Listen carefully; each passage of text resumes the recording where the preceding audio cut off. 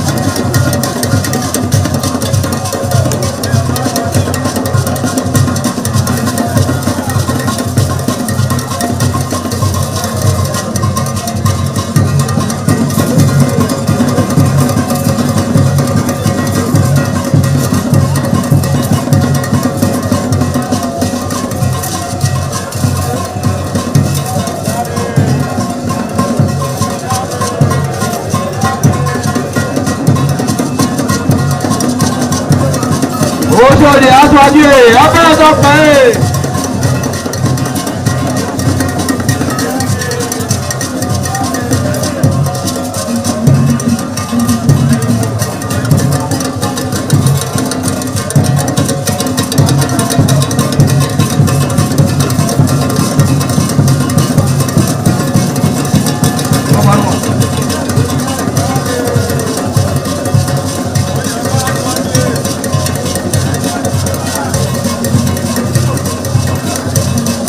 Olha, abraça aqui, abraça o pé.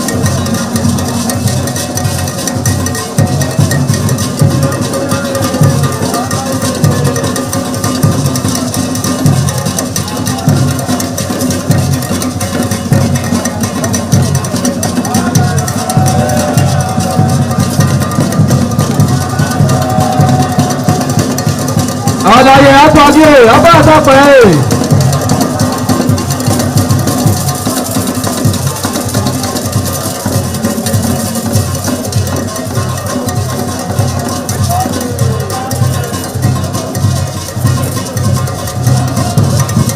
Ẹgbẹ̀túwà.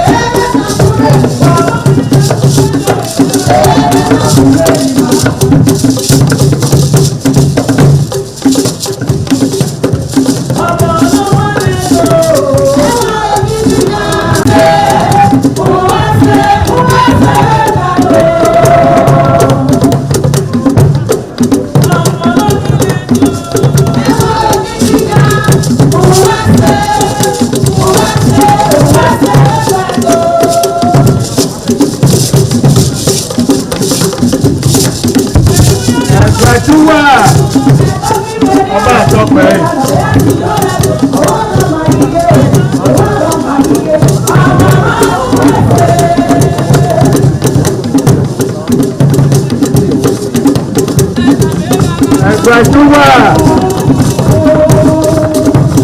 Ọba àtọ́pẹ́.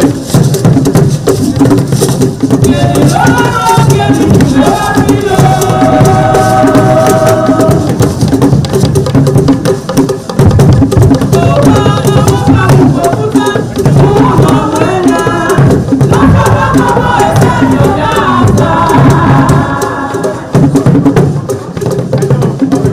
Gbajúwà. Ọba àtọ́pẹ́ yìí.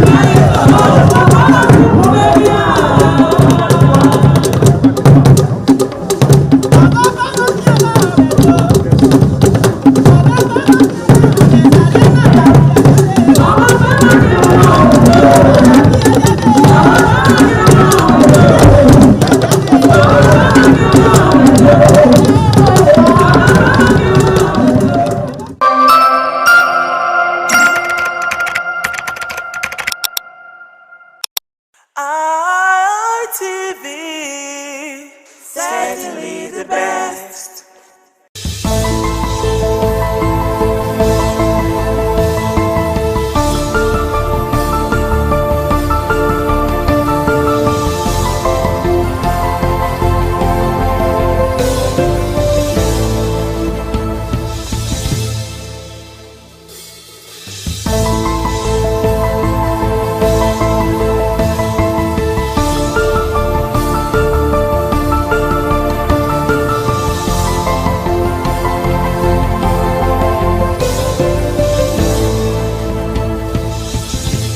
Thanks for staying with us on the program Icons on Independent Television.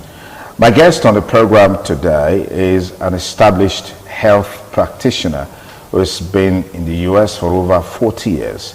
She's also an outstanding businesswoman, entrepreneur, and a philanthropist who has continued to make giant strides with various business interests across the world and touching lives in a very, very special way with her milk of human kindness. I'd like to welcome very, very specially Dr. Okoruwa, Dr. Elizabeth Okoruwa Okoje, popularly called Dr. O. Dr. O, it's good to have you on the program Icons on ITV. Thank you for having me. Good, good. Well, let's begin with your trajectory in life. You're popularly called Dr. O. Where did that come from? How did you become someone that is recognized or seen globally as Dr. O? Okay. Well, so for the initials for my last names. Okay. You have my name is Dr. Elizabeth Okoruwa Okoje, aka Dr. Ojugo.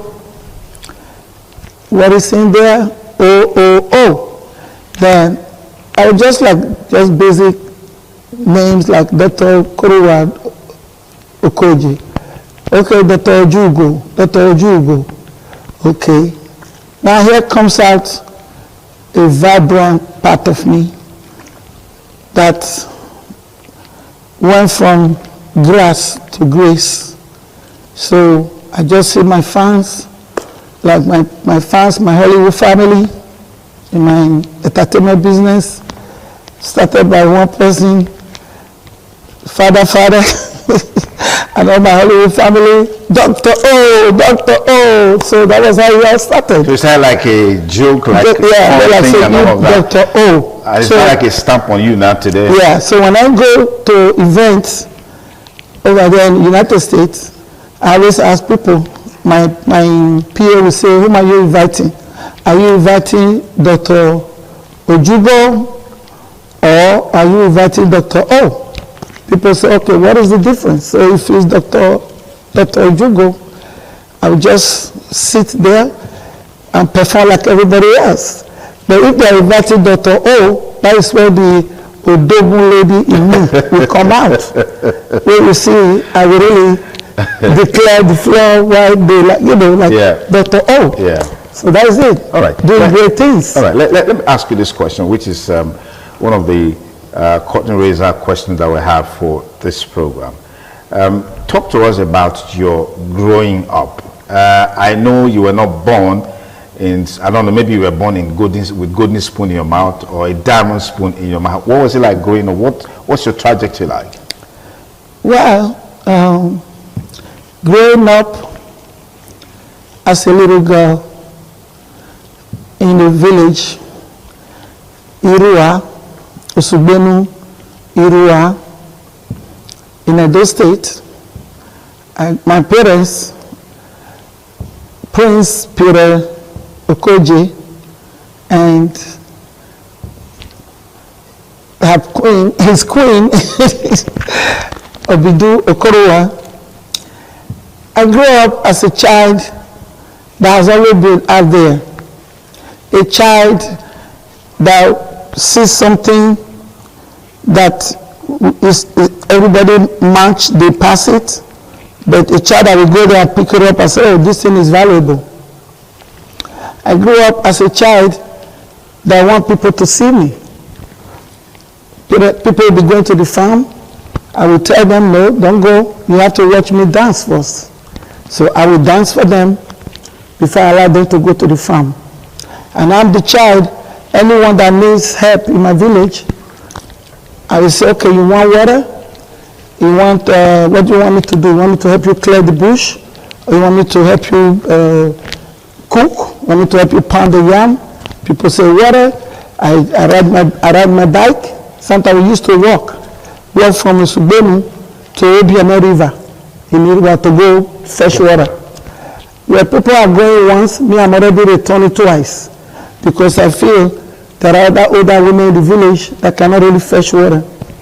Then I just go, I fetch for my mother, then I go fetch for other people in the neighbors.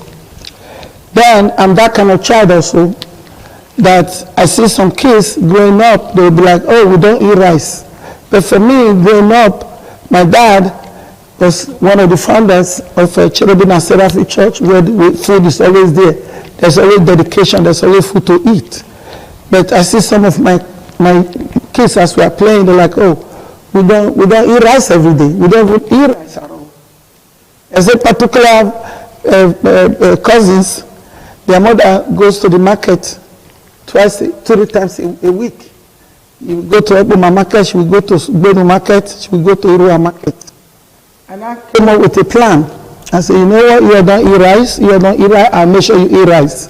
We go to the ceiling where the mother keep all the bag of rice, we bring it down, we ask one of them to be pounding, I'll ask the other one, this is the pepper, this is tomato, start grinding.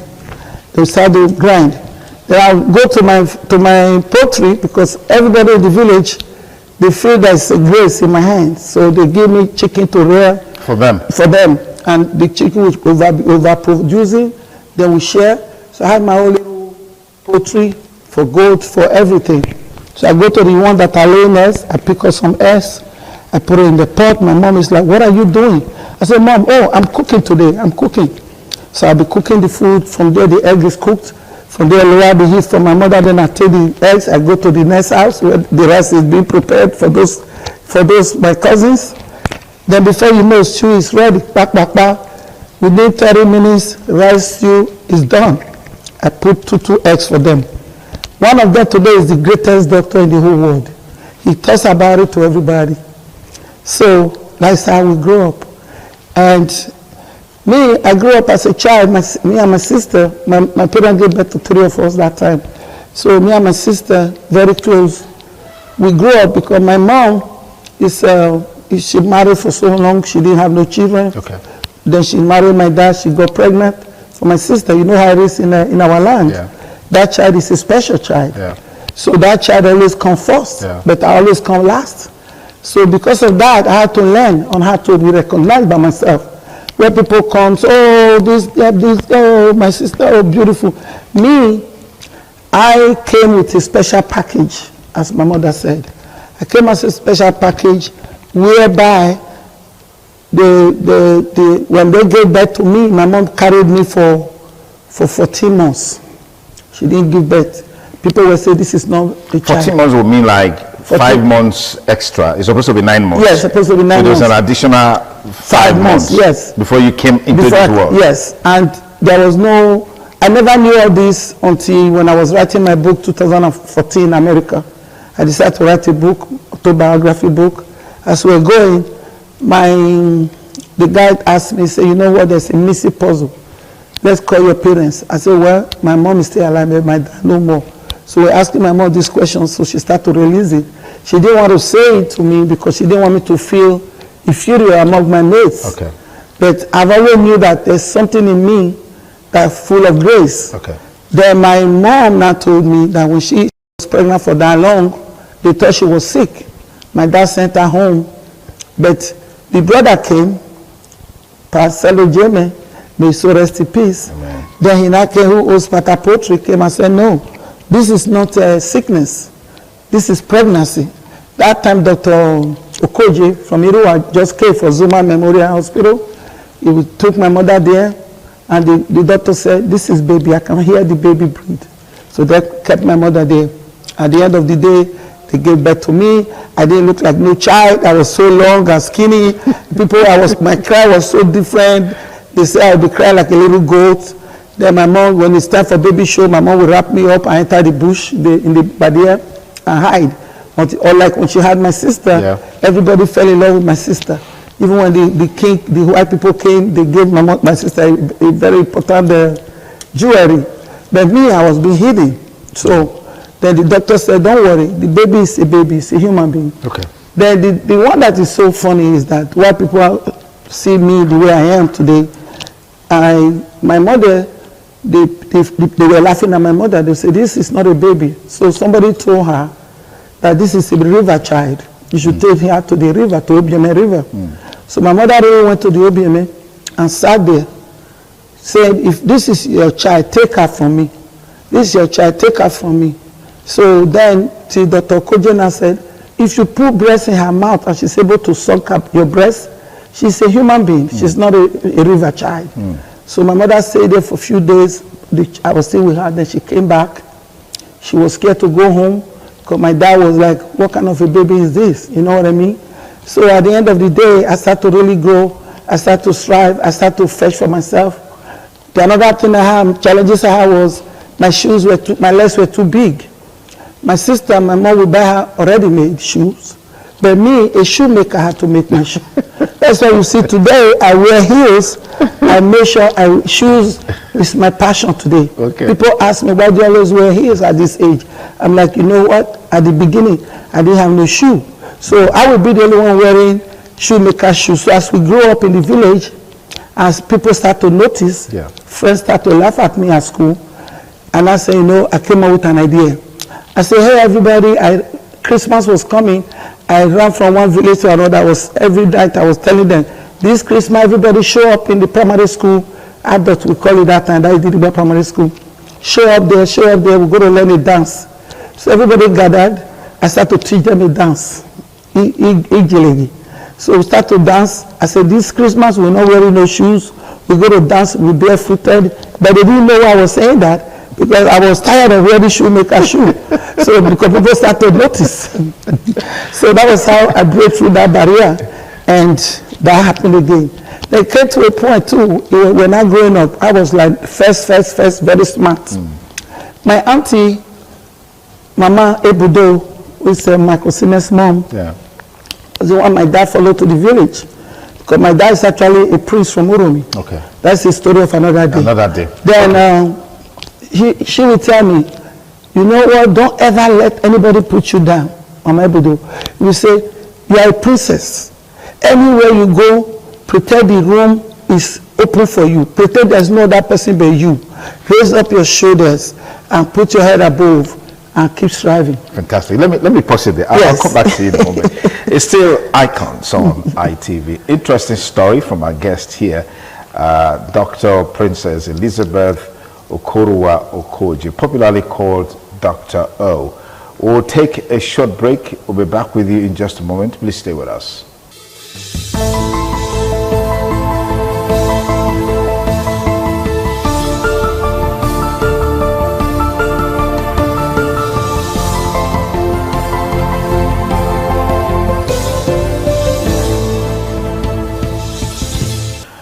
Many thanks again for staying with us on Icons. Dr. O is still with me on this week's edition of the program. Dr. O, many thanks again for coming.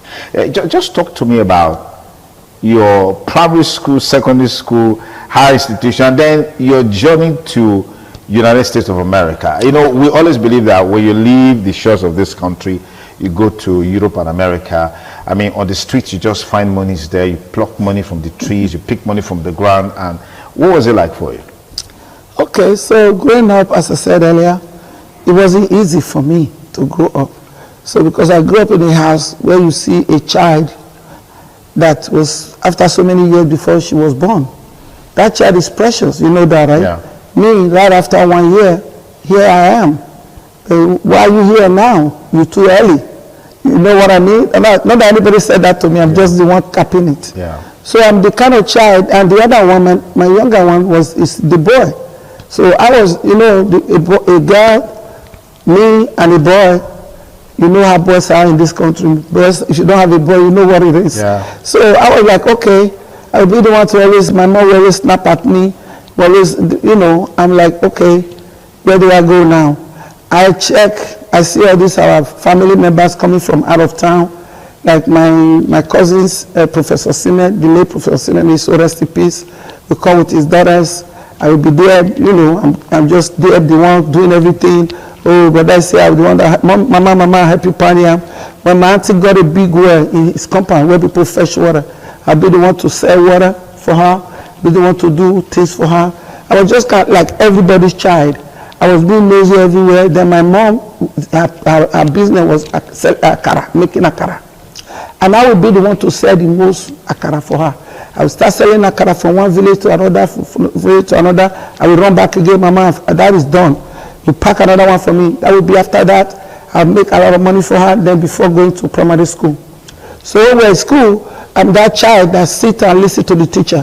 When the teacher is talking and I don't understand, we say, what did you say? You say, are you sleeping? You don't sleep? I said, no. Oh, where you class? No. I just want to know. I wanted you to say it. So I was always first. So anytime I want to read the result for school, I will kneel down like that. You know when you want to run, because I know I'm going to come out first. So I'll just go as soon as they call Elizabeth Okorowa. Bam! I will just run. We'll see. I will do some movie. I will do some acting. I will do some dancing. Before I even get to the principal, everybody will say, "Okay, it's okay. Come and take your result." You know what I mean?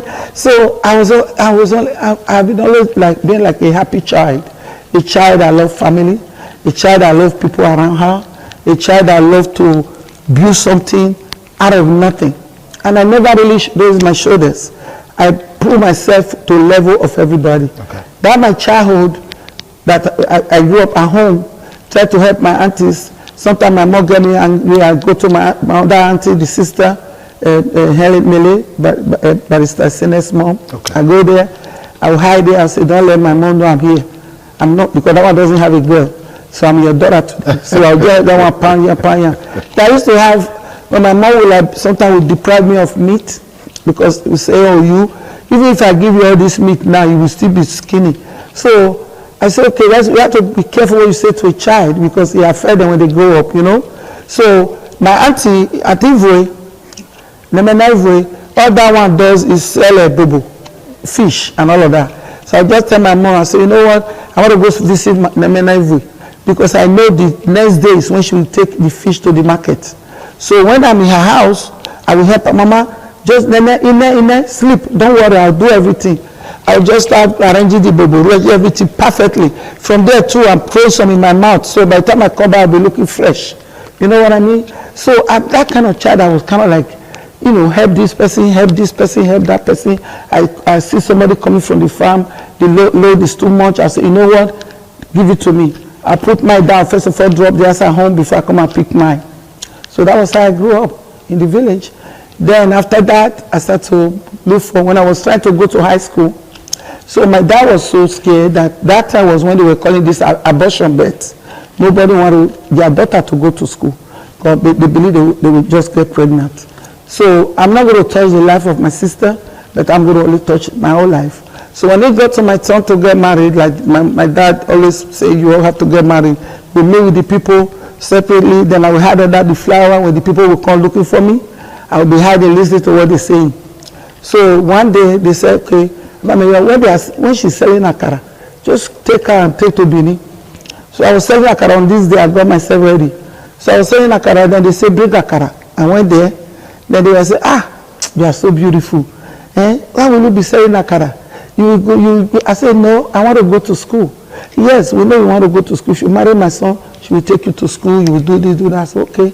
They took me to the room with my karatin on my head, with my thing here. I put all my money. You know, it's all coins.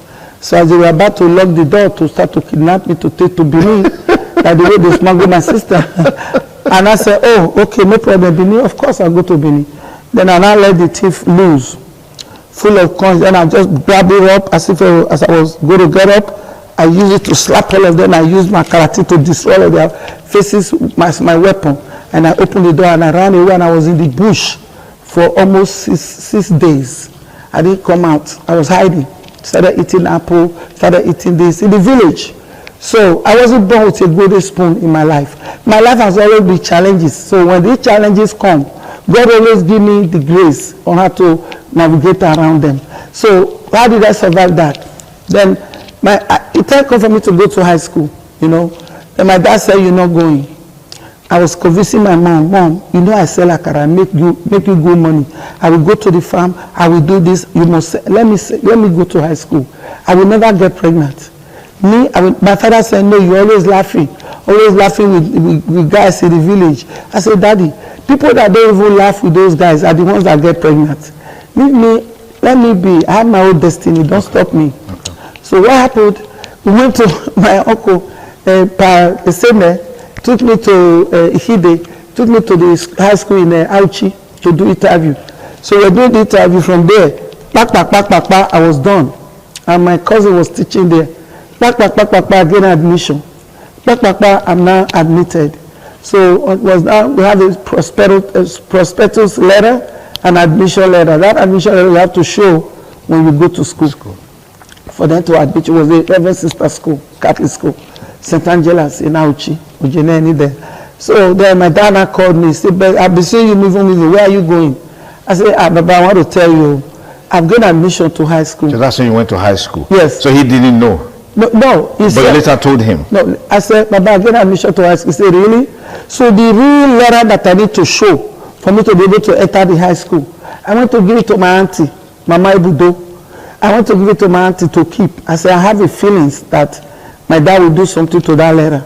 I've always had this situation, like God will give me, you know, I will just like be feeling things and God will just show me what to do, something that might happen.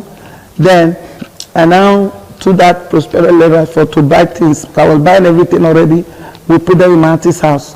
I gave that letter to my dad. My dad said, it's me you want to disgrace. We don't hammer, we don't okay.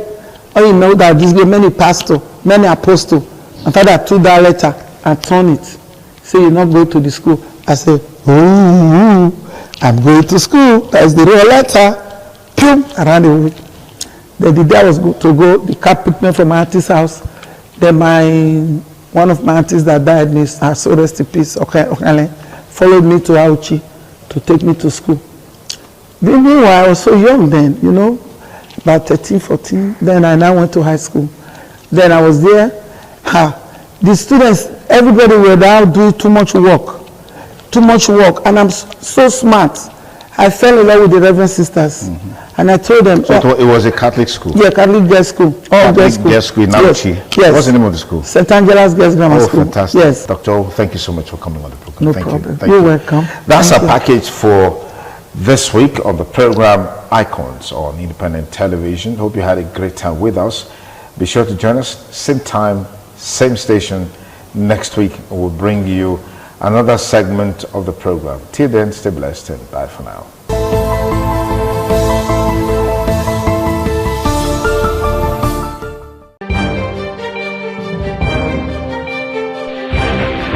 This is ITV.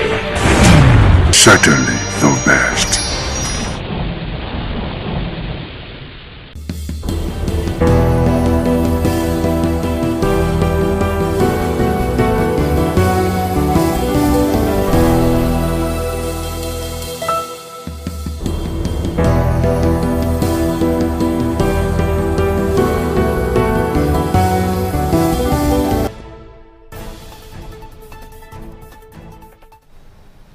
All right, now a very good morning to you, and thanks for joining us on our program, our ultimate program on television this morning on ITV. You're welcome to Wednesday, and of course the 18th day of February 2026. It's a good one that we made it through, and gradually we're moving towards the end of February, and that's just the way it is.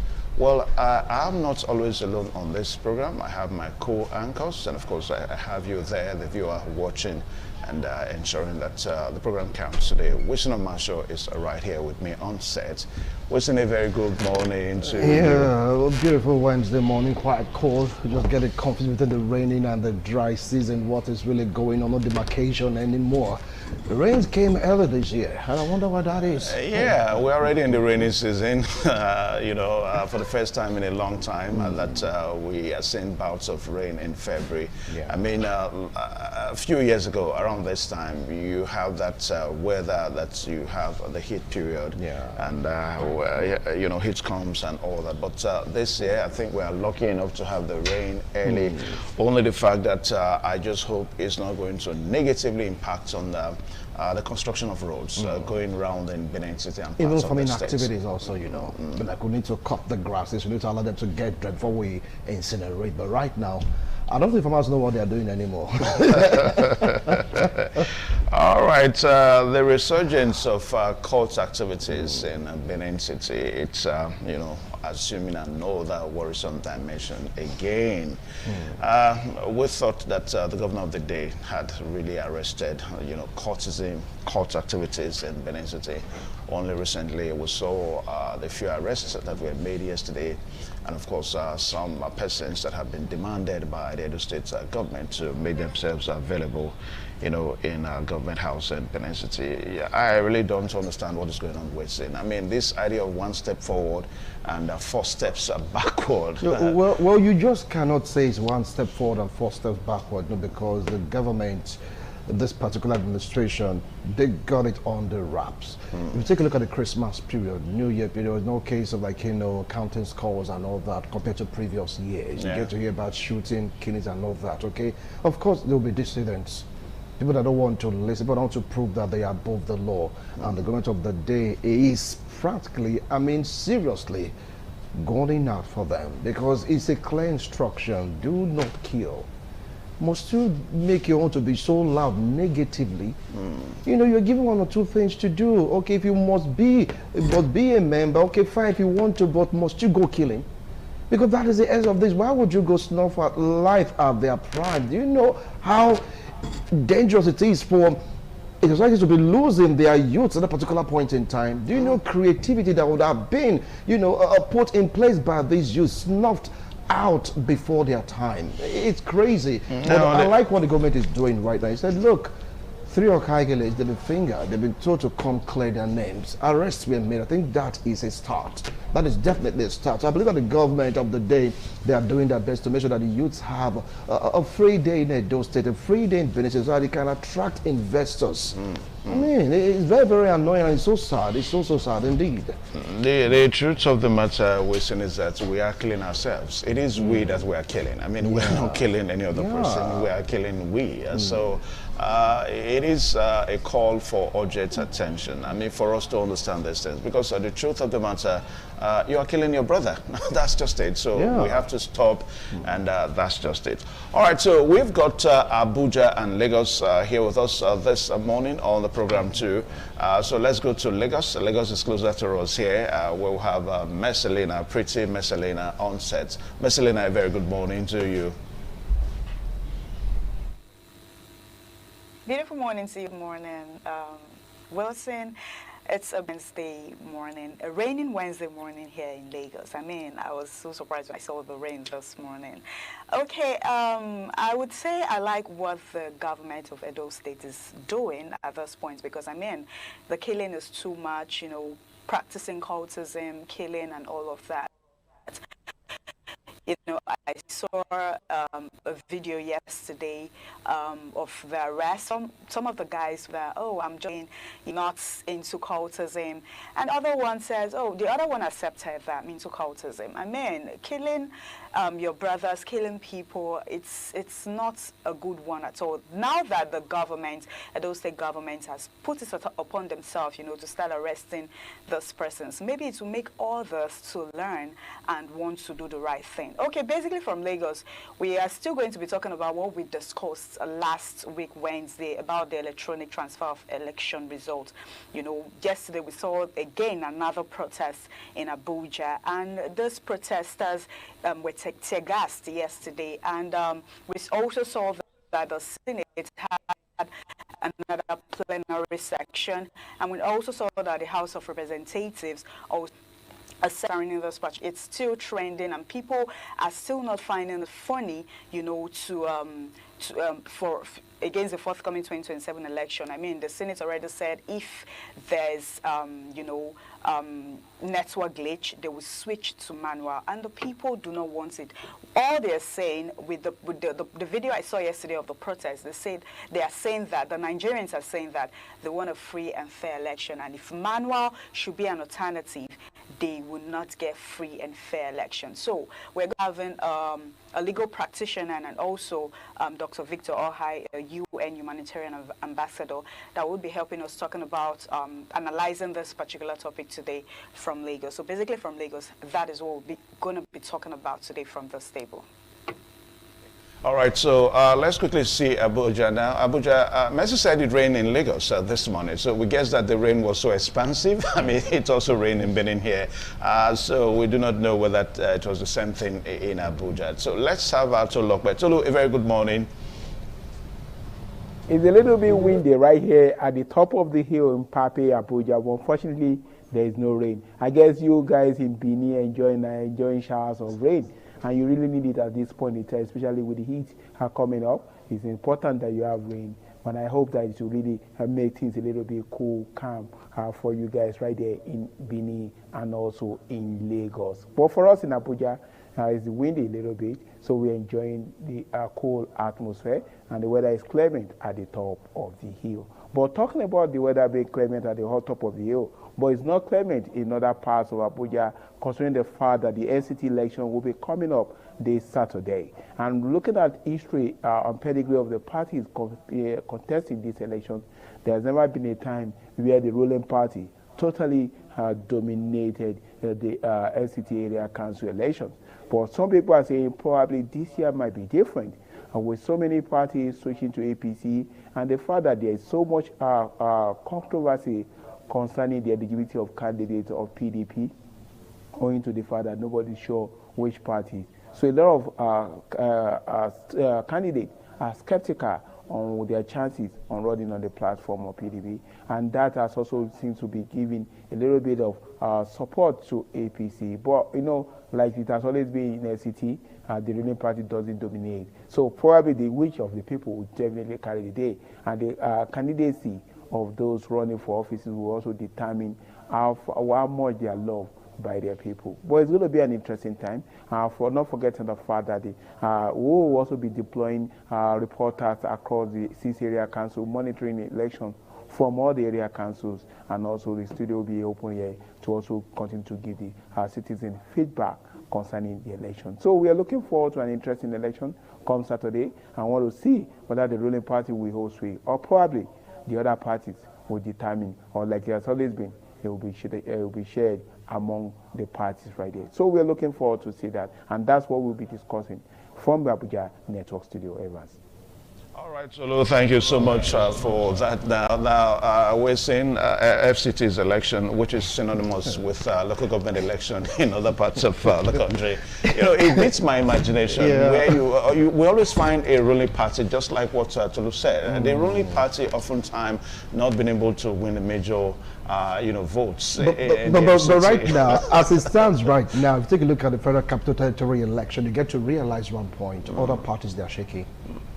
Too many litigations. Let's say the two major political parties, they are shaky. PDP, Labour Party, you're going to see factions here and there. They have litigations here and there. Tell me which candidate or aspirant who want to pitch tent with a political party that has too much burden. Even the APC, I mean, it's like, remember the APC, the World Congress is around the corner. And from what we understand, that's already shaking the fabrics of the APC already. You know what, APC, they have this mechanism of trying to, like, you know, putting their house in order before the D-Day. But right now, they don't have the Congress yet. Abuja election is this Saturday. So take it or leave it, they have an edge. Because you have the PDP, you know the story too well. Labour Party, you have their Bore faction, one other faction. You know the story too well. What about the ADC? They're just trying to come together. That's going to give APC an edge. I don't want to take it to another, because if you take a look at permutation and combination, a political calculation, they get to realize that the most political party for now, I use the word now, is the APC. You're not campaigning for the APC. I am not campaigning. I'm taking a look at the handwriting on the wall. Now, peradventure, maybe, just maybe, a PDP candidate comes out top. Do you think that APC or the Labour Party will not go use the political party's litigation case in court to fight against the winner? Okay. All right. So still talking about election, it was a rowdy session again yesterday at the Senate, though an emergency plenary session was held, whereby an amendment was made again. But this time, they call it the 2026 Repeal Amendment INEC Act. So that now has given INEC the ability to tinker, that's the word now, to tinker as it relates to the timetable. So remember, we're coming from the background of religious concerns. I mean, immediately INEC released the election timetable. Then, of course, we saw, we saw religious concerns. You know, some religious group saying that it's going to the Ramadan fast. The Christian also saying there's a fast that period. So with this latest amendment now, so INEC is going to go back to their drawing table to see how they are going to reschedule the election, so that at the end of the day, it's not going to affect Ramadan fast and also the fast that is going to be at that time with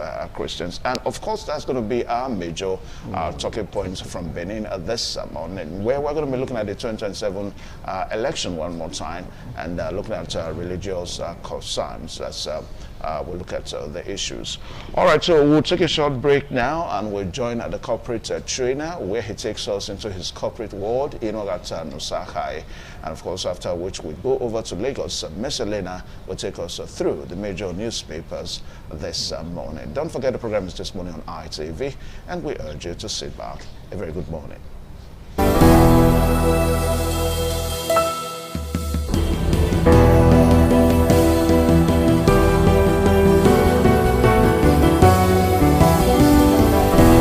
Inuagata Nosahai is still my name, and you are especially welcome to this segment of the program.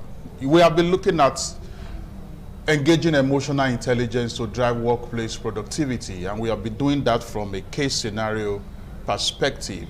Since the last 3 to 4 weeks, we have looked at different case scenario, situated in the public sector, in ICT, in health, and and then we have looked at how the presence of self-awareness and self-regulation, which are 2 key pillars of emotional intelligence, how they help manage crises, in the workplace, especially as it relates to, government agencies and government parastatal.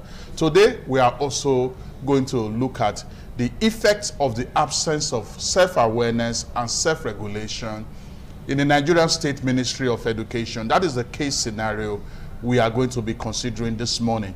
The effect of the absence of self-awareness and self-regulation in the Nigerian State Ministry of Education. Now, emotional intelligence, for the benefit of those that are joining me on this series for the first time, I've always defined emotional intelligence within the workplace context. And within the workplace context, I've said that emotional intelligence is your ability as a leader, it's your ability as a boss, it's your ability as a team head to ensure workplace emotional stability with the knowledge of how to manage your emotions and the knowledge of how to manage the emotion of your people, of your workers, of your team members, or of your employees.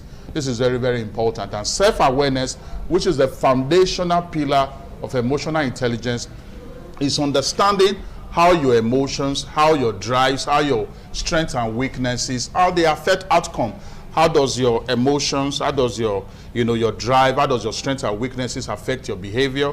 How does it affect other people? How does it affect performance outcome in the workplace? That is what self-awareness is summarily all about. Self-regulation is the ability to control or redirect, disruptive impulses so as to adapt behaviors for optimal results. Self-regulation is about being able to lead and manage yourself for better outcome. These are very key, foundational points you need to understand, foundational nuggets you need to understand concerning emotional intelligence. And today, like I said, we are looking at the effect of the absence of self-awareness and self-regulation in the Nigerian State Ministry of Education. That is the case scenario we are considering this morning. And the case scenario goes stocks. It is the beginning of a new academic term. A circular is released from the ministry announcing an immediate redeployment of over 200 secondary school teachers across several local government areas. However, some postings contain errors. Rural hardship allowances were not clearly addressed. Several teachers were moved without prior consultation. Within 48 hours, teachers' unions issue protest threats. Social media begins criticizing the ministry. Principals complain about staff shortages. Radio stations pick up the story. Excuse me. An emergency management meeting is called. Now, we are going to look at what happened in this case scenario in the Nigerian State Ministry of Education, in the absence of self-awareness. That is what we are going to zero on. First of all, an emergency meeting has been called, and then let's just see how it progresses. Absence of self-awareness. The Honorable Commissioner for Education enters the meeting already angry. He feels embarrassed by media criticism. He feels threatened by union pressure. He feels personally attacked by social media commentary. But he does not recognize these emotions. Instead of acknowledging his frustration internally, he interprets everything as insubordination. He says, these teachers are ungrateful. Nobody should question my authority. Now, because the Commissioner of Education, in this case scenario of a Nigerian State Ministry of Education, because he lacks self-awareness, he does not realize his fear of losing control is driving his reaction. Because he lacks self-awareness, he mistakes systemic feedback for personal disrespect. These are, all functions of him lacking self-awareness. I will take that again. Because he lacks self-awareness, he does not realize his fear of losing control is driving his reaction. Because he lacks self-awareness, he mistakes systemic feedback for personal disrespect. Then let's see what the absence of self-regulation is also, causing in this case scenario. Absence of self-regulation. His emotions, that is the Commissioner of Education in this case scenario, his emotions spills over. He publicly blames the permanent secretary. He accuses directors of incompetence. He threatens disciplinary action. He orders the circular to stamp without any amendment. The atmosphere becomes tense. Senior officers go silent, and that silence is not golden. That kind of silence is not golden, because that silence is as a result of a situation where the environment becomes psychologically unsafe. And when your team members become silent, in such a situation, that silence is not golden. The atmosphere becomes tense. Senior officers go silent. No one offers corrective input. Staff feels humiliated. Now, within days, teachers embark on a warning strike. Students are sent home. The issue escalates to the governor's office. Media criticism intensifies. What began as an administrative error becomes a political crisis due to the absence of emotional intelligence components of self-awareness and self-regulation. This is what lack of emotional intelligence can cause. Simple matters that could be managed easily will escalate into very, destructive situation. Let's move forward. What would have happened if self-awareness and self-regulation were present in this situation? Obviously, the outcome of the scenario will be very different, seriously different. Now, if self-awareness were present, Before reacting, the commissioner will recognize, I feel embarrassed by the backlash. I am under pressure. My frustration is about reputation, not rebellion. Now, that is self-awareness, if self-awareness were present.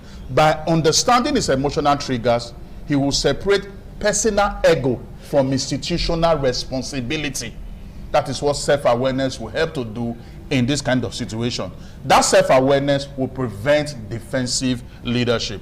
Now, what will happen if self-regulation were present? Instead of reacting emotionally, he might say, that is the commissioner, he might say, this situation is serious. Let's calmly review the facts and address legitimate concerns. He would invite honest feedback. He would ask why consultation gaps occurred. He would consider phased implementation. He would engage union leaders constructively, not emotionally. Now, because emotions will be controlled, staff will speak openly. Because why would they speak openly? There is psychological safety. The man is willing to listen.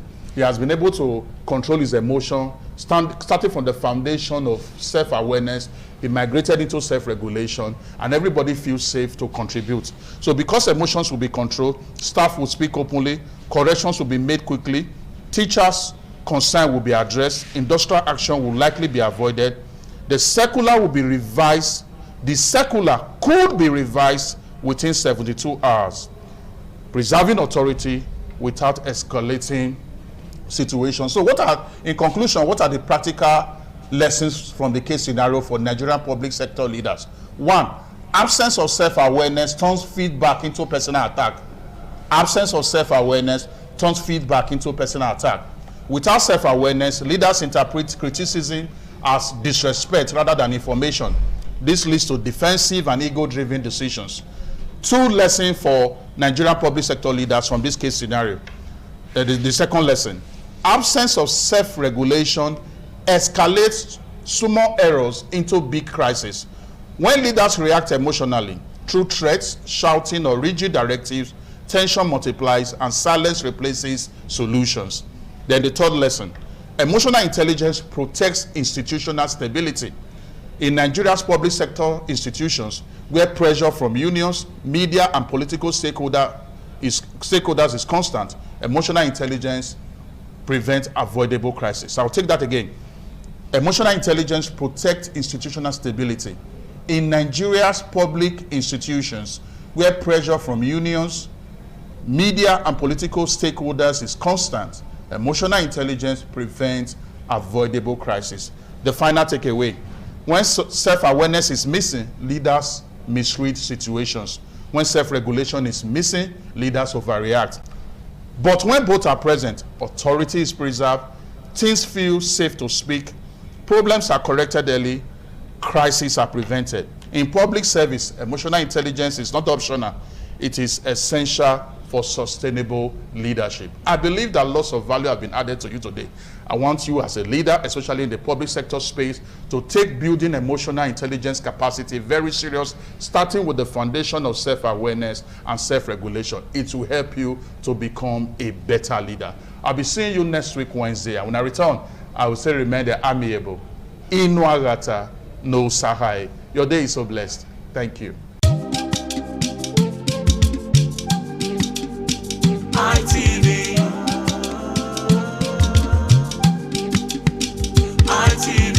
ITV, certainly the best.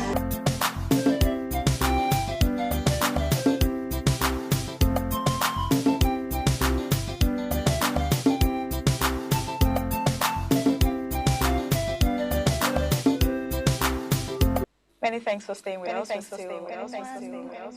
TMI this beautiful morning on ITV, and we will be reviewing the newspaper this beautiful morning.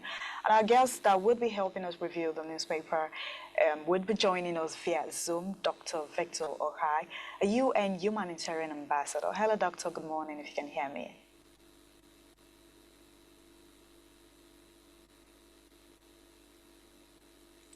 All right, the papers we would be starting with this morning is the Nigerian Tribune newspaper. The Nigerian Tribune newspaper, the big headline there says, Electoral Amendments Bill, Senate and Division reps in rowdy section. You get that on page 4 on the Nigerian Tribune newspaper. A writer says, as lawmakers pass e-transmission with manual backup. Another writer says, minority reps walk out on session as Green Chamber reduces a timeline on notice of election to 300 days. Another one says, INEC to review election timeline to exclude Ramadan period. Okay, you get that on page 4 on the Nigerian Tribune newspaper. Nigeria losses 8 trillion naira yearly to concession waivers reps. You get that on page 16 on the Nigerian Tribune newspaper. Another one says, prioritize investments in human capital to drive $1 trillion ambition, World Bank tells Nigeria. You get that on page 13 on the Nigerian Tribune newspaper. Okay, another headline there says, El Rufai spends second day in EFCC court study. You get that on page 4 on the Nigerian Tribune newspaper. Okay, another headline that says, Sultan confirms moves sighting, declares today first day of Ramadan. You get that on page 28 on the Nigerian Tribune newspaper. Chaos as Ondo APC meetings turn bloody. You get that on page 3. Subwriter says, hoodlums disrupt meeting, beat party chairman, injure other leaders. Another one says, government deny thuggery allegations, reaffirmed commitment to peaceful politics. You get that on page 3 on the Nigerian Tribune newspaper. All right, we're still on the papers review this morning. We'll quickly go on a short break. We'll be right back. So stay with us.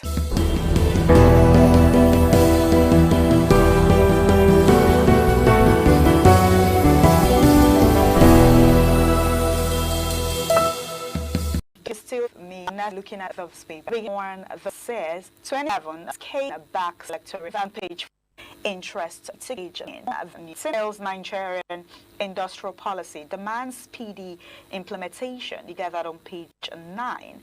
Dangote signs $400 million equipment deal to fast-track refinery expansion. You get that on page 19 on the Vanguard newspaper. Armed men abduct 6 travelers on Makurdi Naka Road.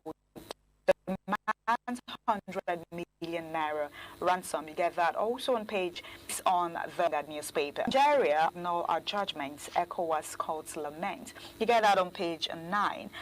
Dr. Victor Ohai.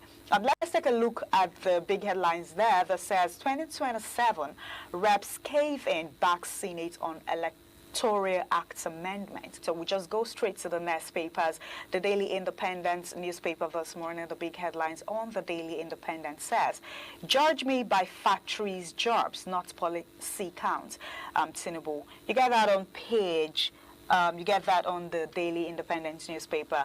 A writer says, unveils Nigerian industrial policy 2025.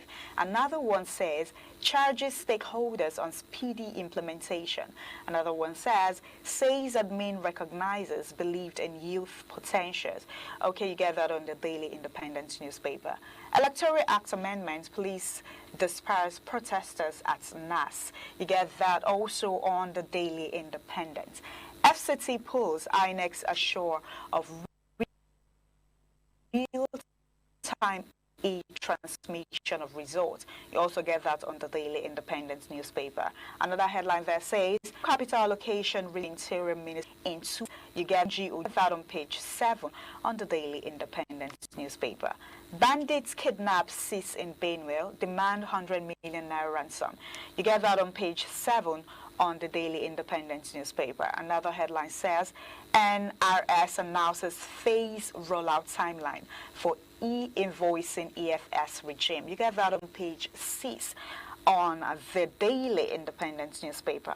Reps make U-turn, okay manual in transmission of election results. You get that on page 6 on the Daily Independent newspaper. Another headline there says, Jesse Jackson, civil rights leader, dies at 84. You get that on page 25 on the Daily Independent newspaper. Do well to grab a copy and go through the papers. Okay, the next papers we would be looking at this morning is the Guardian newspaper. The big headlines on the Guardian newspaper says 2027 elections take shape as APC majority prevails, legal tussle looms.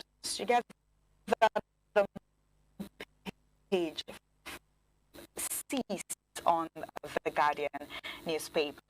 Niger residents flee Benin Republic as terrorists invade Burgun again. You get that on page 3 on the Guardian newspaper. The party affiliation. You get that on page 3 on the newspaper. That said, lumps in the strop stakeholder in Ondo State. You get that on page 7 on the Guardian newspaper. 1,000 Lagos police officers benefit from someone lose free eye care initiative. You also that on page 7 on the Guardian newspaper. Do well to grab a copy. Another headline that says Kogi Plateau attack on page 3 on the Guardian. These were dropped during also 5 billion news. This paper, the Senate reopens electoral acts. House side decisions align with upper chambers on transmission of results. You get that on page 10 on this day newspaper. Another headline there says protests rock NAFDAC over sachet alcohol banned. You get that on also on this day newspaper. Another headline there says, okay, that is all we've got on this day newspaper. The next newspaper would be looking at The Nation newspaper. The big headlines on The Nation newspaper says lawmakers OKA transmission 300-day election notification. This is trending currently. That is the big headline on The Nation newspaper this morning. Another headline says Fubara ready with 20 nominees as commissioners. You get that on page 3, also on The Nation newspaper. World leaders mourn influential African-American Jesse Jackson. You get that on page 27 on The Nation newspaper. Dangote's 900 billion naira 2025 taxes aside federal government. You also get that on The Nation newspaper. Another headline that says 21 die in Abia Ogun Road accident. You get that on page 7 on The Nation newspaper. Another headline that says Ramadan land season begin today. You get that also on page 12 on The Nation newspaper. This is all we've got for you on the papers review this morning. Do well to grab a copy out there and go through them. Thank you for joining us on the papers review this morning from our Lagos Network studio. We're still on CMI. Just stay with us as we hand over to our Benin Network studio where Evans is on standby for the continuation on CMI.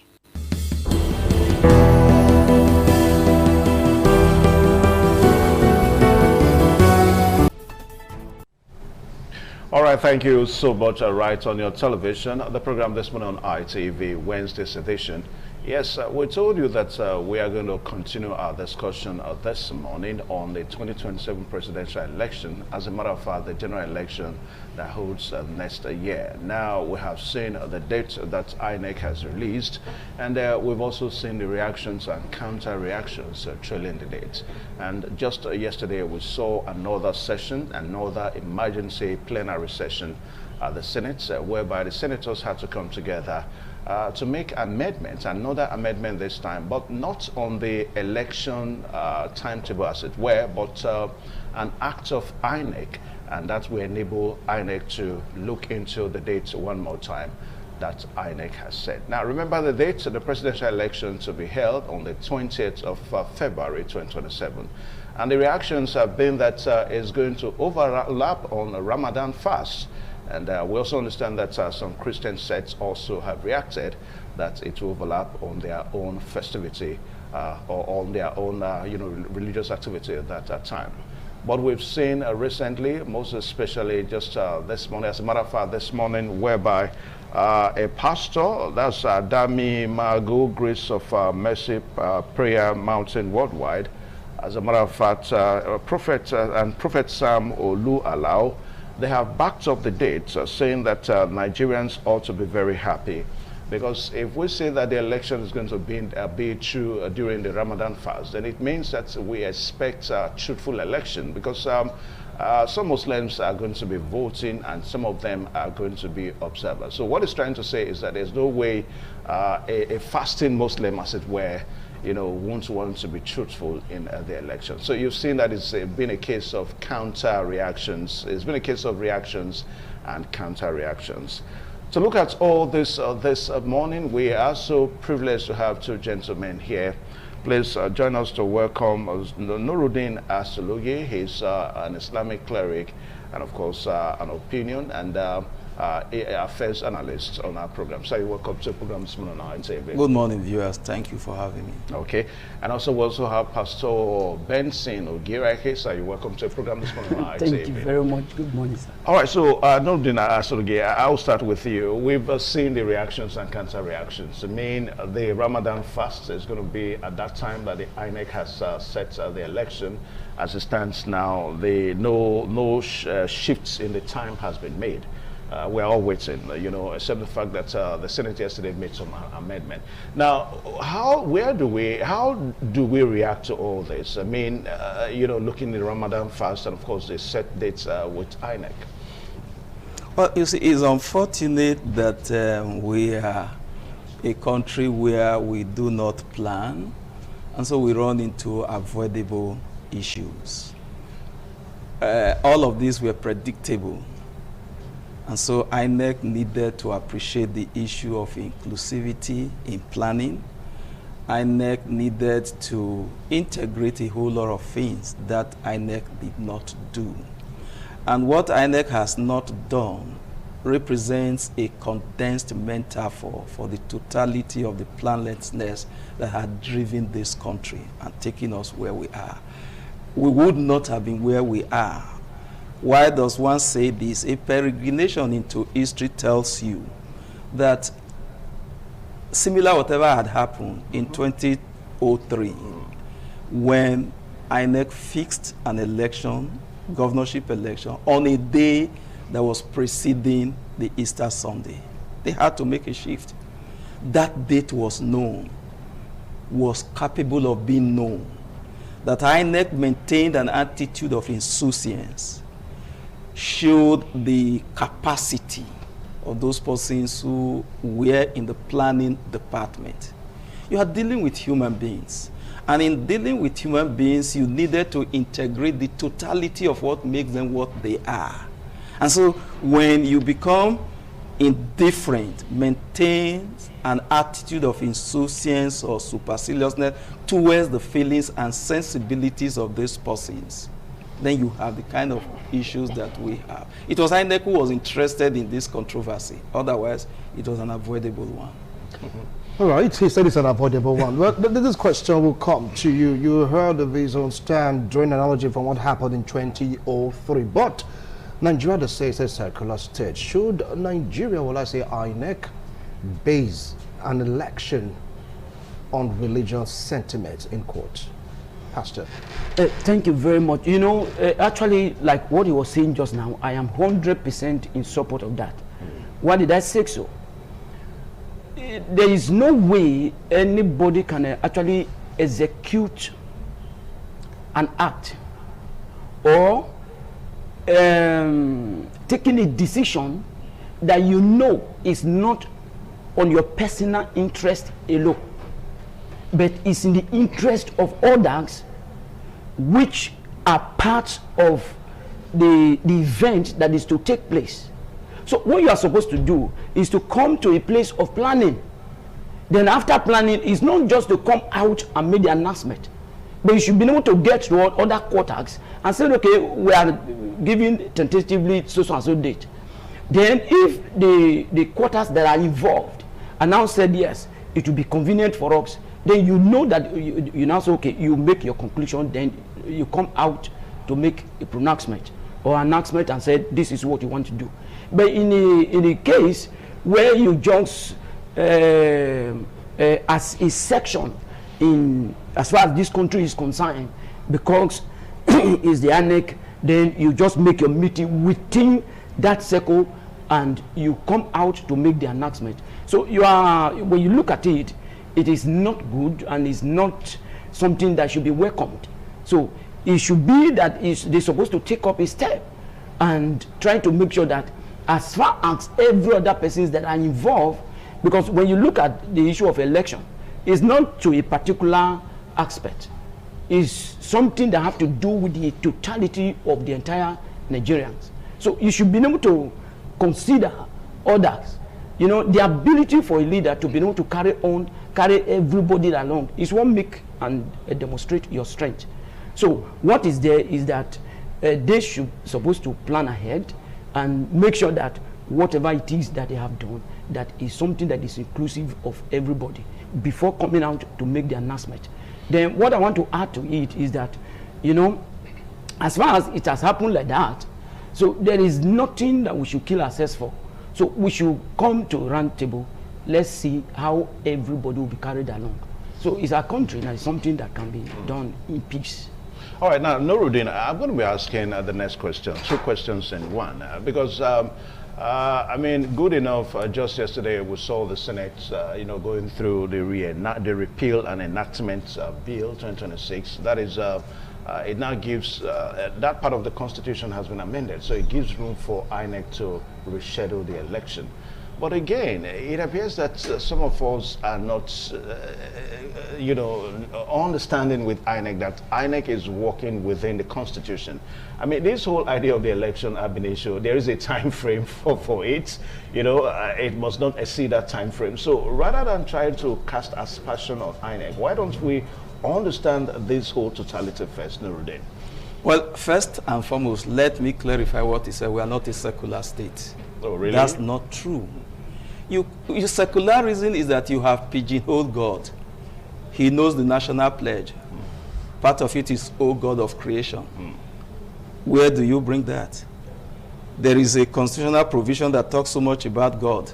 So we are not a secular state. Secularism will mean that God is irrelevant in our affair. As Nigerians, even in the United States of America that started democracy, God, whatever is first there. So let's not go, that will be for another day.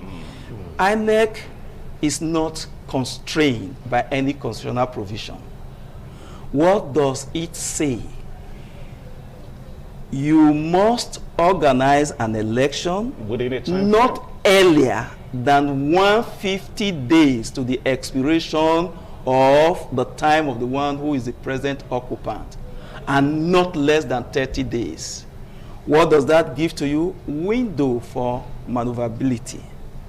And so it was, there was no Senate, there was no Senate sitting to amend what was what was done in 2003 for there to be a shift in date. So INEC was still within time. What INEC has consistently said is that this is our regulation. That was the explanation INEC gave, that the third Saturday of the election, whatever month, must be. Who says it must be? Yeah, we are dealing with human beings. So it's not a constitutional thing. There will be no infraction, because what the Senate is doing now, what the Senate does by this supposed amendment that provides a window for INEC to do what INEC was ab initio empowered to do, will still have become invalid, because the Senate cannot so much to take a decision that invalidates the Constitution. The Constitution, if it was a constitutional constraint that made it impossible for INEC to accommodate what we are saying now, the Senate or National Assembly and the other procedures that are required to be followed, which of course will involve the state assembly, will have to naturally be followed for you to amend the Constitution for them to be able to do that. It was not an infraction or a likelihood of an infraction of any constitutional provision that made INEC do. Why they acted the way they did is either that they choose to be mischievous, or it was the issue of absence of deep planning, or a combination of the two. Okay, now quickly, remember I said 2 questions in one. Now, I just wanted to react, because some of the reactions are that this ought to have been the best election. I mean, for us to have the election during the Ramadan, I mean, the months of purity, so to say. So as a Muslim... No, those who manipulate election, it's just the same argument about should the election be manually transmitted or electronically transmitted. It depends on the robustness of the ethical resource, the individual who is involved, whether it is manual or electronic. You do not dispense with the individual element. It is what is the depth, you begin to talk about what constitutes the ethical resource of this individual. And so whether I am fasting or not fasting is beside the point. If I become desperate, then fasting is not going to serve as a restraint. And in any case, those who get involved in manipulation of election are usually not those who go to vote. They are not the ones who manipulate. The one who would manipulate will manipulate because ab initio there was the absence of God. For the lives of such individual, God is permanently on sabbatical. And so whether it is in Ramadan, it is in Lenten season, they will do what is in their nature to do, is in their DNA. All right. Well, I have this question for you, but I want to, clear the air. You said that Nigeria is not a secular state. If Nigeria is not a secular state, what kind of state are we operating? We are a multi-religious state. Multi-religious state. Yes. Fine. You said multi-religious. Now, if we are a multi-religious state, does that mean that if any sector, any kind of religion that have something to celebrate during a particular electioneering frame, should the election date be shifted? We have other worshippers, traditional institutions, they are there. We have Hindu, we have Buddhism here in Nigeria. If they want to celebrate and peradventure election falls into a particular time frame, should it be shifted? Okay, so I want to look at it from this point. If I want to look at it critically, yes, this is not to offend anybody. But you discover that as far as this nation is concerned, when it comes to the issue of election, it's not supposed to be influenced by any religious activities, because it's something that have to do with the nation as a whole. Whatever religion that anybody is practicing, you find out that it's a part, just like as I was talking about of other religions that are within, which means the country is bigger than a religion. So I will feel that as far as the country have already taken a decision in setting the date that is supposed to be followed, but not mind if a particular set of people or religion also complain and said at that time it cannot be feasible for them, in the role of trying to have peace, to told the role of peace, I will suggest that let's come to a round table and talk. It's not about this religion coming together. No, I'm talking about the government. Yeah. Should be able to come and reason together and say, okay, as far as this set of people have complained that at that time it will not be convenient for them, then they should be able to say, okay, let's sort up another date, which will be able to carry everybody along. Because you know why I asked you this question? Evans asked the question. Yeah. The constitution of Nigeria and those religions in Nigeria, which should be supreme? Because right now it's all about constitution, and I can be given a kind of a political time frame to conduct an election based on constitution. Should you focus on religion or on constitution, which are normal random? We are telling you now that there is no constitutional provision that is violated, because the same constitution you are referring to in section 38 gives the freedom of religion.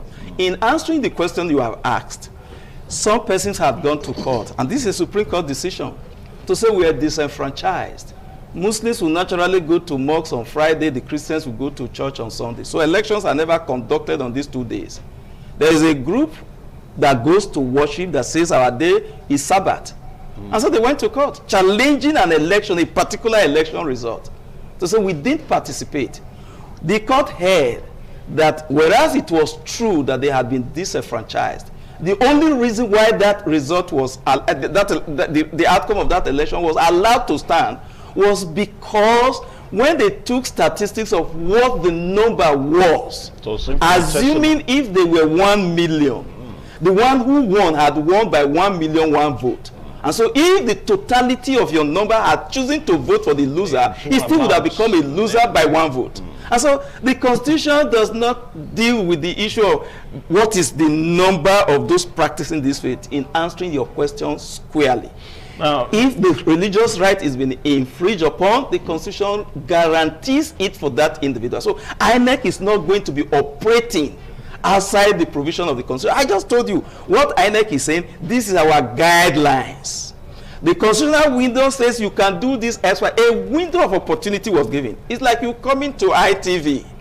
You could choose to come from this direction or come from that direction, but do not become fixated to insist that it must be just one route when there are multiple ways of coming in. Now, Nuruddin, I don't want to ask the question, that what is in Ramadan, that maybe somebody going through the Ramadan fast cannot, be involved in something else, because like what some persons are saying, that these people fasting during the Ramadan, the Muslims fasting during the Ramadan, with all due respect now, that they do other activities. They go to work, and they have other national activities that somehow, that they do during the Ramadan fast. Yeah. So, ordinarily, I don't want to ask the question whether the Ramadan is. How do we get here? Let me put it that way. The last days, what people do, maximize the benefits of the Ramadan. And you know what they do? You could go out, conduct your research to verify this. We just started fasting now. In the last 10 days, they are out of their homes. They go to a mosque, and it must be a mosque where every Friday there is a congregational prayer, so that they will have no reason. Every worldly affair, they sequester themselves from it. Those who have resources will say, we want to do it in a much better environment where we will not be distracted. They travel to Saudi Arabia. And so that is within the period. And again, do not forget that if you get involved in electionary campaign, it is taxing, is demanding for all of these persons. And so these persons are saying, whereas we can have this outside this period we are doing this, why must we insist that we'll have it? Because it will. There are sacrifices I could make when alternatives do not exist. Once there is an alternative, some of us have our children in universities where we are paying a humongous sum of money. I pay. If I had had the opportunity of having them in a federal institution where what I probably pay in one semester, in one session, could take that child for the 5 years course the child is doing, why would I take the child there? But I am constrained, not because I have excess money. It doesn't matter if I have to borrow to do so. And so you must just oppose all of this. And so it's not as simplistic as, I go to farm during Ramadan, I do this. I don't go to farm, for example. There are persons who deliberately take their leave to coincide with the last 10 days of Ramadan. They go into exclusion. They say, we want to maximize this relationship. And you now say, because of election, we'll pull you out to come and vote. Those who are running for the whatever may be interested. And the quality of an election, more often than not, is a reflection of those, the true number of persons who have come. We have seen a situation where people are scanty. The result that you get is something else. And so when people truly come and participate in an election, what does that tell you? It means that they are prepared to own the process. And so if the umpire of this election is going to now hamstrung these persons, create barriers that makes it practically, because if you have to make a choice, regardless how imbecile imbecilic it may sound or infantile, you were asked to make a choice between what you think is spiritual and what is mundane, you are most likely going to settle for the spiritual. All right. Hold on. Break now. We have to take this short break. We'll have to take this short break. Now, the program you're watching is still this morning on ITV, on independent television, and we are following the discussions on the 2027 general elections and the reactions and counter-reactions, whereby religious concerns are already trailing that the Ramadan is around the period, that's the time set for the election, and of course, one Christian or two Christian activities right there. So we'll be right back. We'll take a short break. Please stay tuned. ITV.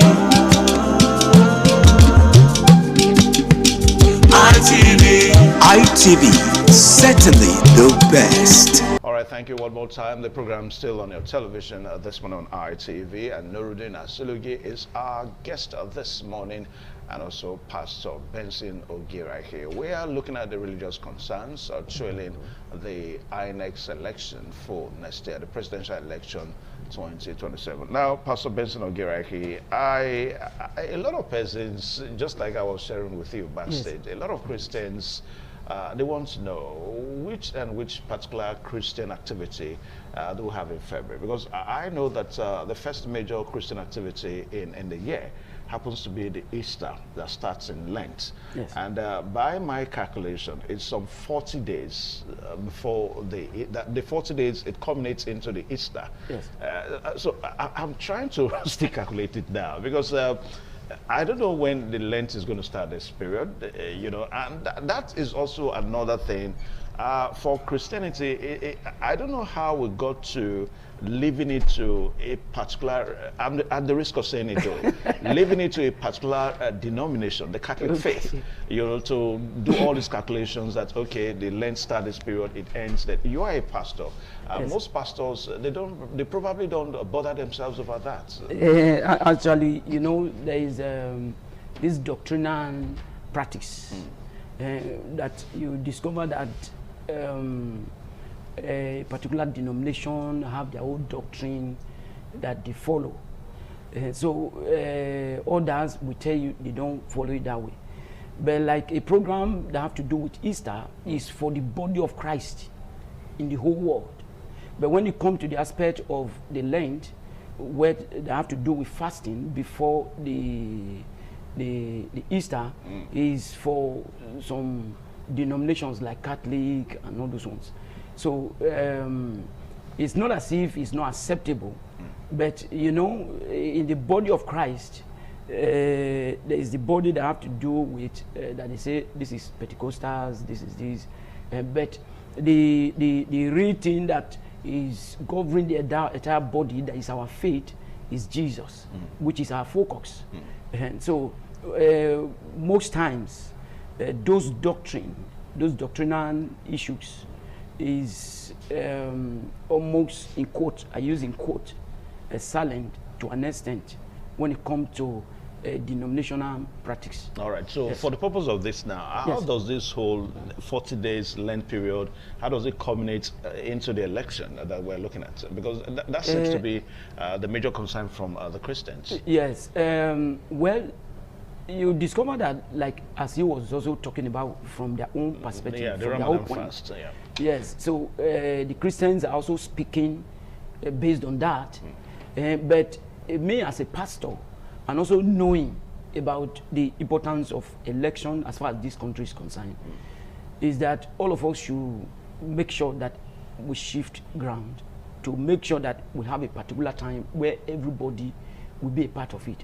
But the major concern that that aches me, that make me feel so bad about the entire situation, is the lack of integrity when it comes to the aspect of our governance. Why is it so?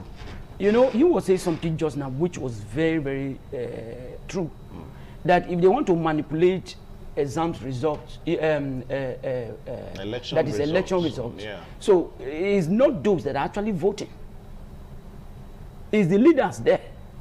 The question is, even if is no, I guess what he was trying to say is that when they want to manipulate, it was not specific though, but he's here, he can speak for himself. But what I got from what he said was that if they want to manipulate the result, whether the person is a Christian or a Muslim, it doesn't come to fore. I think that was what he was trying to say. Or whether the person is fasting or not, it doesn't come to bear. The reason I'm bringing that in is because, you know, we're talking about shifting of date. Even if it's done at a particular date that the INEC announced or is shifted, you know, the purpose of the entire exercise is to actually get people involved, and the end point of it is to have a valid, credible results. So I am saying that whatever it is that we are doing now, whether any religious body is reacting to the date, my own point of view, which I am actually feeling bad about, is that even if all these dates are shifted, with our leaders who are actually there to make sure that the vote of all these people counts, will they be credible enough? Will they have that integrity? Will they have that fear of God to say, okay, we have been able to create this window to carry both the Muslims, the Christians, with other people along, that at the end of the entire exercise, that they themselves will come out and say, this is the true result. All right. Because when that happens, it gives joy to everybody. But if it now happens that even when the dates have been shifted to co-opt and to make sure that everybody exercise their franchise, will they actually make sure that their vote counts? Good question with the vote. But you know, I love numbers. I love calculating. I love calculation. You talked about the last 10 days of Ramadan. You talked about 40 days of Lent. Putting this into consideration, INEC said from 360 days, they brought it down to 300 days for campaigning and everything about the election. Would your last 10 days affect the participation of our Muslim brothers and sisters in that particular election of Ramadan? And for you also, would the 40 days out of 300 days change anything? But the adjustment that INEC says it has gotten addresses that, so the issue is resolved, as it were. So that means it will not change anything? No, it has changed.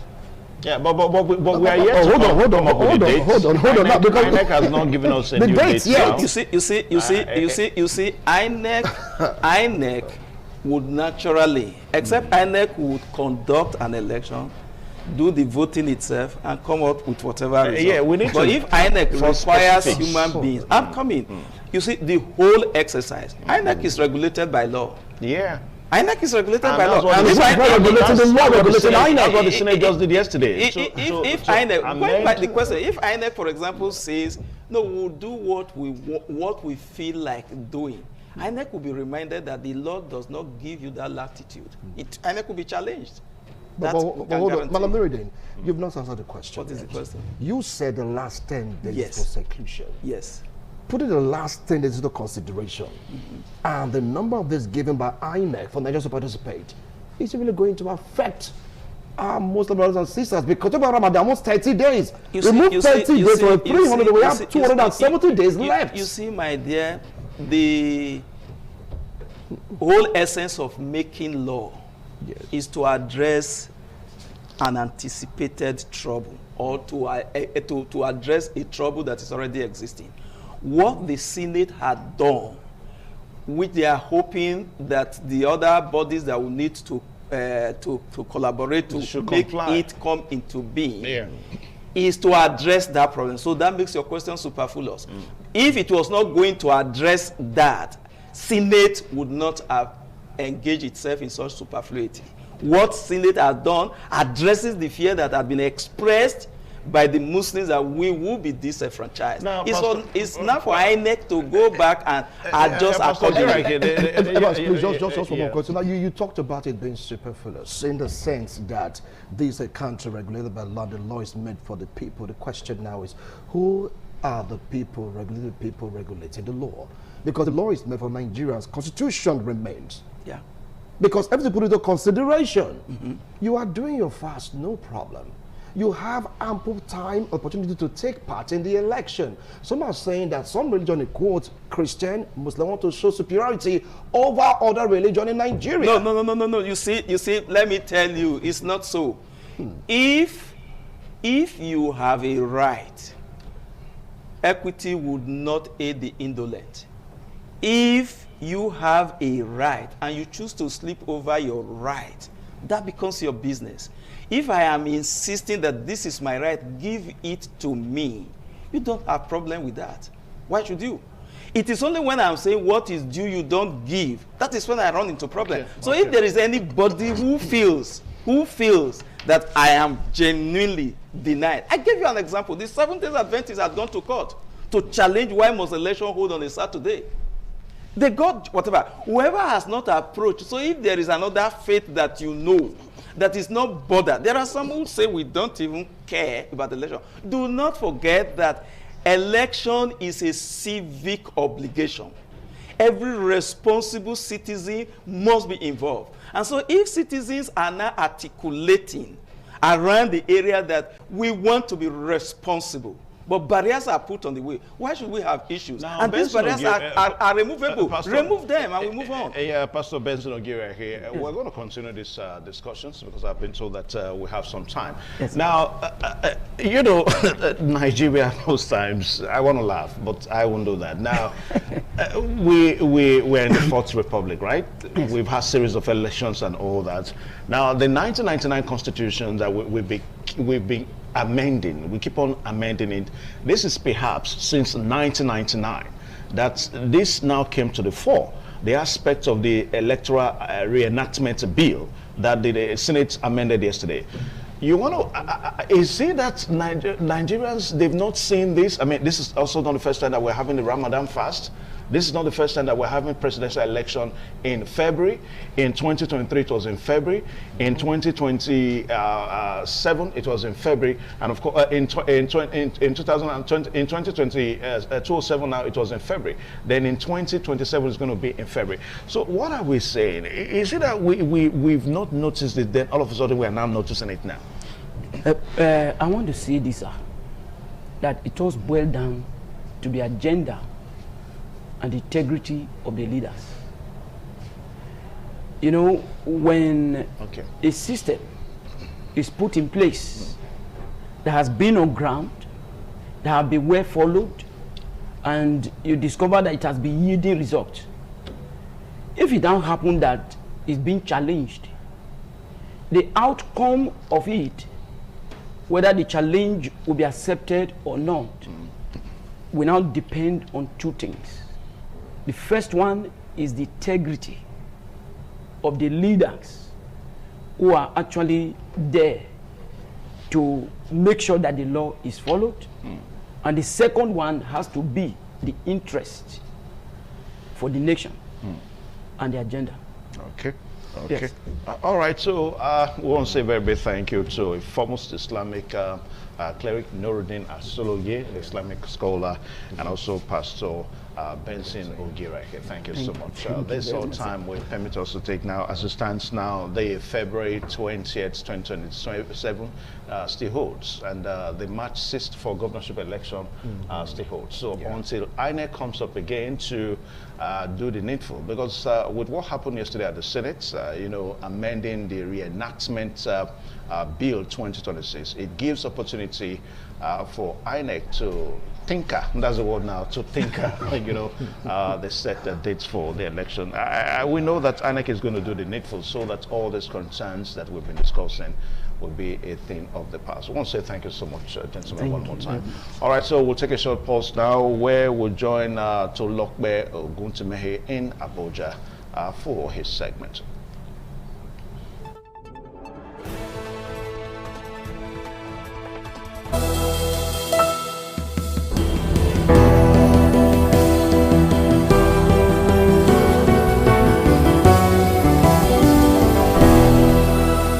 How possible that is? At times they said the will of the people might be different from what the government do have him. And definitely, we'll surely be taking a look. And joining me to take a look at that is no other person than the former APC former candidate of APC aspirant, talking about Alhaji Honorable Alhassan Aski. It's a pleasure to have you this morning. Good morning, Mr. Gulai. Yeah, so good to have you this morning. Also, for somebody like they say, who's been there, done there, a former aspirant for APC in the Amak Area Council election. Now we are going to another round of election this weekend, for Saturday precisely. So much has been ongoing. We've seen in the time past, the result of election has also not been determined by the ruling party. Despite the fact that there was a time PDP were in power, they still did not dominate the NCT Area Council election. Do you foresee a repeat of that now, with APC dominance, dominating the gubernatorial areas, 30 governors out of 36 states, and now FCT election coming up? Do you see that possibility of APC win, or we may revert back to what it used to be, where the ruling party don't dominate? Good morning, our viewers. Good morning, Mr. Gulai. Let me start by saying happy Ramadan Kareem to our Muslim brothers viewing us in this channel.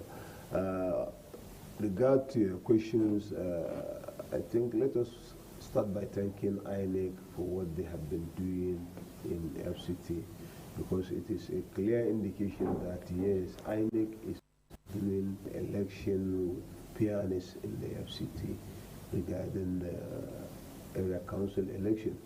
Unlike states where a governor or the state INEC can be able to declare all councillors or area council chairman won the election. So at this area, I think INEC need to be applauded for doing a credible and fair election in the FCT. Well, to your own observation, or what we are saying, is that honestly, or sincerely speaking, when you see the activities of campaign and the reaction of Nigerians residing in the FCT, you can be able to say, yes, the APC may probably dominate the 6 area council. But it's only one unfortunate thing that has happened, I think, day before yesterday in Buhari area council where we are here, that Shekolo Audi and Hassan Mohammed Musa, that are our party flag bearer, but a resolution or a judgment from Supreme Court changed them with the Honorable Joshua and Nasu as a party flag bearer. So this incident has happened in Amak in 2022, and that's what enabled the party PDP to come into power in Amak, due to the internal totals that we have. Close days to the election, a judgment was done in the at the Supreme Court, and that bring a chaos within the party, and there was an internal crisis. So I'm only seeing our challenges in that area. But when you look at Kwali Area Council, we have one man that is as powerful as more than a minister. That is Honorable Sadiq TPL is into business, and he has been contributing more than any politician, more than any presidential appointee in his area council. Not even in his hand is everywhere, and he's a APC party man. So I think with Sadiq, I believe we can be able to win in Kwali hands down. When you come to Amak, I was trying to... Before you come to Amak, let's talk about Gwagwalada. Yeah. Gwagwalada Area Council has always been an area council that's all for itself. From time past, we've seen it. If the entire state FCT is going this way, Gwagwalada is going the other way. We've never had the time where the ruling party will emerge champion, winner in the Gwagwalada Area Council. With what is happening in Gwagwalada Area Council, do you see the possibility of another thing, another party, probably a core party or anybody springing up and causing upset in Gwagwalada? Nobody in the Gwagwalada is going to defeat Usman. How do you believe that? Of course, politics is just like a football game. Yeah. You can be able to know the weakness of your defense and strikers that are to. So with that, I believe Sadiq, with people like Ahmad Dambaba and all the stakeholders that are in the APC in Gwagwalada, we are going to win our election hands down. I have started by telling you where we have problem, which is Buhari. So I don't see reason why, as a politician, you always try to be on selfish interest or protecting your personal interest. No, let us try to be honest and sincere to ourselves and to our people, so that whenever you come, people can be able to testify who you are. Your candidate in the Amak Area Council, Mekalango, popularly called Mekalango, who defeated me in the recent who defeated in the recent primaries, is coming out again from PDP to APC. Yes. But there is no major achievement that you can say Mekalango has done in Amak Area Council. I remember vividly where the Minister of FCT was lambasting him when he was saying they needed to do roads, they needed to do, and he was asking for the minister for support. And the minister said, "You have your own national budget. Why are you waiting on the Minister of FCT?" And that man wants to come again. And you are supporting? Are you? I am 100% supporting him. For a man who has not delivered, he has delivered more than okay. Tell me, can you? I'm find out. Honorable Christopher Zakame Kalangu was able to build 42 roads in different villages. The record is there. 42 roads constructed by Honorable Christopher Zakame Kalangu. Where did you do that? Go to towns. Go to because Amak is the area, is the center of Abuja. People consider it that. Yeah. But go to Karshi village. Okay. There are people. There was a town, Cheta. He has built a road for them. He has built a primary school there. We were in campaign at Angwambagi in still Karshi. He has done a road for them and street light, solar street light. Go to Gwagwa ward in Gwagwa and Jua. He has built a road in Jua and street light. There was a water project ongoing, boreholes in Orozu ward. There are so many projects that I don't have time to mention. So this guy has done well. So you think Mekalango is better than you? How do you mean? Because you lost. Yes, he's better than me because he has given mandate and he has down. There's no that can defeat Honorable Christopher Zakame Kalangu in Amak because of the part that he has done a lot. One, he is a man of the people that accommodate all other Nigerians within him. And this is one reason that give me more courage to support him, because he did not discriminate more like other people that. Well, you have better qualification than Mekalango. But if I have better qualification than him, but he was given the mandate before now, and he was able to do a lot of good things to other Nigerians. So let us allow him to finish. If it is my turn or other, then it will come to that. But for someone that is in power, that was able to leave his party and come to our party, we have to accommodate him. And considering the fact of the project he has executed and so many things that he has done in Amak, I think Mekalango deserves a second term. And even people in Amak has testified to that. Go to all our villages that are in Amak, because I can say as with other figures like Atiku, Peter, Obina, Surya Rufai campaigning. How to win election in Amak, you have to know how to win before you even start campaigning or thinking that you can win. Normally used to be not come from nowhere and expect them to support you. They don't have minister, they don't have governor, they don't have state assembly. They only have the area council chairman and councillors. So how can you expect them not to fight for that mandate for themselves? And other Nigerians that are considering the inhabitant are still helping them toward getting what they're supposed to get. So when we look at what happened at the last election, where Labour Party came and swayed so many people, even some of your cities in Indigene lost their position, like the former Senate representative on the House lost his seat, and a couple of others. Do you not foresee a situation like that happening again? Because Abuja is a cosmopolitan town. Thank you so much for this question, and I wanted to call on other Nigerians' attention. FCT belongs to all of us. Okay. But in politics, we have to play politics with equity and fairness. Okay. That What happened in the previous election, as you have said, in the Labour Party, Yeah. is a protest vote against the indigenous and what they are doing of domination and marginalization of other Nigerians living in FCT. Okay. So now we have come on board that they have agreed that they should sacrifice some certain positions to other Nigerians living in the Amak because we outnumber them. They are not more than 20 to 25%. Well, other Nigerians are 80 to 75% living in the Amak and contribution in all ramifications of life in the Amak. So we deserve to be considered. Other Nigerians deserve to be considered in the politics of the FCT. We have agreed now they can go with maybe I should use this opportunity in another way to thank President Bola Ahmed Tinubu, FCT minister, and in another way I can criticize him for even giving us the minister in FCT. So, but for an indigenous and people of FCT to have minister, at least they were considered. So probably they can sacrifice senator, member House of Reps to other Nigerians. So you do agree with that? Of course, that the politics is going to be that when you give, you cannot eat your cake and have it.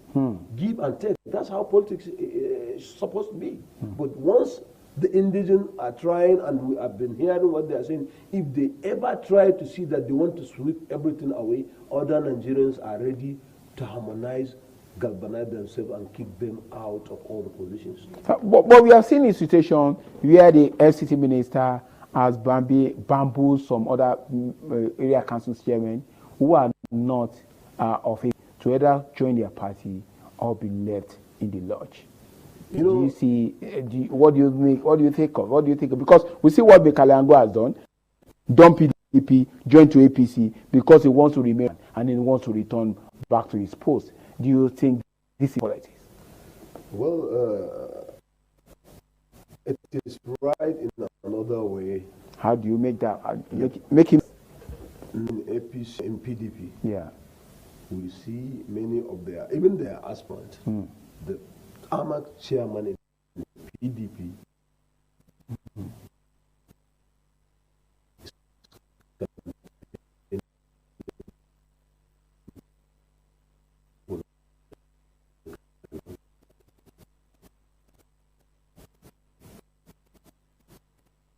himself.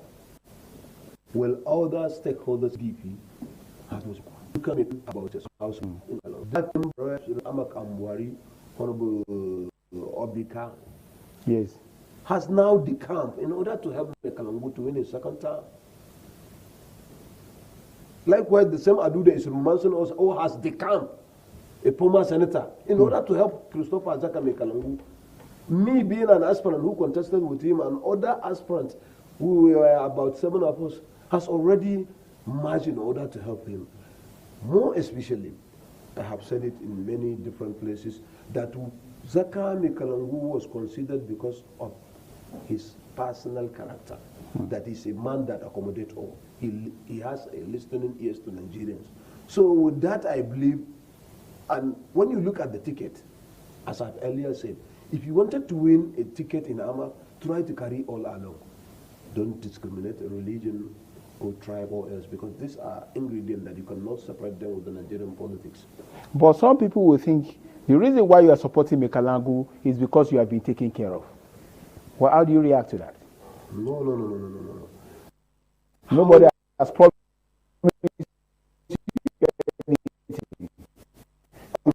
because the way you are vocal about the support for Mekalango, even when some people think he has not done enough to come again, that probably you have been promised that if he emerges as a way to be properly taken care of. Well, the reason why I supported Mekalango is, let me make it clear. Okay. I deserve to be respected and honored. He has respected me. I came to 2 different courts, the High Court and Magistrate. To challenge it. And challenge his ticket. But he has come to me and begged me that, please, you are my brother. Let us settle political, let it be a political solution. So someone that is in power can go to your uncle, can visit your friends and tell them to beg you that you should please forget or forgive him, let's march on. If you can't do that, then how somebody to do it to you tomorrow? That is the reason why I consider Christopher Zakame Kalangu.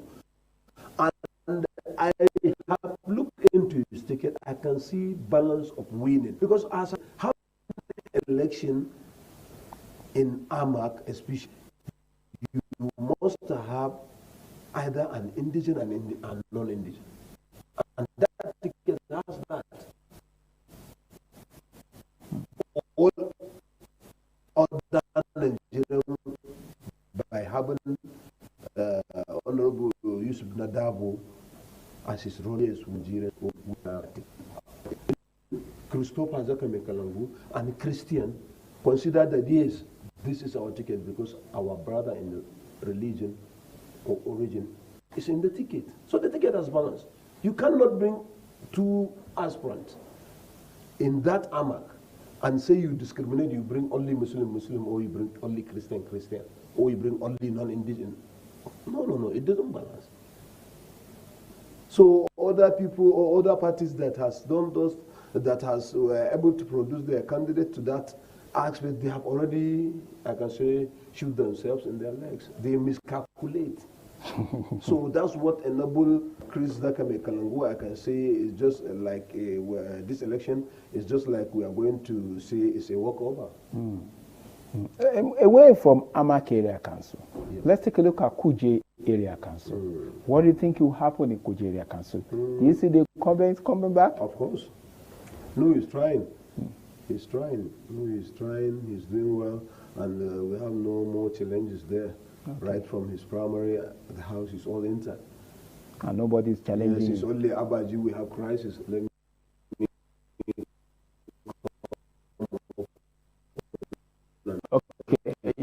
okay. And just like Buhari. Yes, yeah. But being Abubakar, being someone that is very calculative, he was able to go correct all the people they can to whom they like. They are not with him or trying to fight him. I think they are doing their personal interest. Yes, and the electorate were able to understand that. And he's very young and energetic, chairman that is doing well in Abaji. So we are hoping him to come back.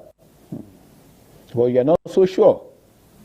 No, sure, Sadiq is coming back. Okay. Yeah. If you want, I can tell you, I know I'm going to win. Look at the antecedent of Abaji Area Council. The election has always been not so straightforward. No, what happened in that, similar to what has happened in his previous, in his 2022 election. Yeah. It's a judgment, it's a court judgment that brought him into the power. So, with the same case that was done in Buhari was hauled on until after the election, when the house is fully intact. They have win, then the court may decide who is the winner. Done that one, so the court can still change you. Okay. So that's how he saw the also will abroad and people in Buhari let themselves and party. If you lose, they should know how it feels. Your party has been accused of causing internal wranglings among other opposition parties. For example, PDP. They want to crisis. You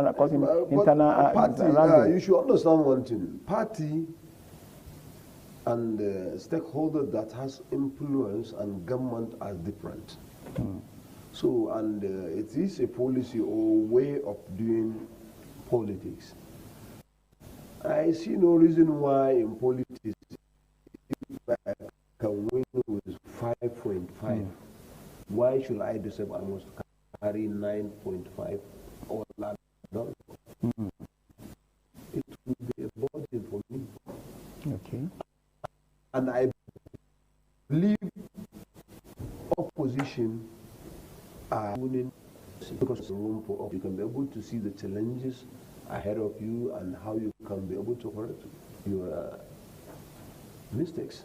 But if you are able to have one-party system, me in person, I'm not in support of that. Well, on the issue of the opposition that they were able to find themselves in that situation, I think Nigerians are still watching. And I'm assuring you, Nigeria will face a serious election come 2027. There will be a magic. Yeah. Interesting right there. Yeah. And I think before we go further, I don't know about our time, but I wanted to call on other Nigerians and plead with them that they should please come in mass and vote this area council election. In the sense that the Honorable Commissioner of Police, Dantawa, is doing his best, and he has given a lot of information and their readiness in order to tackle all crises that may election day. They are very well prepared in order to contribute toward a better election. At the same time, I can say the director of the DSS, because I was yesterday in Yanya holding meeting with other organizations, but because they were there within us and they were able to interact.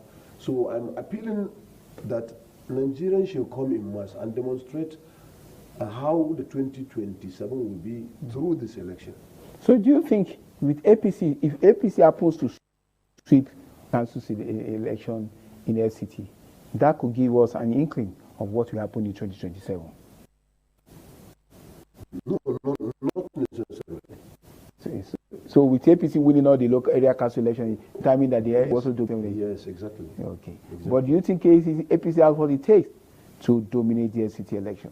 Yeah, it has, because what I was saying is that oppositions are not ready and prepared to solve themselves.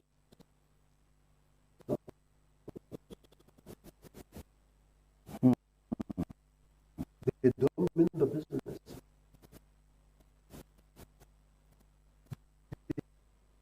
You calculate.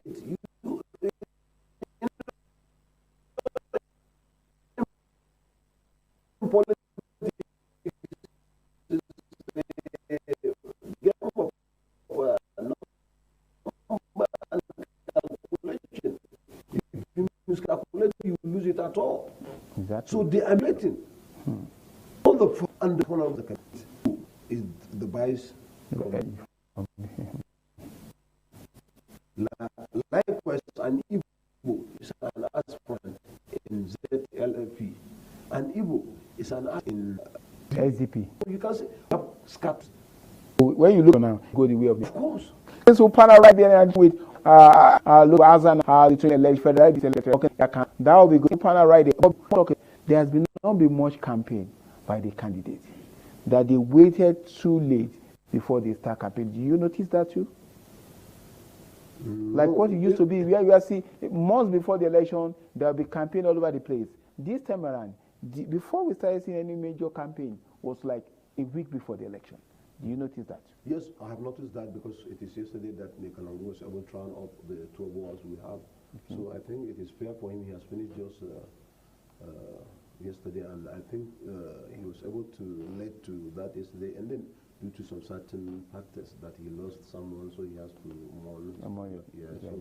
But it happened that way, and I think there are, campaign on the underground campaigns where you will be going secretly to meeting the power blocks. Yes. To seek for support for you. So that's what happened. Okay, it's been an interesting time talking with Honorable Azan Aske, ahead of the LCT area council election scheduled for this Saturday, 21st of February. So all electorate should go all out and vote the candidate of your choice, and let's see what will happen at the end of it. I must say a big thank you to you for joining us this morning and for shedding light on this, and also as we're looking forward to the election on Saturday. So the honor now rests with the citizen to go all out and vote their choice, vote their heart, and vote the candidate. Thank you so much for joining us from the Abuja Network Studio. We'll take a quick break before we link up with our Lagos Network Studio.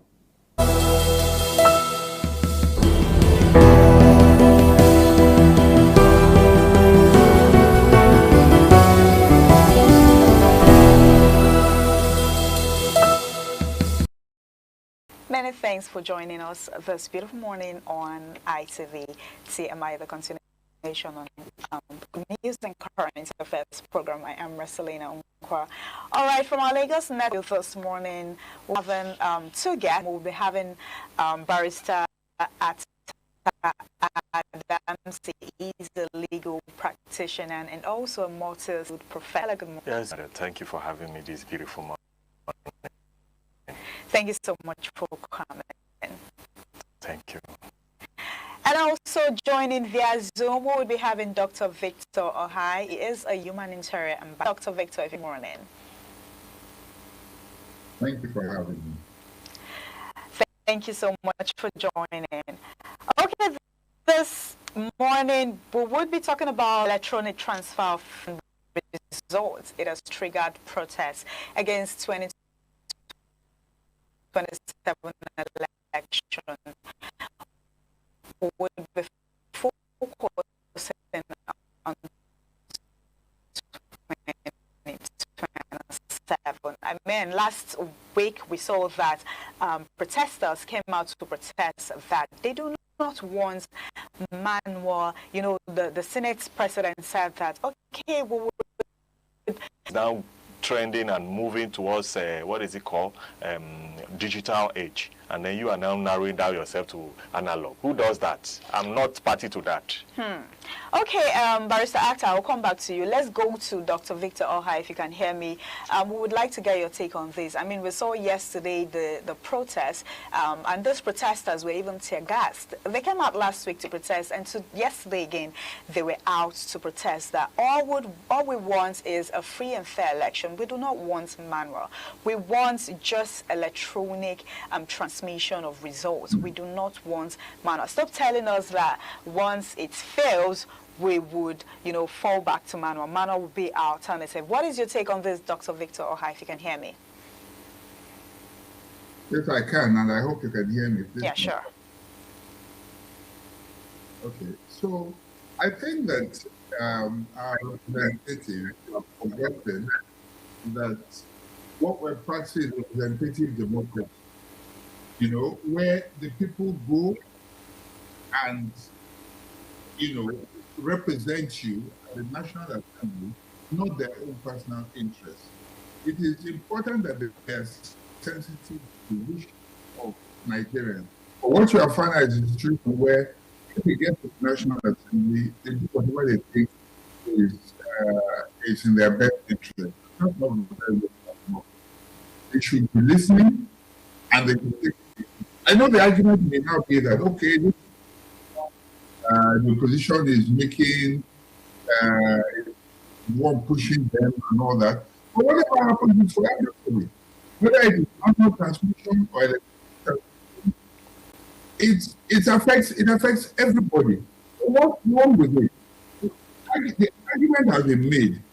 POS is not even in the remotest part of Nigeria. That's what he's talking about. They want to get a delay. So once you initiate, there might be a delay, but it gets there. That's the important thing. It gets there faster than your manual results will get to the center. Because you have to travel. There are logistics from one place to the other. So the reason for the electronic is to ensure that from the point of voting to the point of election, no story, no manipulation, no woman. I think that we should be able to adopt what we do. People may say you cannot have your manual record, but we should be able to adopt the two together. I think that if the National Assembly members know what Nigerians are saying, they might not be able to contend with what we're doing and they've come. Okay, Dr. Victor, we'll be coming back to you. Barrister Atta, from a constitutional law perspective, which version of the bill better protects Nigerians' right to vote and have their votes counted accurately? Well, if you are talking about the right to vote, it's a constitutional matter. It is part and parcel of your rights to vote and to contest in an election, assuming you want to contest. Maybe you want to contest for the president or the governor. It is your right, except that you are restricted by one or two conditions. But however, the Electoral Act is still another law that regulates our right to vote. The Section 60 that is subject of dispute now is also important. And that is why the court held in the case of Alhaji Atiku Abubakar, Peter Obi, and President Bola Ahmed Tinubu, INEC, and others, that it's important that the National Assembly try as much as possible to incorporate what is it, Section 60, subsection 3 or 2 thereabout, 3 thereabout, and make it a law and make it a specific law, not referring to a guideline. So that's what Nigerians are saying. So I think, for me, I think that electronic transmission is the best for our dear country, not this manual that these people are. But however, I have been telling people, let us not go back home and go and sleep. Whether it's electronic transmission, whether it's a transfer, manual transfer, as is being alleged, these people will still manipulate the system. They will manipulate it. Is it not when you are being given opportunity to vote? Vote buying is there. They will buy your vote, and then when you vote, they will transmit it. Is it not what you see that you are going to transmit? Assuming I bought all the eligible voters that came to vote, assuming that the polling units will have about 7,000 people, and then I bought all the people that came out to vote, and then the result is in favor of a particular party. Is that not what you are going to transmit? So we equally need to fight collectively, not forum shopping as to our levels of fighting. If we say we are Nigerians, let us stand firm, not just vote, not just transmission. We should equally fight against, what is it called, vote buying. So what you were saying, Barrister Atta, is even if, you know, we are still using the electoral transmission of resort, that it will still be manipulated. This person will still manipulate. Yes, because look at where manipulation come about. One, is a vote buying. Is it not the result that you have that you are going to transmit at the end of the day? Before you start transmitting, all the eligible voters have been bought. All the eligible voters, they have paid them off, and then they ensure that they follow it up and everything. And you see that these people, Nigerians, hungry Nigerians, who for anything will see that their rights are being sold, they will collect money, and then they will go and vote for that party that pay them. Is it not the result you see you are going to transmit? If you see a result that favor A all through, is that not what you are going to transmit? So we need to look at underneath the issue. It's not just on the surface. Apart from that, they will still hack the system. Okay, let's go back to Dr. Victor. Dr. Victor, we saw the protest yesterday in Abuja, and where the protesters, at first it was peaceful, then later they were tear-gassed. Has it become a norm in Nigeria that whenever people come out to protest, they would be tear-gassed? Because, I mean, the last protest wasn't like this compared to, I'm talking about the one of last week. It wasn't like this compared to the one of yesterday. And we saw people running for their life because they were being tear-gassed. What would you say? Has it become a norm in Nigeria that whenever protesters come out for peaceful protest, they later get tear-gassed? What would you have to say about that?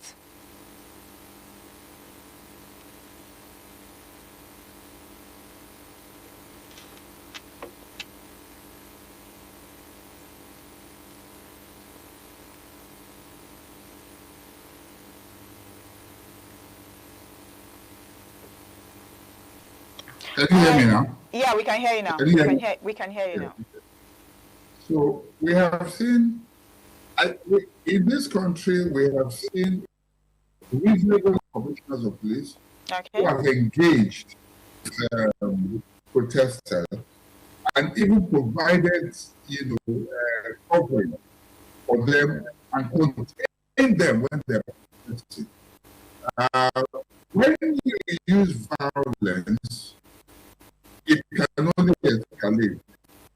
I don't know who is in charge or who was responsible, but I think they are approaching and having something of the it's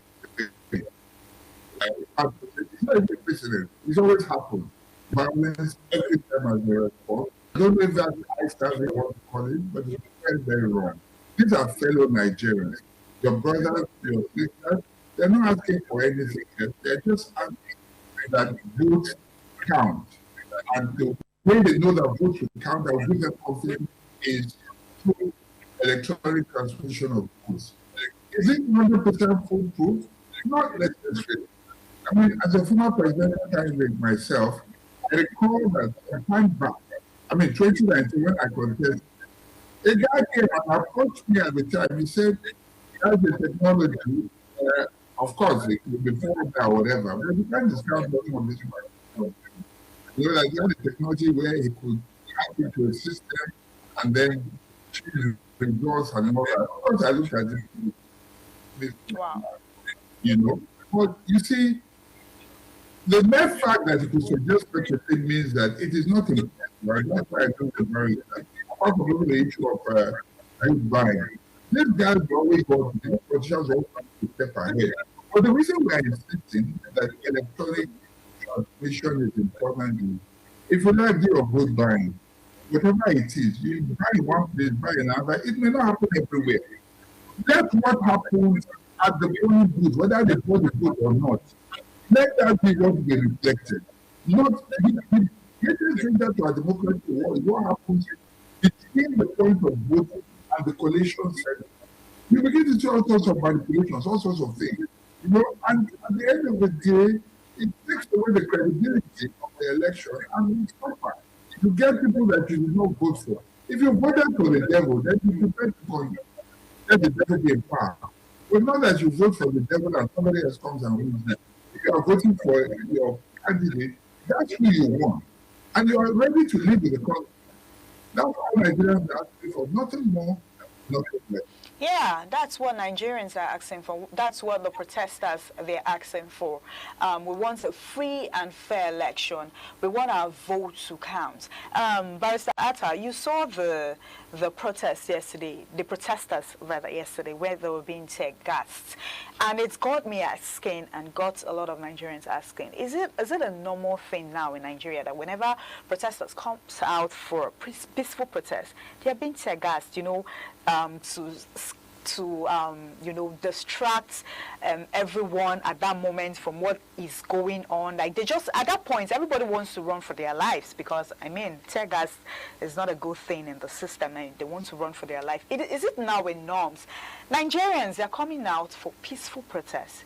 This is what we want. We do not want manual. We want our results to be, we want the electronic transmission of results. Is it too difficult? I mean, is it a big thing to ask the government or to ask the Senate?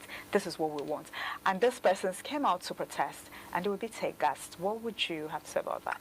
Let me start my sermon that when a bird perches on a rope, you must be ready to dance with the rope. I like your sermon. You're always... And I want to say that we voted these people there. They must listen to us. That is the intention of the maker of the Constitution. It's not lawlessness. The Constitution belongs to the people. The whole essence of democracy is that it's government that is all-inclusive. It is for you and I and every other person. It's not a government that is for forum shopping up and down and everything. Now let me narrow it down to your question. You have asked whether it's a bad thing for Nigerians to demand for accountability. It's not a bad thing. We put them there. We can demand for accountability, demand for respect for rule of law, and as much as possible, we can equally see that this is how we want it. Who are they? What is their number compared to the whole Nigerians? We are running to 200 millions. What is their number? Are they up to 2,000 at the National Assembly or the State House of Assembly or how? So my point is certain that now that the police are not respecting themselves, are not respecting the provisions of the Constitution that give power to people to exercise their rights of peaceful protest. They are now going ahead to tear gas Nigerians. It's so bad and so disheartening. And more importantly, that the provisions of the Police Act expressly say that the job description of the police is for the protection of properties and life.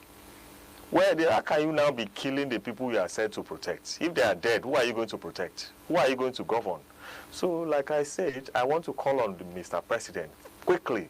I want to call on Mr. President forthwith to do something. Otherwise, this matter is going to go all over the states in the Federation. This matter of this protest, for the fact that people in other parts of the Federation are silent, does not mean we are full.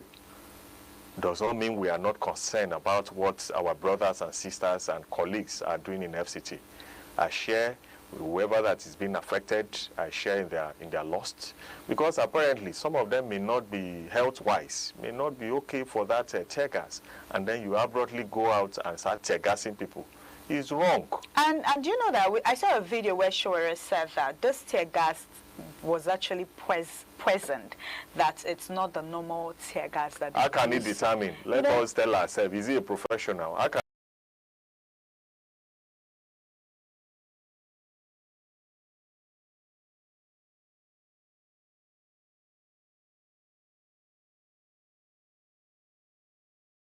it is poison? How?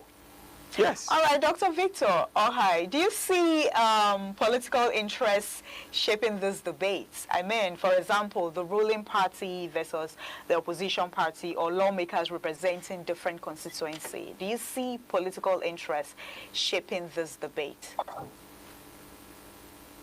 To a very large extent, I see it. And the reason being that the ruling party is absolutely sure that the people that are with it wouldn't need to worry about it. Heads they will win, till they will win, because it means that they're a popular party. But when you find a situation where people are trying to make sure that they block the wishes of the people, electronic transmission online would not just the present, but the future. This is an age where everything is just digital. Why should you oppose it? If that's what the people want, and you're very, very sure that you're popular, that your policies are popular, then I expect that they would naturally, go with it. What is the issue here? Now let me shock you. Years ago, and when I say years ago, not less than 12 to 15 years ago, I saw a video of electronic voting. I'm not even talking about transmission. I don't know if any of you saw it. Electronic voting. It was tested by INEC. And the people who were doing the voting were Hausa people. It was being done in Hausa language. I saw the machine. Okay? We have tested this thing. And it worked. So they have had access to all forms of electronic technology. They have tested everything that have worked. Okay? Now this thing is, what we're talking about is a guideline already in INEC books.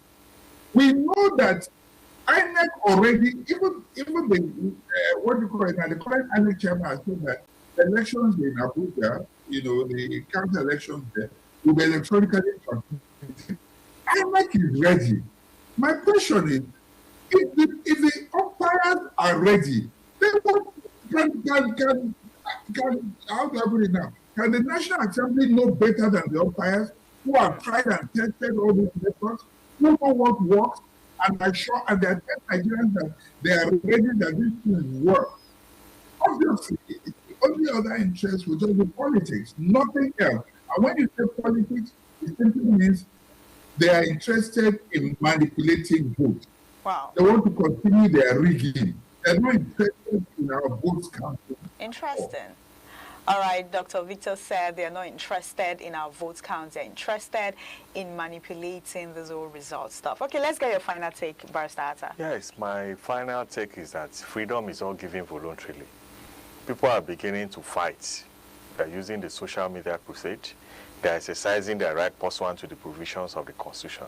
All that we're saying is amend the law so that we can have a free and fair election. Are we demanding so much? Let them do it. All right, Barrister Atta said amend the law. What we are asking, what Nigeria wants, is a free and fair election.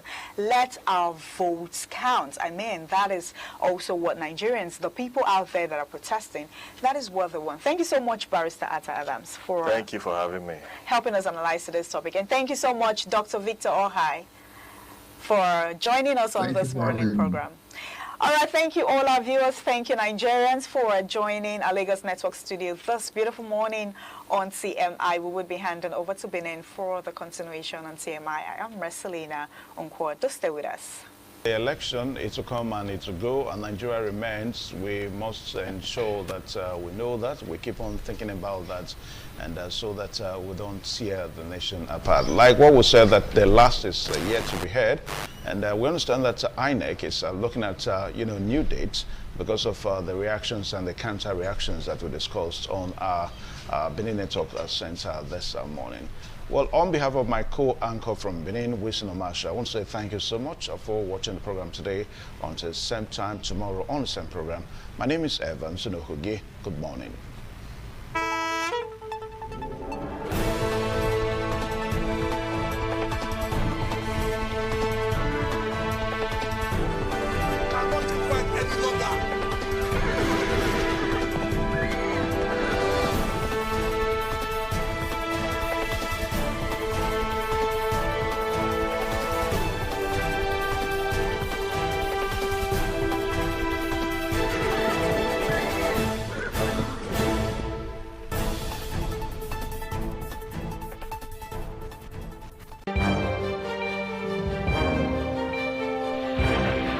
This is ITV. Certainly the best.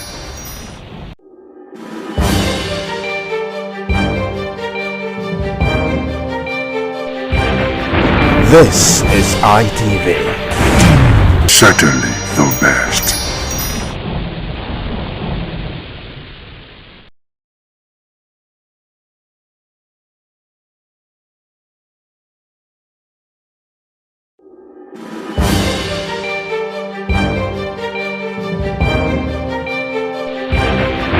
This is ITV. Certainly the best.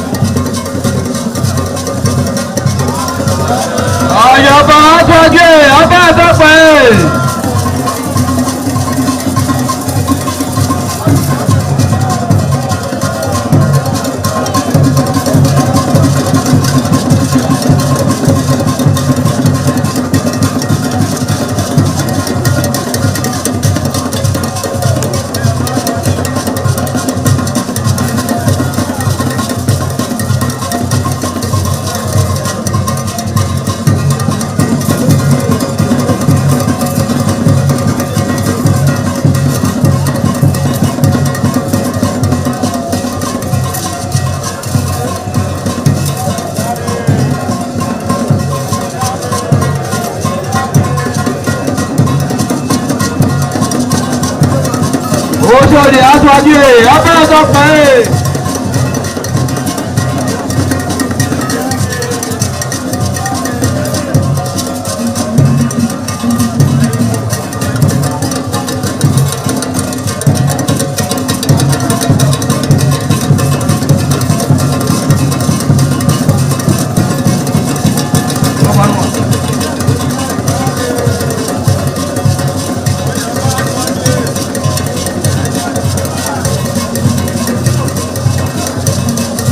Àyàbá sọ́kì ẹ̀ abẹ́rẹ́ tó pẹ́ ẹ̀.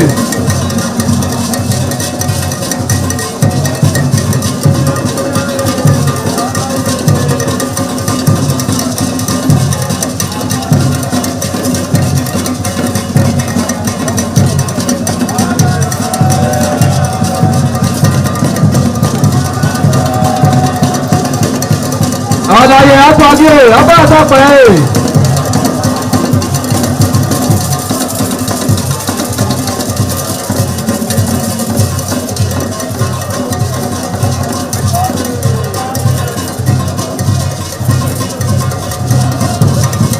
Ẹgbẹ̀túwà.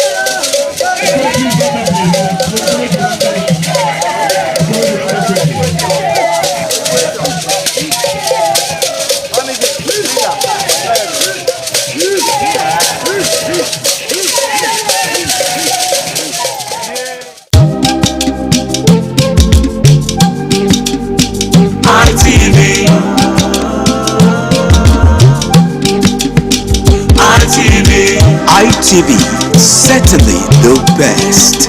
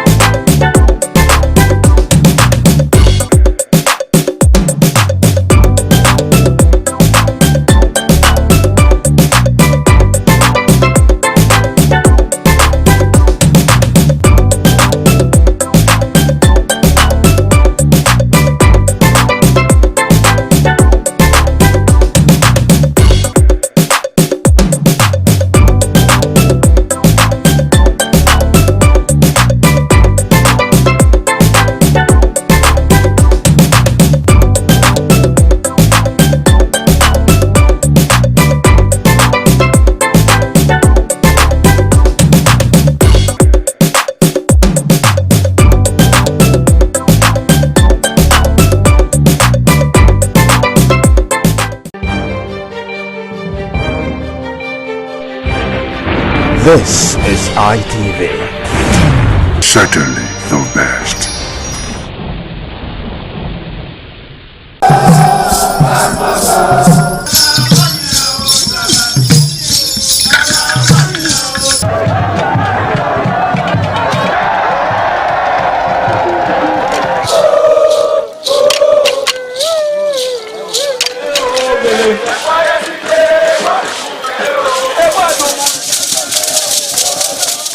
Omonyoba Nedu Ukwakolopolo Ewai II, Oba of Benin, stepped out majestically with loud crowd to perform the Soton rites of his late mother, Queen Mother Ioba Omoni Ikoyeme, Ioba Ewai II, who departed this world 49 years ago.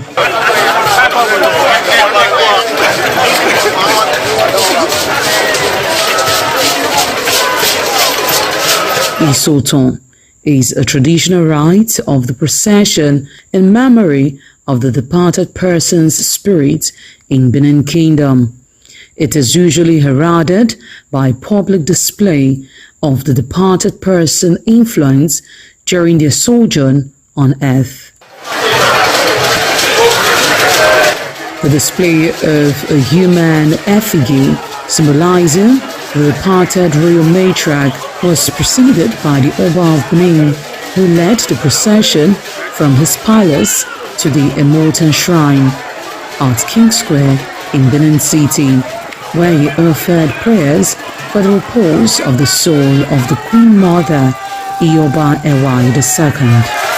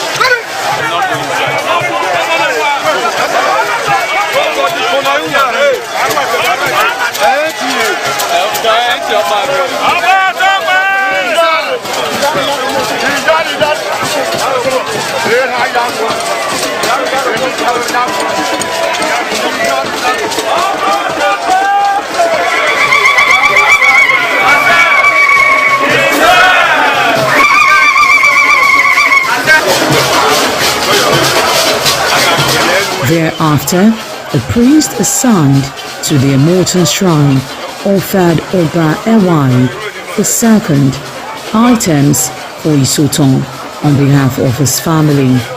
However, Chok, known as Uri, represented a mixture from royal fans after ancestral spirits were invoked to bear witness and announce his arrival. On his way home, Oba Ewai paid tributes at various pilgrimage sites, including Queen Idia Tomb, the side Oba Market, where a cheerful crowd of traders abandoned their wares to catch a glimpse of the royal personage and join in the celebration.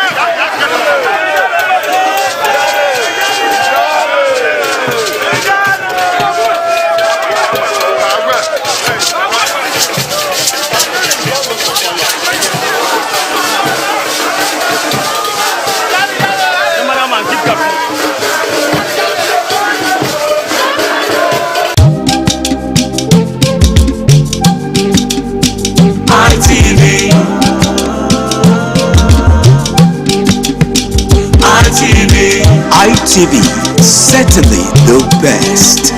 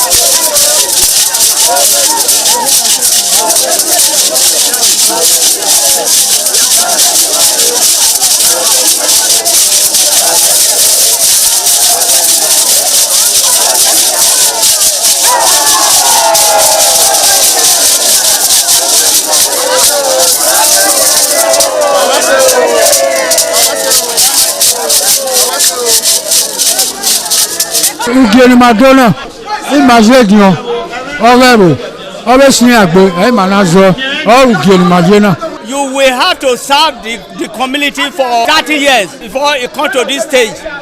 They will ordain you of your title. Then by then you are one of the elder. This year now, we don't read the year, so that's why we can do this year.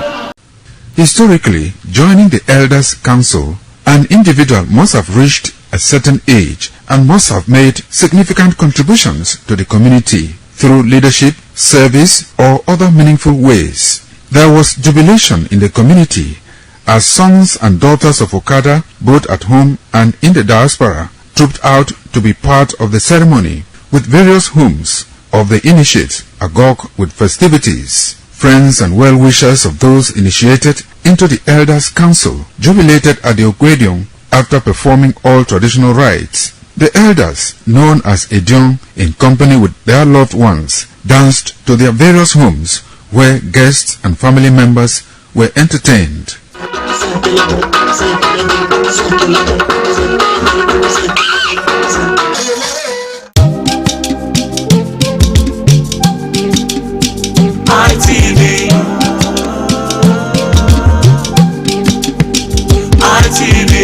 ITV, certainly the best.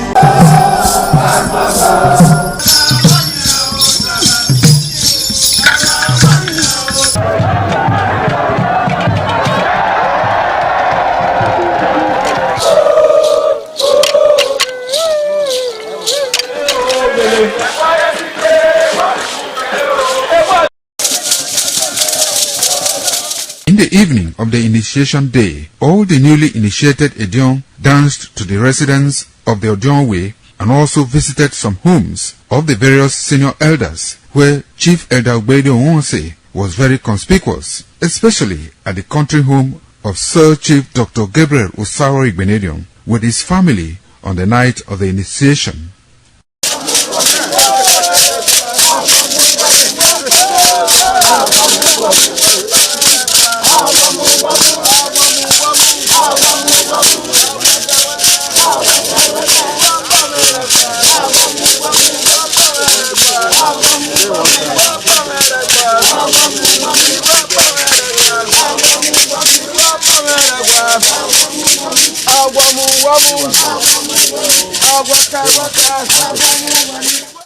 On the following morning, as part of the rites to be performed by the newly initiated Edion in Okada town, the initiates, led by Chief Elder Ogbedio Onse, visited the Esama of Benin, Sir Chief Dr. Gabriel Osawo Igbenedion, at his Okada country home residence to pay homage and appreciate him for all he has done in the development of the community, which has placed Okada in world map. They also thanked him for his role in the success of their ceremony. They commended the Esama of Benin as a custodian of Benin cultural heritage and for revitalizing the age-long tradition of the age-grade ceremony.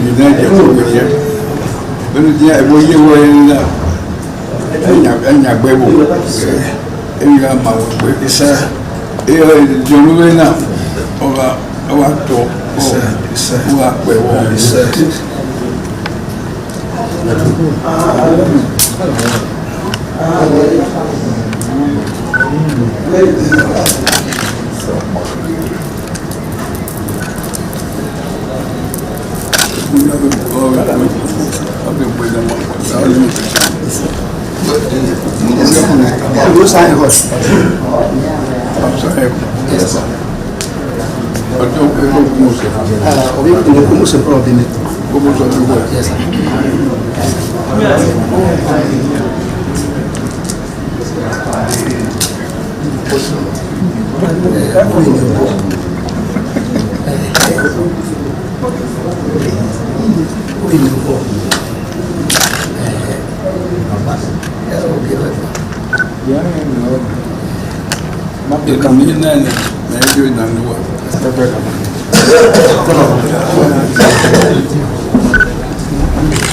I want to get my wife.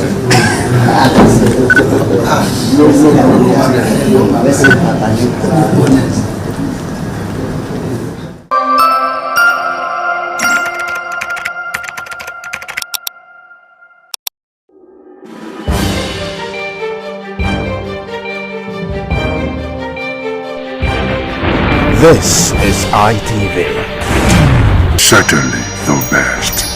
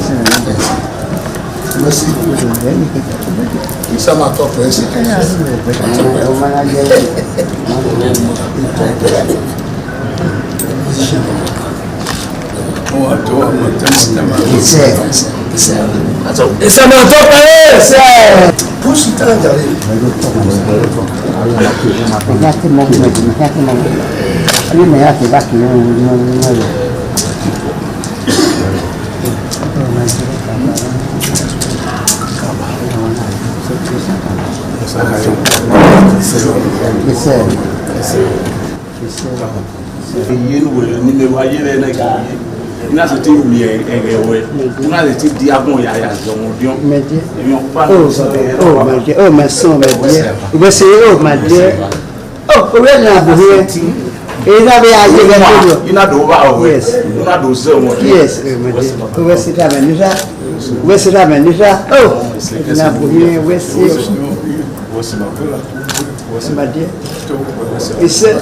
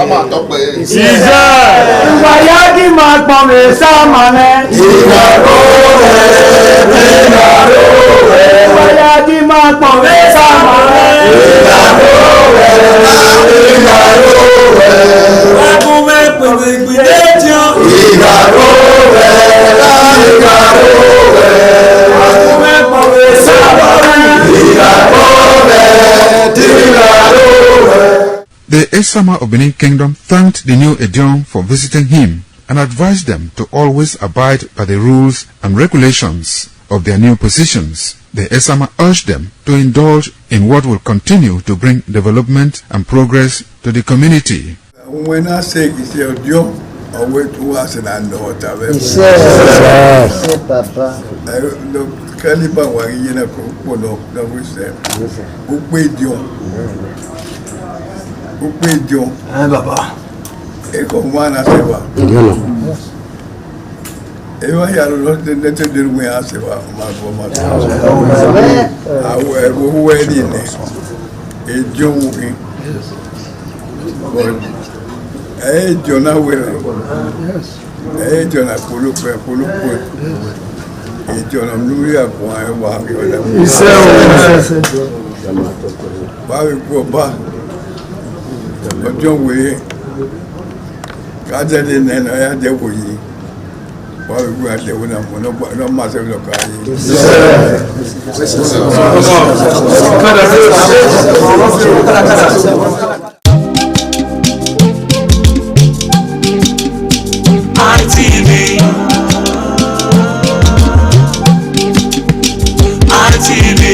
ITV, certainly the best.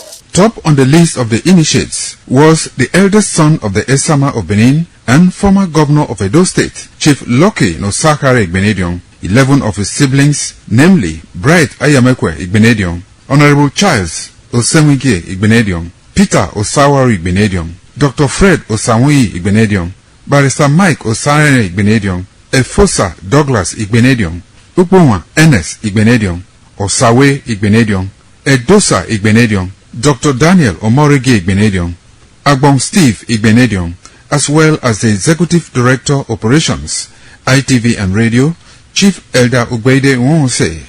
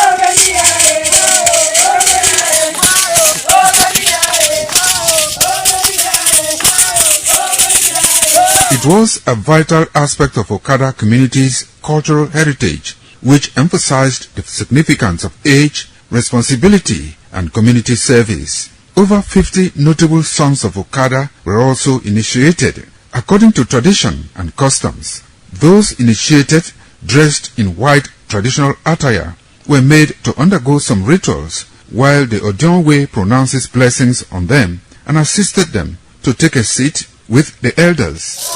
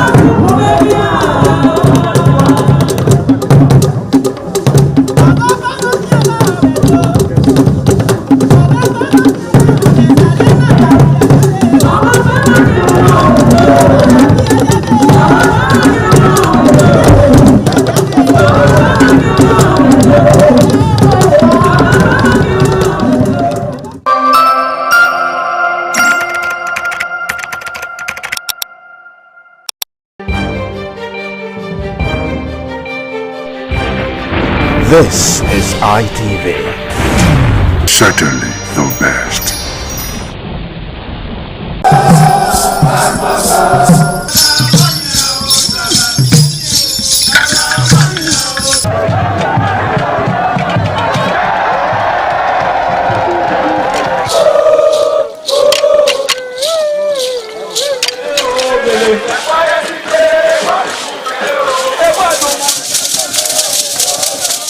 The Ugewe is the final ceremony of the series of festivals. It is one of peace and lightheartedness, following the more solemn of the ritual year. Ugewe is the festival of the Ewe leaves, a symbol of good luck and joy. It is the most popular of all that heralds the dawn of a Benin New Year, new vow, newness of life and freshness of life, and a new hope for the future.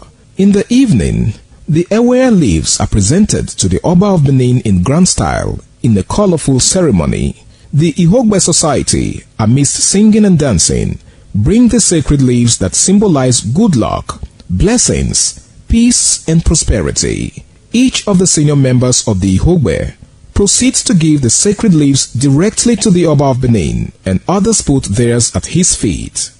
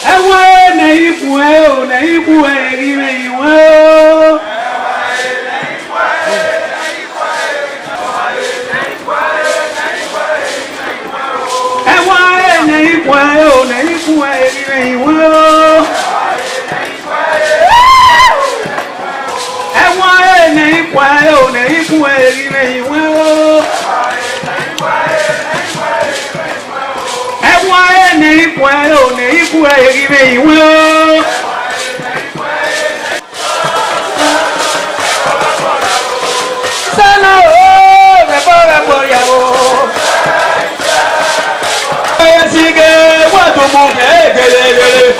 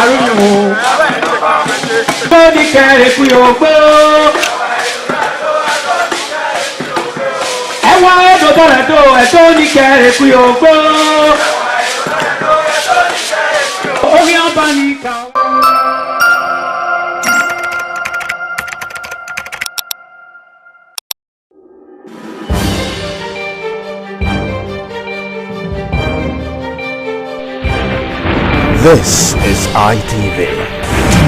Certainly the best.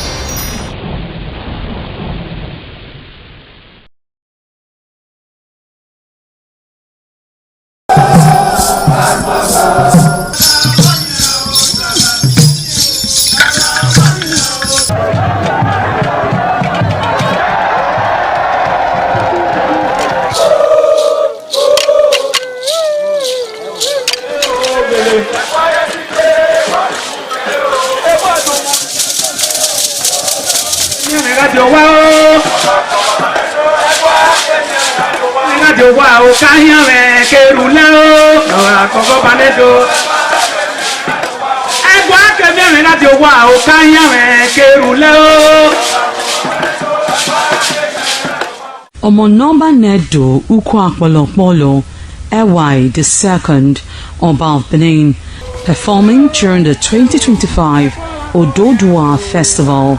Ododua Festival is unique as it was organized in honor of Ioba Omoni Hwoyeme, Ioba Ewai II, as part of activities for her burial rites. The rich traditions and cultural heritage of the Benin Kingdom were showcased when His Royal Majesty Ewai II engaged the floor to perform during Ugie Ododua in the palace ground in Benin City. In the dance performance, the Ogbelaka royal drummers supplied the needed impetus and rhythm for the dance. However, tributes are paid by the head of Benin deities to the monarch, who was the cynosure at the event. The event can best be imagined as the spiritual rejuvenation, stunned, spectaculars and guests at the colorful ceremony.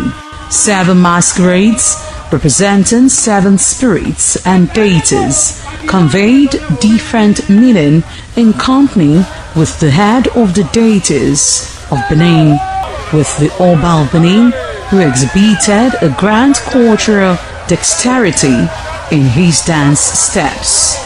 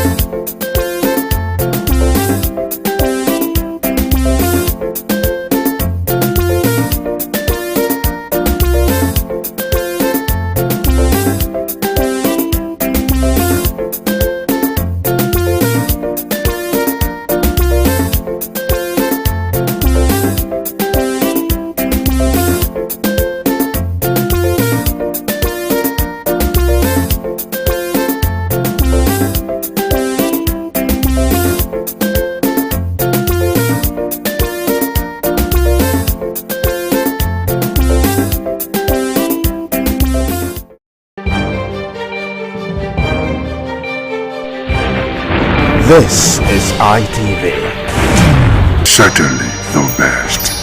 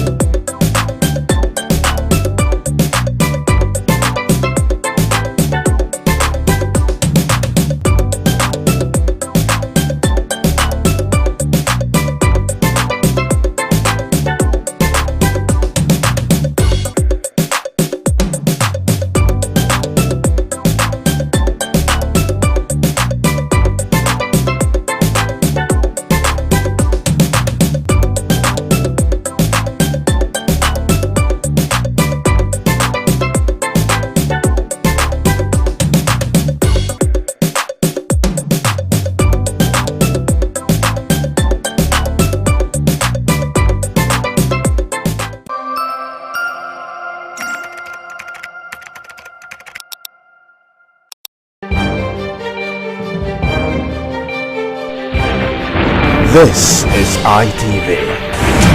Certainly the best.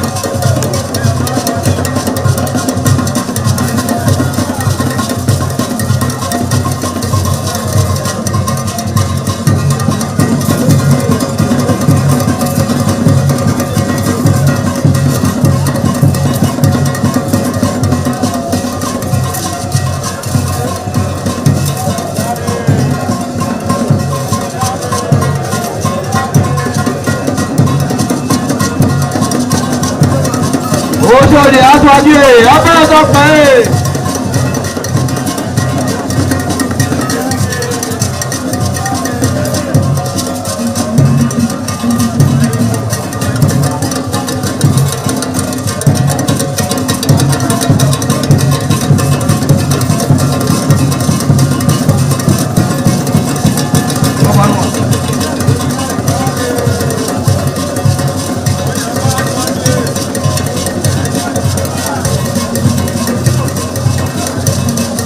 Àyàbá dọ́gí ẹ̀ abẹ́rẹ́ tó pẹ́.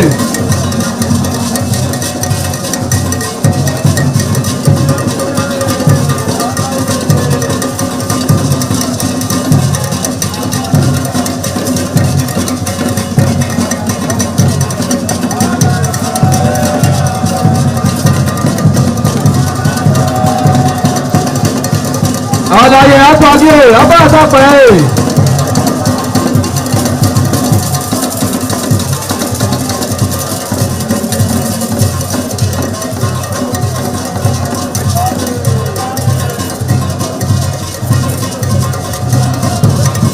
Ẹgbẹ̀júwà.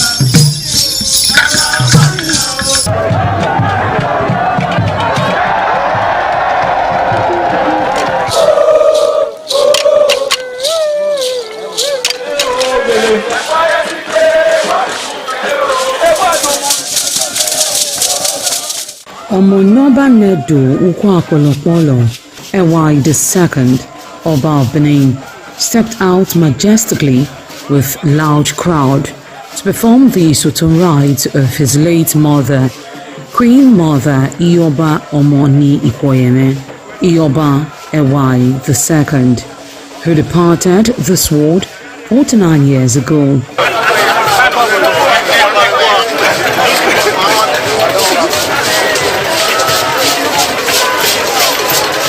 Isoton is a traditional rite of the procession in memory of the departed person's spirit in Benin Kingdom.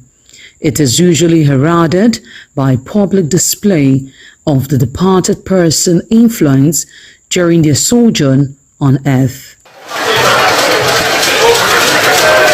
The display of a human effigy symbolizing the departed royal matriarch was preceded by the Oba of Benin, who led the procession from his palace to the Immortal Shrine at King Square in Benin City, where he offered prayers for the repose of the soul of the Queen Mother, Ioba Ewai II.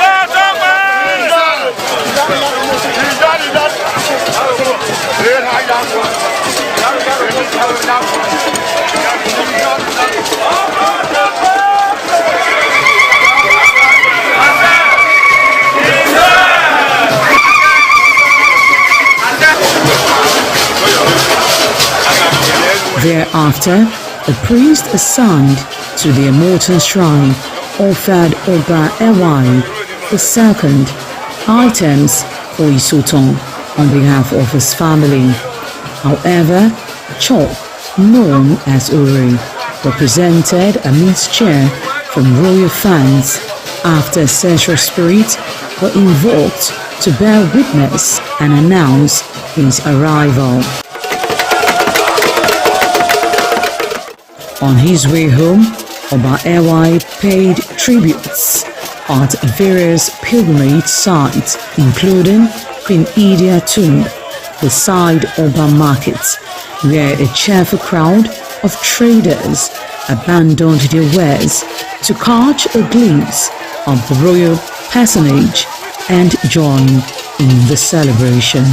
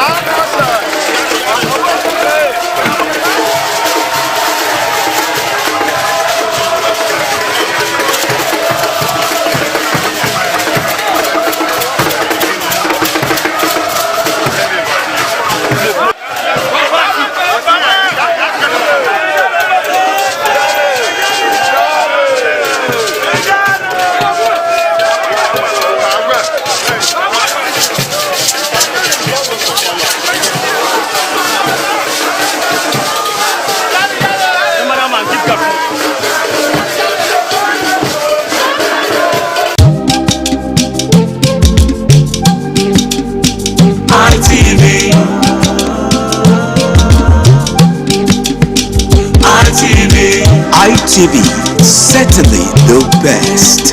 ITV, certainly the best.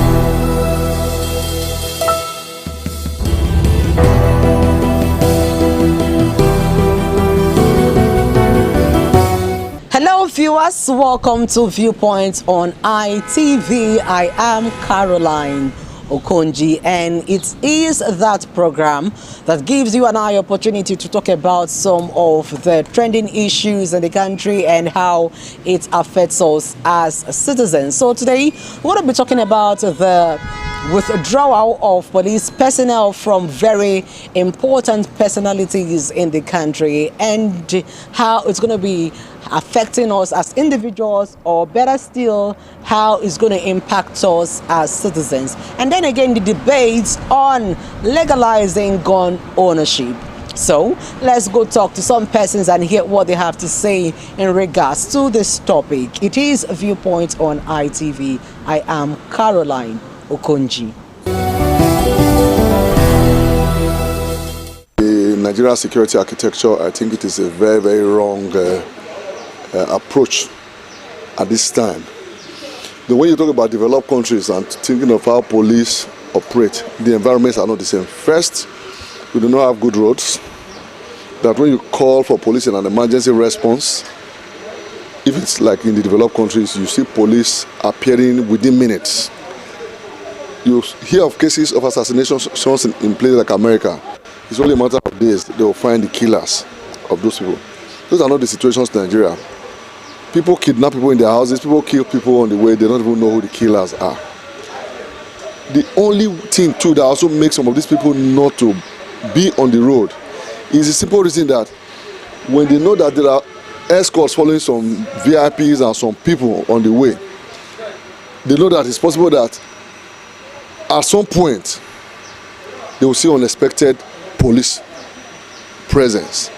But when they now get to the point where they now say, no, they cannot go with police and then the road is free and all that, you are only inviting terror back to us. If I'm traveling on the way and I know I'm licensed to have a gun in my car, some other persons are coming, and maybe we run into hoodlums, and they know that out of these 20 cars, there's a likelihood that 15 to 16 have arms in them. That will also create that sense of security for the people that are involved. So I just think that it is, yes, the idea to say let's have police at different points is there, but the architecture and infrastructure to support such an idea, we don't have it yet. You don't have drones flying everywhere. If you are overseas, you press a button in your house, they know it is emergency. The police will come, condone of your area, and the people cannot even escape. The police right now, as they are, first, there are no vehicles, they are not well equipped, so how do you even do it? I think that the decision by Mr. President needs to be reviewed. I see it as a right development based on this issue that the president has made concerning police should be withdrawn from notable personalities that are in our society. You discover that for the police to be able to combat insecurity, we have less police in the society. Most of all these notable personality, you just discover that one person will be having 10 police. 10 police. If one particular person is having a police, about 10 attached to him, and the common man has no security to be attached to him, he has no security to be attached to him, then what is the fate of the masses? But to my own take, with this direction, this step that the president has taken, that all police official, army, and the officials should be withdrawn from notable personality is a welcome development, so that these officers will be able to go to the city, go to the street, go to the rural area to be able to combat these bandits.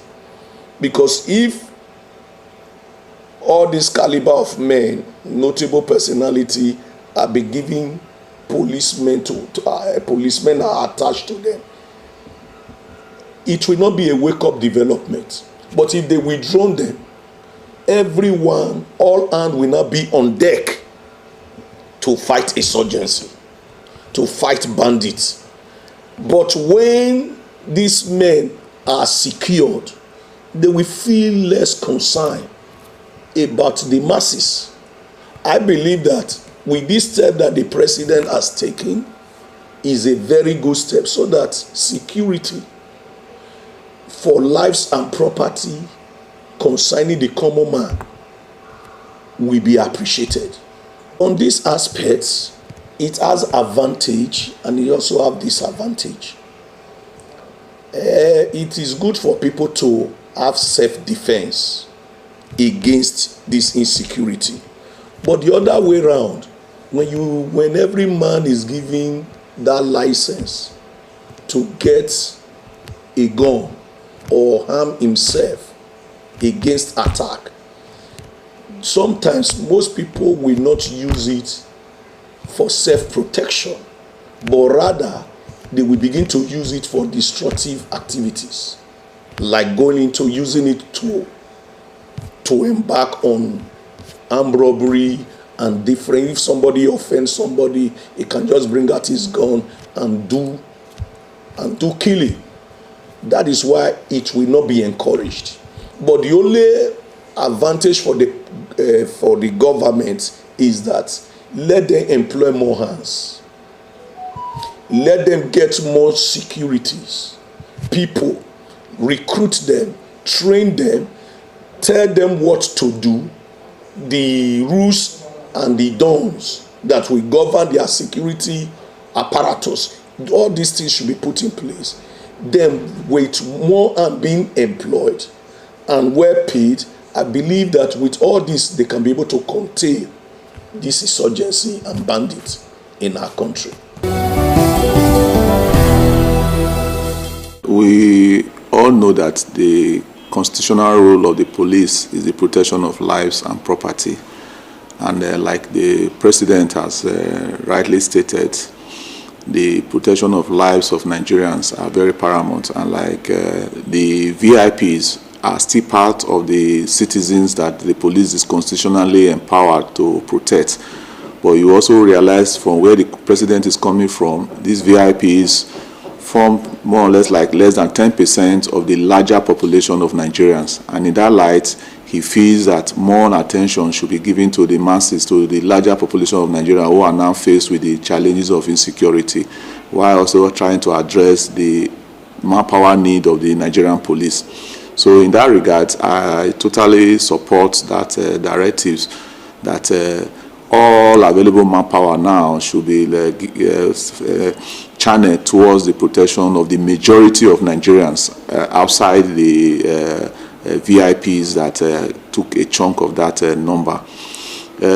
Looking at on the right of Nigerians to own guns, I still believe that Nigeria is not yet ripe enough for such. Even in countries where they have such policies, they are trying to go back. If you see what's going on in America now, they are even trying to look at gun rights laws to see how it can be reviewed. So it's not a policy that has worked or that has been sustained in even where it is currently in force.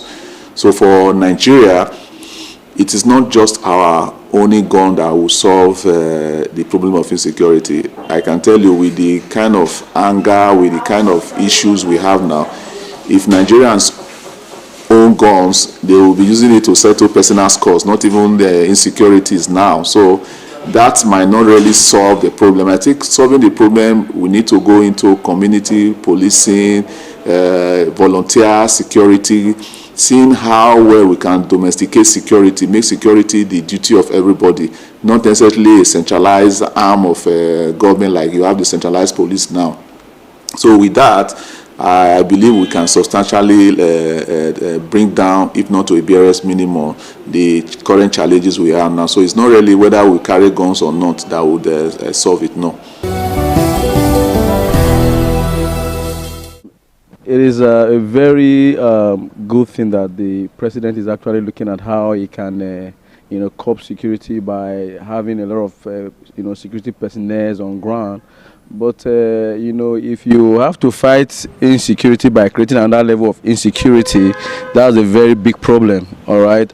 Yes, we know that the VIPs have a lot of this, security escort with them. But if you look at this person too, they are human beings. And, somebody who has that kind of, level of position requires some level of security, around him. So for me, I will not, totally say that it is okay to withdraw all the, security personnel from the VIP. No, I do not think that's the best way to go. Instead, I think they should look for a way to have more persons in the force, in the military, in the police, and every other security agencies that can help, in this insecurity. Because the VIP are human beings. The right to own a gun, I really do not think that Nigeria is matured for such a thing. Yes, we have that in some developed countries like America, but I do not, advise that such law should be put here in Nigeria, because a lot of persons are going to take advantage of this particular, situation, and they use it to do other very, very, malicious activities. So I do not believe that Nigeria is ripe for, self-ownership of gun at this particular point in time. Insecurity in Nigeria has eaten so deep into the life and well-being of Nigerians. Like in the area of business, it has affected us a lot. Like, for example, those our mothers who travel to village markets in this season of December, where they travel to buy plantain, yams, and others. We see many of them were unable to do this because of the insecurity, and that has also affected their own family, because they will not be able to provide for them because they were unable to do their business the way it ought to be. Like those of us in the real estate sectors, I think it affected us the more, because this is one of the most funny December I've ever experienced, whereby our brothers and sisters in diaspora, they are scared to return home to celebrate with us. And after they have saved this money, and they buy property at the end of the year, so that at least they will not count on one thing that they have achieved. But this time, many of them, they give up. Instead of coming to Edo State or or Nigeria to buy property, you will hear them saying that they want to go to places like Singapore, places like Spain. They will tell you the money they will use to buy property in Abuja, like maybe 350 million, 150 million, 200 million, is enough for them to get property in Spain. And that property in Spain will give them high return of investment than the property in Nigeria. And another thing that affected those in diaspora and the VIPs, let me use that word, very important personalities in our country, is the new law that has been passed by the president, that police personnel should be withdrawn from this set of persons. And the current situation of insecurity in Nigeria, so these persons, they will not be free to come in, because it's as if them coming in, they have signed their death sentence because the security is a threat to them. And at the same time, the police personnel that would have been of assistance to them to guide them is being withdrawn. So it's just as if they want to jump into a hot fry pan. So these ones is what stopped them from not coming to Nigeria, and it affected our business a lot. So those persons we are all to care for, these things restrict us to do a lot for our loved ones. Because if you don't sell property to get money, so there's no way you are going to spend money. So if you check, though we are having traffic and all these around, but the truth is that the well-being, the lifestyle of these our citizens is being compromised because insecurity has cost them a lot. If the guns is being legalized to every citizen, it's going to cause more havoc at this initial stage. So I believe instead of legalizing gun to individuals, let's recruit more local security personnel that understand this terrain of this environment, because a stranger will not know my community more than me. So if they empower these personnel, give them good sophisticated weapon that they can use to withstand these perpetrators, the criminals, it will be able to at least help us a lot. So owning a gun or legalizing gun to Nigerians, Africans, there's a way we think. Even some of the trained policemen that they are handling weapons, we see what happens after some of them have taken what they are not supposed to take. After when their adrenaline gets high, when they are angry, we see how they misuse the gun. So now legalizing gun for a trained person, a civilian, is going to cause more havoc and disaster to us. So I'm not in support of that. While the opinions of our respondents varies, and some think that the statement by the president to withdraw police personnel from VIPs in the country in order to combat crime, some are also saying that it is not a welcome development. But in all of this, the security of citizens and properties should be a priority. That is what people are clamoring for, and it is something that should be done in order for lives and property of citizens to be secured and for security to be guaranteed. It is Viewpoint on ITV. I am Caroline Okonji. Many thanks for watching.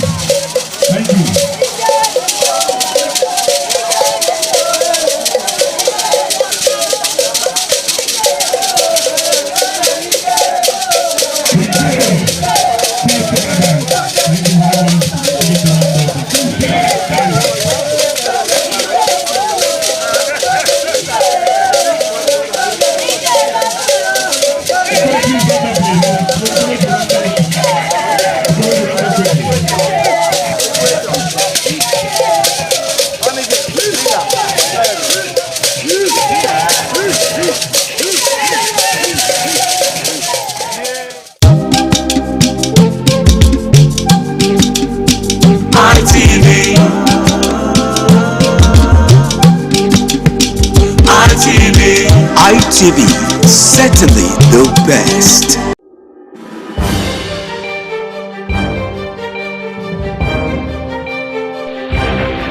This is ITV. Certainly the best.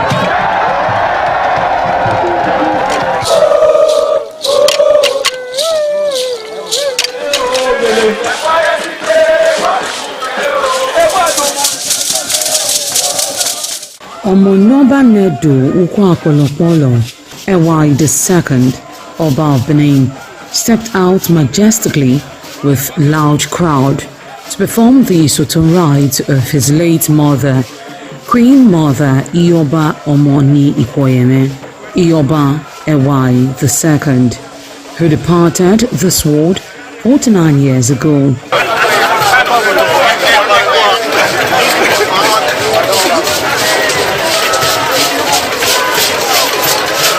Isoton is a traditional rite of the procession in memory of the departed person's spirit in Benin Kingdom. It is usually heralded by public display of the departed person's influence during their sojourn on earth. The display of a human effigy symbolizing the departed royal matriarch was preceded by the Oba of Benin, who led the procession from his palace to the Emotan Shrine at King Square in Benin City, where he offered prayers for the repose of the soul of the Queen Mother, Ioba Ewai II.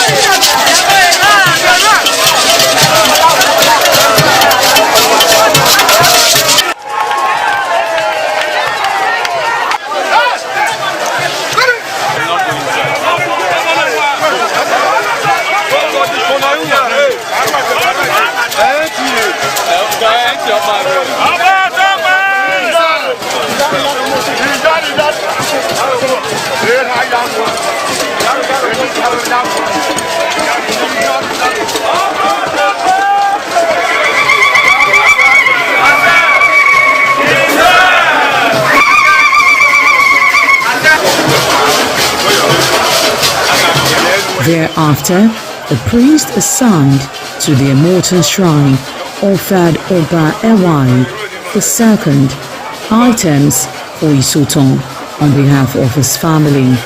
However, Chok, known as Uri, represented a mixture from royal fans after ancestral spirits were invoked to bear witness and announce his arrival.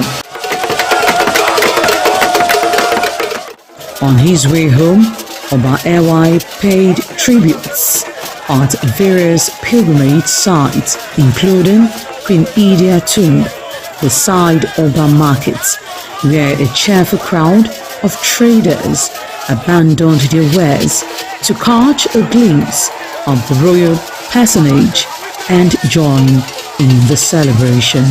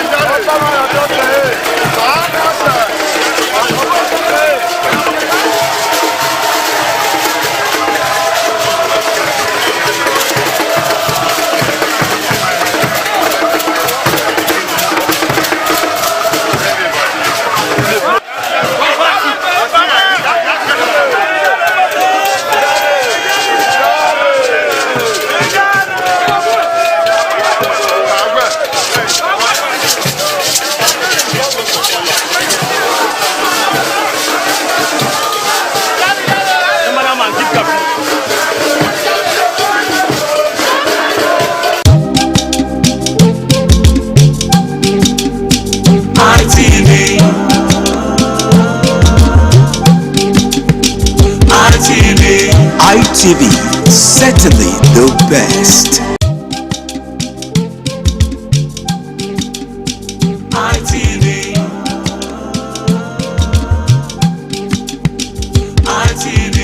ITV, certainly the best.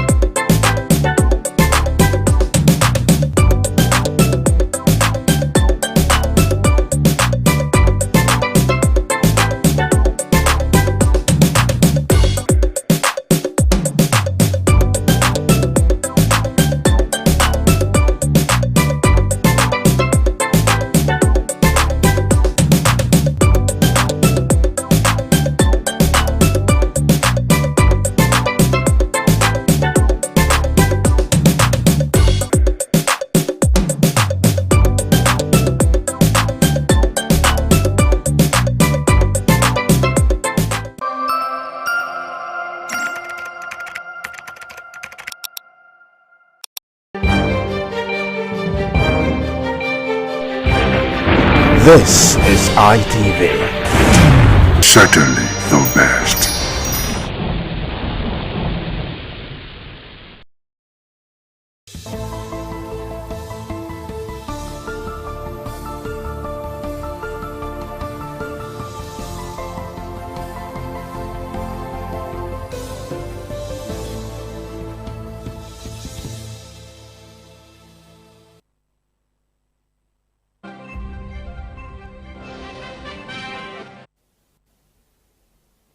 Tonight, President Bola Tinubu signs electoral bill into law, cautions against glitches.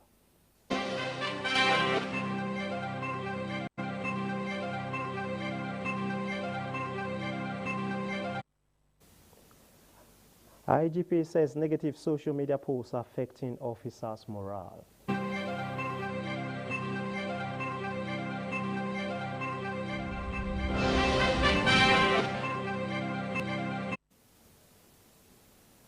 Millions across Nigeria mark Ash Wednesday, beginning the sacred Lenten journey.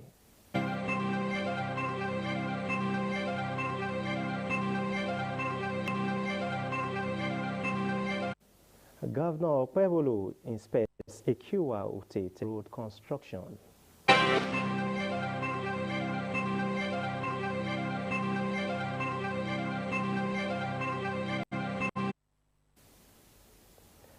Governor Babajide Sanwo-Olu advises students to make best use of social media.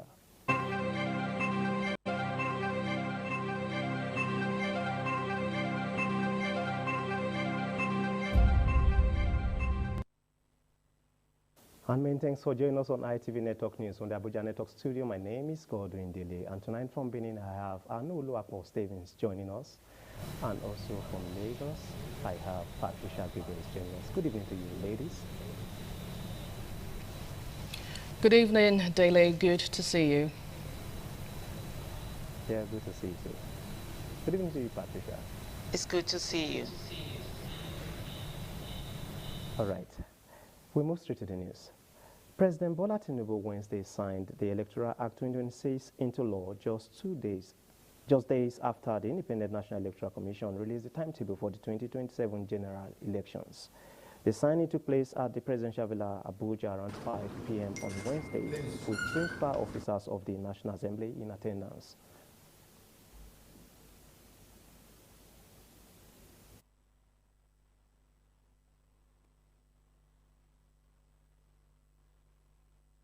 As long as you appear personally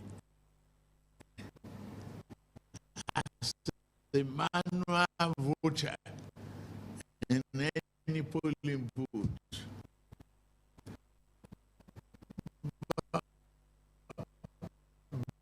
ballot paper is given to you manually, you in the corner and fingerprint, thumbprint the party of your choice. You cast your vote without hindrance and interference. Ballots are substanted manually, sorted and counted manually. It's just the arithmetic accuracy, glitches. We do apologize for the technical glitch. But moving on the ITV main news tonight, we are now being joined by Chief Olabode Ibiyinka George, CON, the Otono Odua of Yorubaland. You're welcome to Independent Television main news. Good evening, sir. Welcome on board. My pleasure, and it's a very, very rare pleasure to join you. Thank you. Right. So, given your decades of experience in Nigerian politics, how would you describe the recent defection of some governors and prominent politicians from opposition political parties to the ruling APC? You know, looking at the whole political scene, you know, as a human being, if you are in an organization and there are other organizations, something must attract you because you were there, you were voted for by people, and they must have seen something good about you before they invited you to their party and gave you the ticket that they can trust you to go and manage the resources of the land for their benefit. So now you left your party, you headed into another party because it's in government. And I am asking every one of them, what is it that has attracted you? Has the government suddenly done so much to positively impact on the normal Nigerians who are the beneficiaries of proper management of the resources of the land for their benefit? And I can't see any. So I am wondering why they are jumping ship. You know, as an old sailor, when you jump ship, it's either you are escaping from some explosion, or there is fire that you have to quickly escape, or something better is on the other ship, but before you can jump ship. So looking at it, it's a load of absolute confusion. Are they really impacting on the people? Is that the way? Some people voted for you, they trusted you. You are going there, you didn't tell them the reasons for jumping. It's like jumping from frying pan to fire. I can't see it. So I am waiting when the campaign starts, what they want to tell the people of this country. And you can see the shenanigan going on. Suddenly, the election is coming up in Rivers State. PDP disqualified. ADC disqualified. Labour Party disqualified. Why? They said our party, that is the INEC, telling us that our party, the Iroko party of this country, that we have a crisis. Now, let me say it with every confidence. The ADC party that is in government, the APC party that is in government, they had never had any NEC meeting. They had never had any national convention that we can see their operation outside governance. So if we have, are they telling us that we are not capable? We don't have the capacity to manage the resources and the crisis in our party? This Amokwiton has to go and re-examine himself. Everything is driving me straight back to 1962.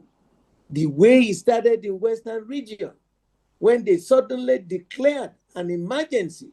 And I quote what Papa Awolowo said in the parliament to the then Prime Minister. Mr. Prime Minister, why do you want to declare a state of emergency in Western region? Is there any violence in Mokola? Is there violence in Ogbomoso? Any violence in Ajegunle? Any violence in Badagry? Why do you want to start a crisis? And you can only know the beginning of your crisis. How it will end, nobody can know. From that 1962 till 1970, this nation went into a spin. I am appealing to these people. We had seen it before. Peaceful people. Please don't. Right, sir. If you can hear me, interesting times ahead, a lot of persons would say. Now, just recently, President Bola Tinubu has finally signed the amended Electoral Act 2026 into law, setting the stage for the general election come 2027. What are your reactions to this? First of all, I am a computer engineer and an electronics engineer of over 50 years after graduation, and I've been in practice. Now, the first thing you said, if there is no electricity in any location, then they can do manual. Come on. If there's no electricity there, you can have solar. I mean, what he is saying to the rest of the world, I have been in certain airports in Europe where you have absolutely no human being. You go through the screening using your data and your passport, and your eye contact or your finger contact. No human being. That is what we want. All this manual thing is a sign of criminality because they manipulate the results of those who voted. They go to the collation center, they change the figures. Are we going back or we are going out of madness? What is going on in this country? Nigeria is the biggest nation in Africa. You know, we had contributed to the liberation of democracy in South Africa. Who paid? Civil servants at that time. We contributed money to be able to bring peace to South Africa. Rhodesia, I remember the speech made by the then President, General Muritala Mohammed, at the OAU. The British capitulated immediately. They started discussing the rule of law and the majority rule. We went to Central Congo, liberated them. We went to Somalia, spent a lot of money. We had to bring the then president of Somalia back to Nigeria for peace. We were in Liberia, right? But also in Syria alone. Just real quickly, let's talk a little bit about El-Rufai. He's been in the news recently. We just heard that the federal government did file charges against the former governor of Kaduna State, El-Rufai, over intercepting NSA Ribado's phone. And he also still has a case with the EFCC. What do you make out of everything, all of the controversies going on right now with El-Rufai? You know, I know all of them. I know all of them. What I will say, first of all, let me remind Nigerians of that beautiful song that Fela sang many years ago, over 60-something years ago. You know what he said? He said, trouble they sleep, yanga go wake up. Wait till you go get palava, you go get trouble. So let them handle it with care. They were all partners. They know all the things that they did together. We must be very careful as we head out. The whole world is watching us. The Americans are also around us. Everybody, all the developed nations in the world are watching. And I tell you what, yes, people have been crying, oh, Nigeria, we should break. I don't believe we should break.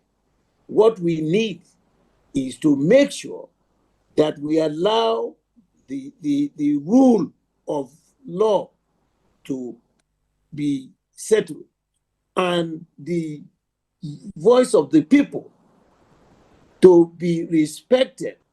The will of the people must produce those who will manage the resources of this country for the benefit of them. Now, the way we are going, you have an attack. I had gone through that. I didn't do anything. I didn't commit any offense. They wrapped me up before the judge, before EFCC. One woman, I don't remember what her name is. What was my offense? They sent me to jail for doing what? Let them be careful. There are more fields under the carpet. Don't open it all up. That's my advice. Whoever is here, Rufai was the leading member of the presidential campaign for Mr. Bola Tinubu. Nigerians will be watching. Don't start. You can only know the beginning of a crisis. You can never, have to leave ever the conversation predict the end here of the this evening. Chief Olabode George, CON, the Otono Odua of Yorubaland. Thank you so much for joining us tonight on ITV Main News. Always my pleasure. And I wish you guys very well. You, the Gen Z generation, we must make sure that we provide a country that you will be proud of. That's all we have now. Right. Now back here in Edo State, where Christians across Nigeria have joined millions around the world to observe Ash Wednesday, we'll quickly also join our Abuja Network studio for the continuation of the news. Many thanks, Anulu. When we continue on the news, President Bola Tinubu has unveiled Nigeria's 2025 industrial policy roadmap, charging relevant relevant ministries, departments, and agencies, MDS, to ensure its swift implementation. The President noted that the Nigerian Industrial Policy 2025 recognizes and addresses many shortcomings in the sector. As Status Correspondent Hikara reports that the unveiling was done at the International Conference Center in Abuja. President Bola Tinubu, who was led by his deputy, President Kashim Shettima, acknowledged that for too long, Nigeria, with fragile value chain, production cost, structure, policy inconsistency, and between industry, describe the industry as for Nigeria's industrial base, unlocking value chain sector and placing production, competitiveness, and job creation at the center of the nation. Ambition and in policy that it prioritizes strategic sector focus anchored on the nation's comparative advantages. And policy align with our macroeconomic reforms. It aligns with our trade ambitions under the African Continental Free Trade Area. It is aligned with our commitment to local content, competitiveness, and investment certainty. It is our resolve to build an economy for everyday Nigerians. Early Star of State for Industry, Chief John Eno, said the initiative marks a turning point in building an industrialized Nigeria that produces, competes, and prospers. Nigeria's business mogul Aliko Dangote thanked the federal government for what he described progressive policy. He observed that Nigeria is the only country in Africa where the private sector is larger than the government. The United Nations resident and humanitarian in Nigeria, Mohammed Malik, expressed that shall launch it. Nigeria has taken a decisive step into a future where hope is translated into action, leading to inclusive economic growth. From the International Conference Center, Garki, Abuja, I'm Ikaro Atta, ITV News. And away from that, the House of Representatives in the loss of Honorable Idahosa, a respected leader and politician who passed away on December 20, 2025 at the age of 72.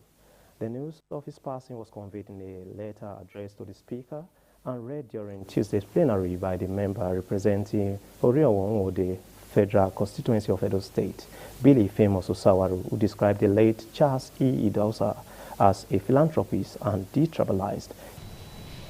Now back here in our Benin Network studio, Christians across Nigeria have joined millions around the world to observe Ash Wednesday, marking the beginning of the 40-day Lenten season leading to Easter. Ofuri Inato completes the story.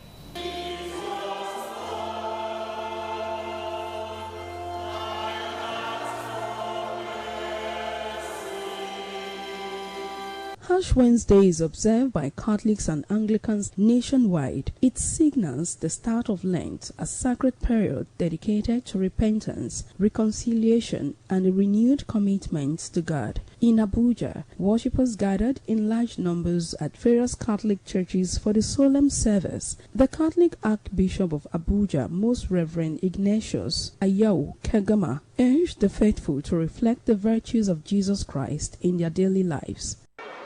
What is our relationship with our God and with our neighbors? And we are promising with the application of ashes on our foreheads that we will relate with God in the spirit of humility and conversion.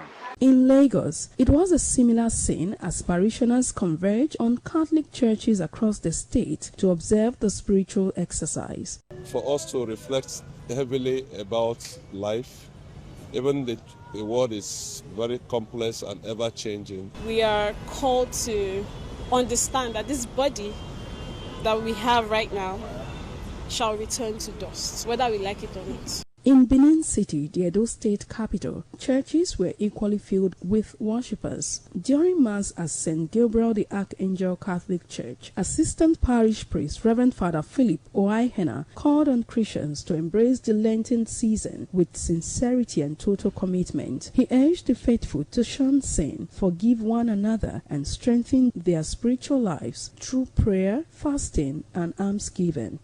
Ash Wednesday that we celebrate brings to our consciousness with the words when we are signed with the ashes. Either the person uses the word, the minister uses the word, you are dust, and to dust you shall return. Reminding us of our faith that we are all on the journey. Shortly after the homily, arches were placed on the foreheads of worshippers, a symbol of unity, repentance, and the reminder of human mortality. Ash Wednesday, for its part, is a day where we fast, pray, and are called to almsgiving. It's a sign for us to be humble, for humility, and to know that there is nothing in this world. This period of praise is a period of reflection, to meditate, to repent of our sinfulness. In Warri, Catholics also attended Ash Wednesday Mass in large numbers. Some parishioners described the day as a significant spiritual exercise that encourages repentance and faithfulness. Ash Wednesday is the time of spiritual renewal, of humility and repentance. It is a day that kickstarts our Lenten season, which is 40 days of fasting, drawing closer to Jesus Christ. It's a time for us to move closer unto God. One day, that as beautiful as we are, as rich as we are, that we are going to be dust. And once we'll be like dust, which is out of Adam we all came out. And we are dust. And the dust we came from, and the dust we shall return also. From Benin, Ofuru, Amineta, ITV News. Meanwhile, the Chairman, Advisory Board of Independent Television and Radio, and former Executive Governor of Edo State, His Excellency Chief Dr. Lucky Igbenedion, has reaffirmed the station's quest in improving its visibility and marketability through digital broadcasting. ITV's Dominic AMSA reports that Chief Igbenedion stated this Wednesday while declaring open the 2026 Advisory Board of Directors meeting in Abuja. The Independent Television and Radio Advisory Board, under the able chairmanship of His Excellency, the former governor of Edo State, Chief Dr. Lucky Igbenedion, is saddled with the responsibility of advancing the goals, value, and vision of the station through expert guidance to help management make more informed decisions and take developmental steps. In his welcome remarks, Chairman of the board, Chief Dr. Lucky Igbenedion, appreciated the commitment and sacrifice of members towards the upliftment of independent television and radio. And I appreciate your sacrifice and your contributions towards the upliftment of independent television and radio. I want to appreciate your continuous efforts of wanting to uplift the organization. Chief Lucky further reaffirmed the organization's desire to expand its visibility and marketability through digital broadcasting platforms. A lot is going on in the digital space, and we still have a lot of grounds to cover, especially in the areas of visibility and marketability. Speaking on the outcome of the meeting, the Managing Director, Independent Television and Radio, Engineer Elvis Obaseki, says deliberations from the meeting were geared at positioning the station towards achieving its set goals for 2026. Ownership expectation and that of our clients, our customers, their expectation is high. And meetings of this nature is designed to re-strategize and retool towards delivery of top-notch services. So, Vice Chairman of the Independent Television and Radio Advisory Board, Oluwole Osase Oze, was also present at the meeting. From Abuja, Dominic Eyemese, ITV News. You're still on to the news on ITV. We now move over to Lagos, where Patricia is on. Over to you, Patricia.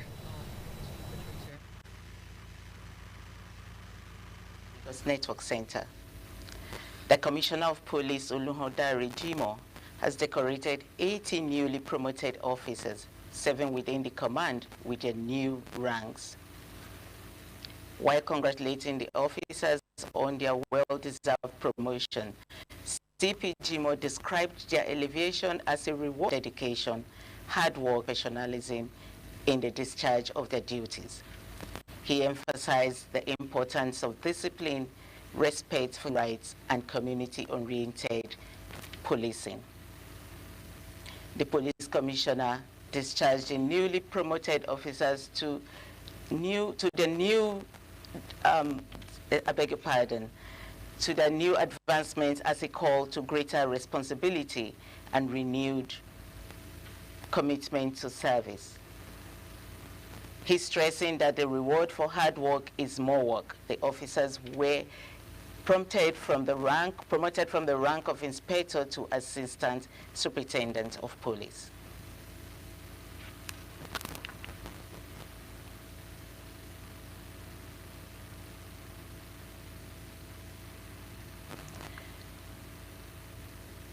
The Nigerian Navy Forwarded Operating Base Badagry has handed over more than 250 bags of foreign propelled rice to the Nigeria Customs Services, following anti-smuggling operations along Nigeria waterways.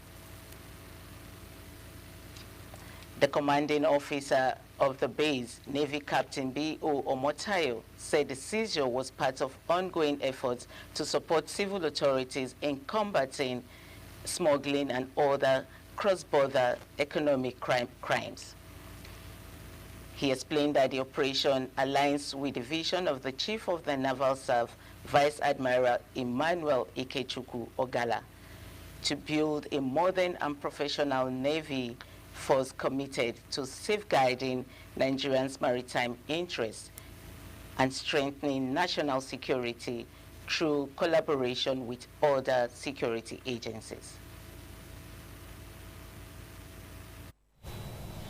We now go off on a break. Please join us again.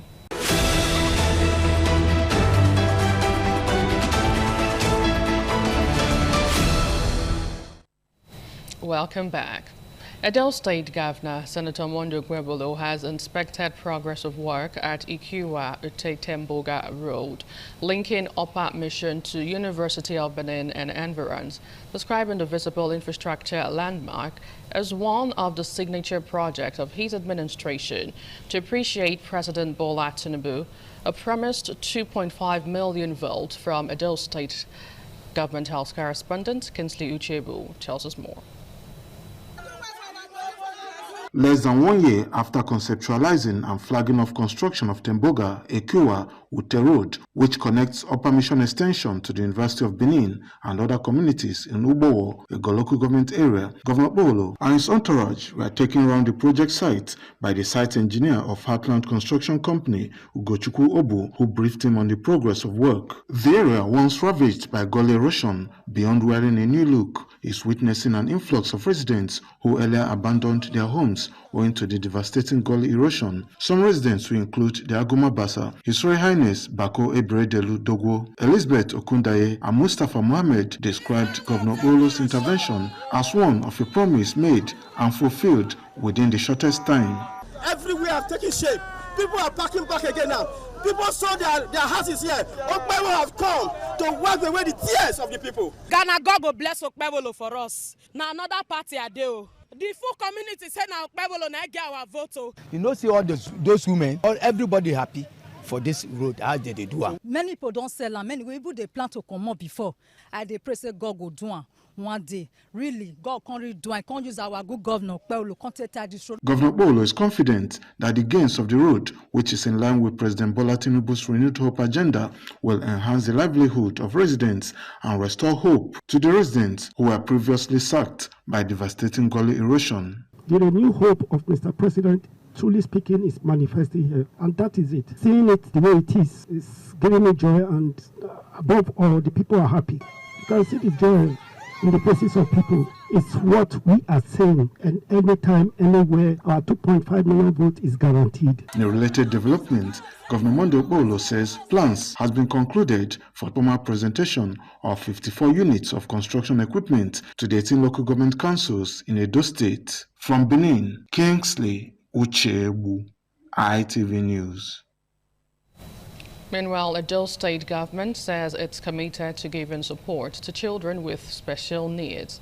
The State Deputy Governor, Right Honorable Dennis Idahosa, stated this when he granted audience to a delegation of the Nigeria Association of Special Education Teachers in Government House, Benin City. Deborah Oberfu reports that the leadership of the Nigerian Youth Council also paid advocacy visit to the Deputy Governor.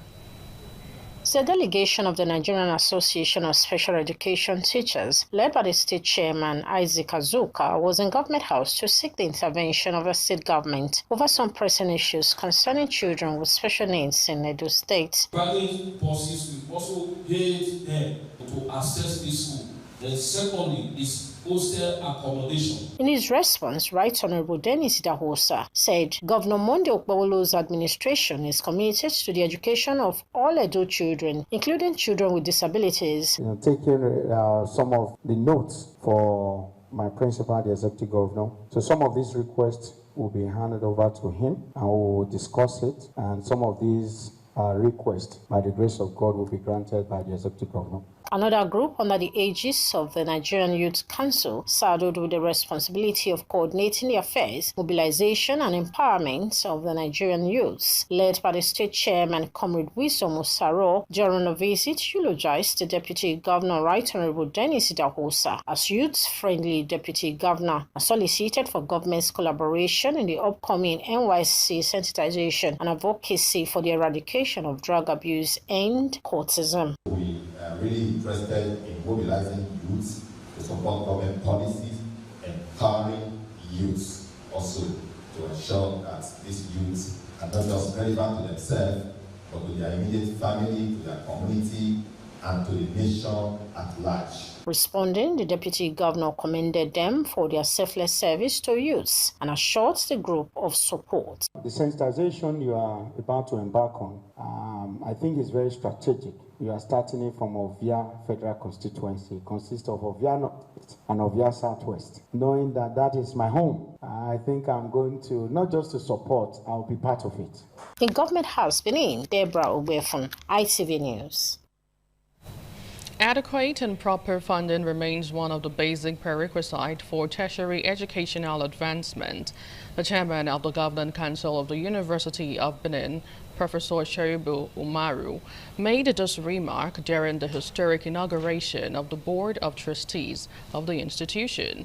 Trust Development Fund, the board is chaired by a former secretary to the state government, Pastor Osagie Izeyamu. The ceremony, held at the Akin Deco Auditorium Ugbowo campus, was attended by Vice Chancellor Professor Edoba Omorige, SAN, the chairman of the Governing Council, Professor Shaibu Umaru, and other distinguished guests. Efosa Owangwe reports. Historic inaugurations set the tone for a colorful and well-attended event featuring cultural displays and captivating dance performances by students of the Department of Theatre Arts, which added glamour to the epoch-making occasion. Established in 1970, this marks the first time the university has inaugurated a board of trustees for its Trust Development Fund, making it a significant milestone in the academic advancement of the citadel of learning. An excited Vice Chancellor of the University of Benin, Professor Edoba Omoigi, SAN, expressed optimism that the Trust Development Fund will serve as a sustainable platform for attracting support from alumni, corporate organizations, and well-meaning individuals as a way of easing the financial pressures facing the university. This latest initiative is the first of its kind in this country, and the time has come for the birth of the Trust Development Fund. I urge all staff and students to key into this initiative with a view to improving on the infrastructural facilities of the university, among other objectives. Inaugurating the board, the chairman of the Governing Council, Professor Shuaibu Umaru, described the Trust Development Fund as a strategic mechanism designed to mobilize resources for infrastructural development, research advancement, and the promotion of academic excellence within the institution. This is a remarkable development.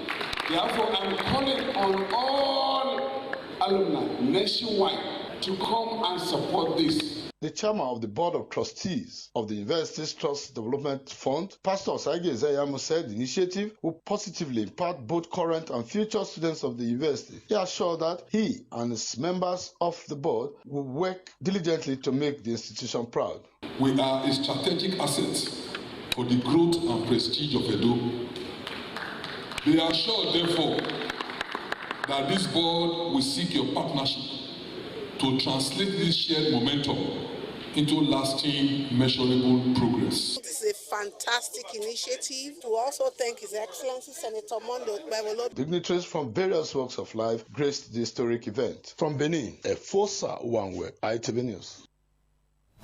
If you're just joining us, you're on to the main news on ITV. We'll quickly take a breather. Please join us again.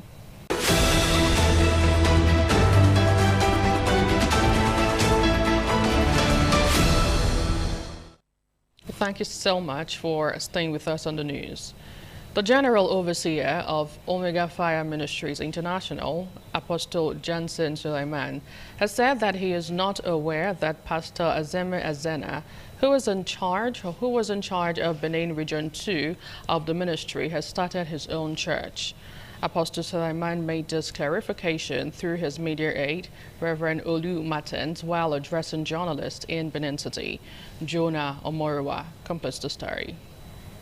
According to Olu Martins, Pastor Azena earlier this year had approached Apostle Suleiman asking to be relieved of all pastoral duties because of a debilitating health condition for which Apostle Suleiman immediately obliged, knowing the value of sound health to life and family. Reverend Martins said the clarification became necessary because honesty, transparency, and truth is the foundation of the Christian faith. I'm here to say, on behalf of the apostle, that Apostle Johnson Suleiman is not aware that Azeme has started his own ministry or church.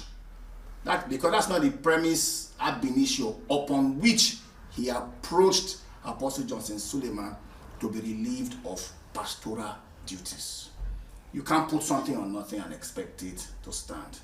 The foundation upon which Christianity is built is transparency, is straightforwardness. So this clarification is important, because without that foundation of honesty and transparency, for which Apostle Johnson Suleiman is known for, and somebody who claims to be a son of the apostle is now acting like a hireling without coming straight forward. It is incumbent to put the record straight so that the unsuspecting public will know what is the current status of the relationship between Apostle Johnson Suleiman and Pastor Azeme. He explained that Apostle Johnson Suleiman is not against anyone leaving Omega Fire Ministries as long as such disengagement is honest and sincere. Apostle doesn't have any problem whatsoever, but the person should follow the right channel, and the right channel will be to properly inform Apostle Johnson Suleiman officially and not use underhand tactics. That is, of course, if the person wants to continue to be under the mentorship of Apostle Johnson Suleiman. He counseled all those who want to continue to associate with Pastor Azena to do so on their own. From Benin, Jonah Omowa, ITV News. Moving on, the 20th anniversary celebration of the Catholic Diocese of Urumi was held on Tuesday at St. Anthony Cathedral, Urumi, the administrative headquarters of Esa Northeast Local Government Area, Edo State. Edo Central correspondent Chris Omije reports that the event attracted bishops, priests, and Catholic faithful from within and outside the country.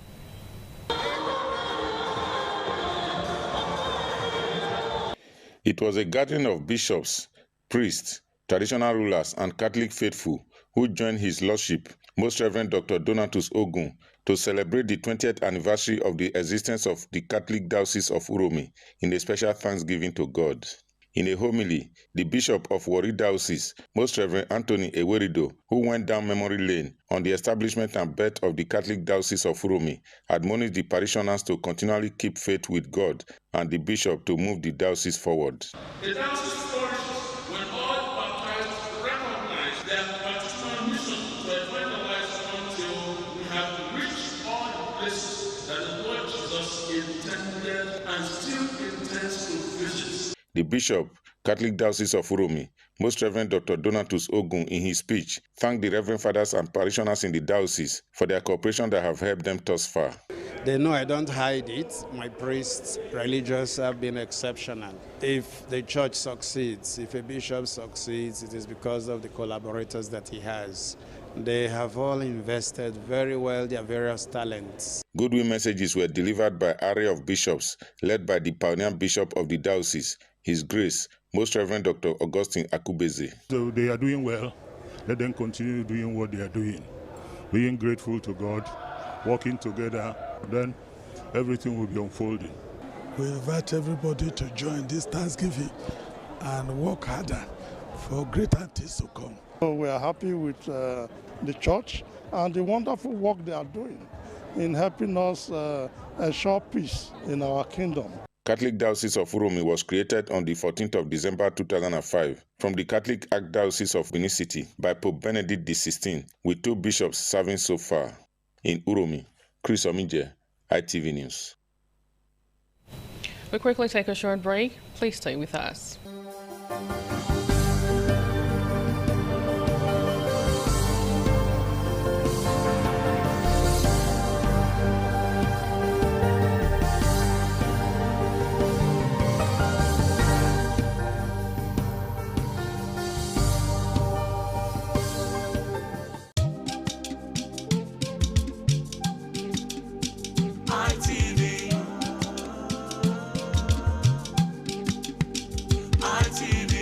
ITV, certainly the best. And with that, we come to the end of the main news on ITV. Thank you so much for watching. I am Nwoluwakmo Stevens.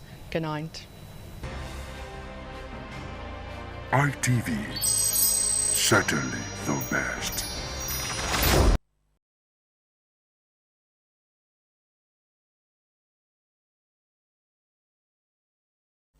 It's an exciting Tuesday afternoon. We are here once again to take a look at what is happening around the world in this particular program, International Forum. I am Wilson Omasho. We are zooming straight into Asia. We want to talk about Asia. We are zooming it in deeper into the Middle East. Yes, Iran is in the news again. They've always been on the news, but right now it's like the youth is squeezing seriously the neck of Iran, telling them to play ball. What's this ball all about? You don't have to kill your people because they're protesting. That is on one hand. On the other hand, the nuclear deal, Trump said they have to renegotiate. Benjamin Netanyahu is saying no to the nuclear deal, that Iran should be given the right to get involved in enriching uranium. That might just give them the power to manufacture the ultimate weapon as we know it, the nuclear warhead. So you see, as it stands right now, Iran has been surrounded. When you talk about the oceans, the seas, we have U.S. carriers surrounding Iran.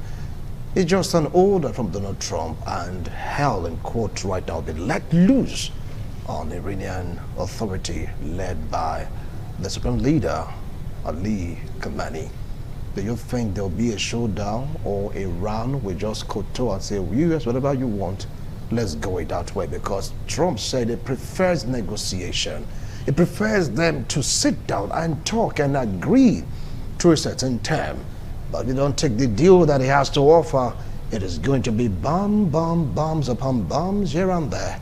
And the Iranians, we have themselves to blame. Well, all these and more will take a look at today's installment of International Forum. U.S.-Iran tension, the implication or impact on the Middle East. We will go for a break. When we return, we'll introduce our guest, the one in the studio, and of course the one joining us virtually all the way from France. Don't go away. We'll be right back.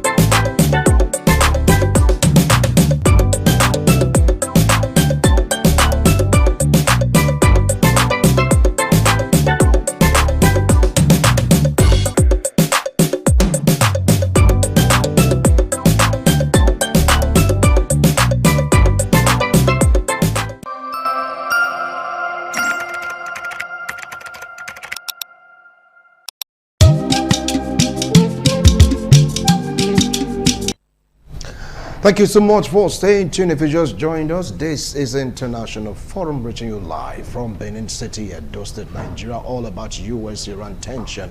With me here in the studio, I have a lecturer from UniBenin, political analyst, political affairs commentator. Join me in welcoming Honorable Frank Amego.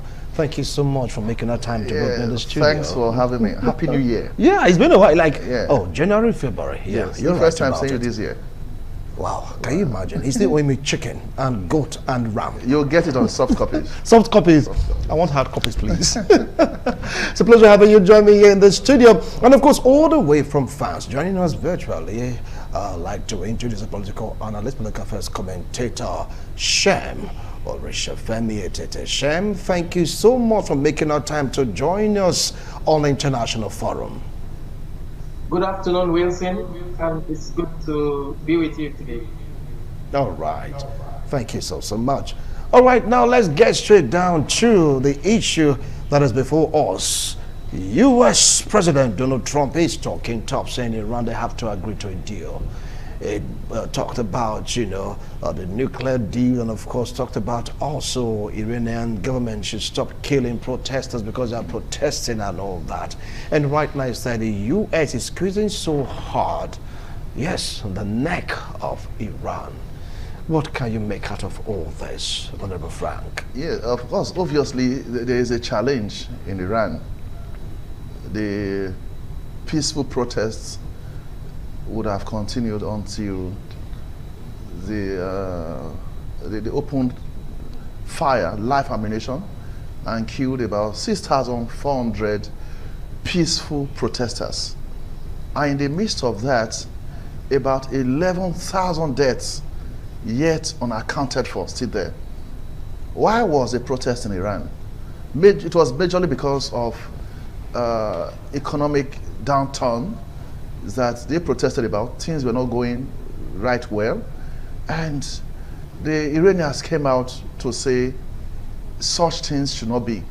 Let's have a reverse and address these issues bedeviling this nation, and the leadership didn't see it that way.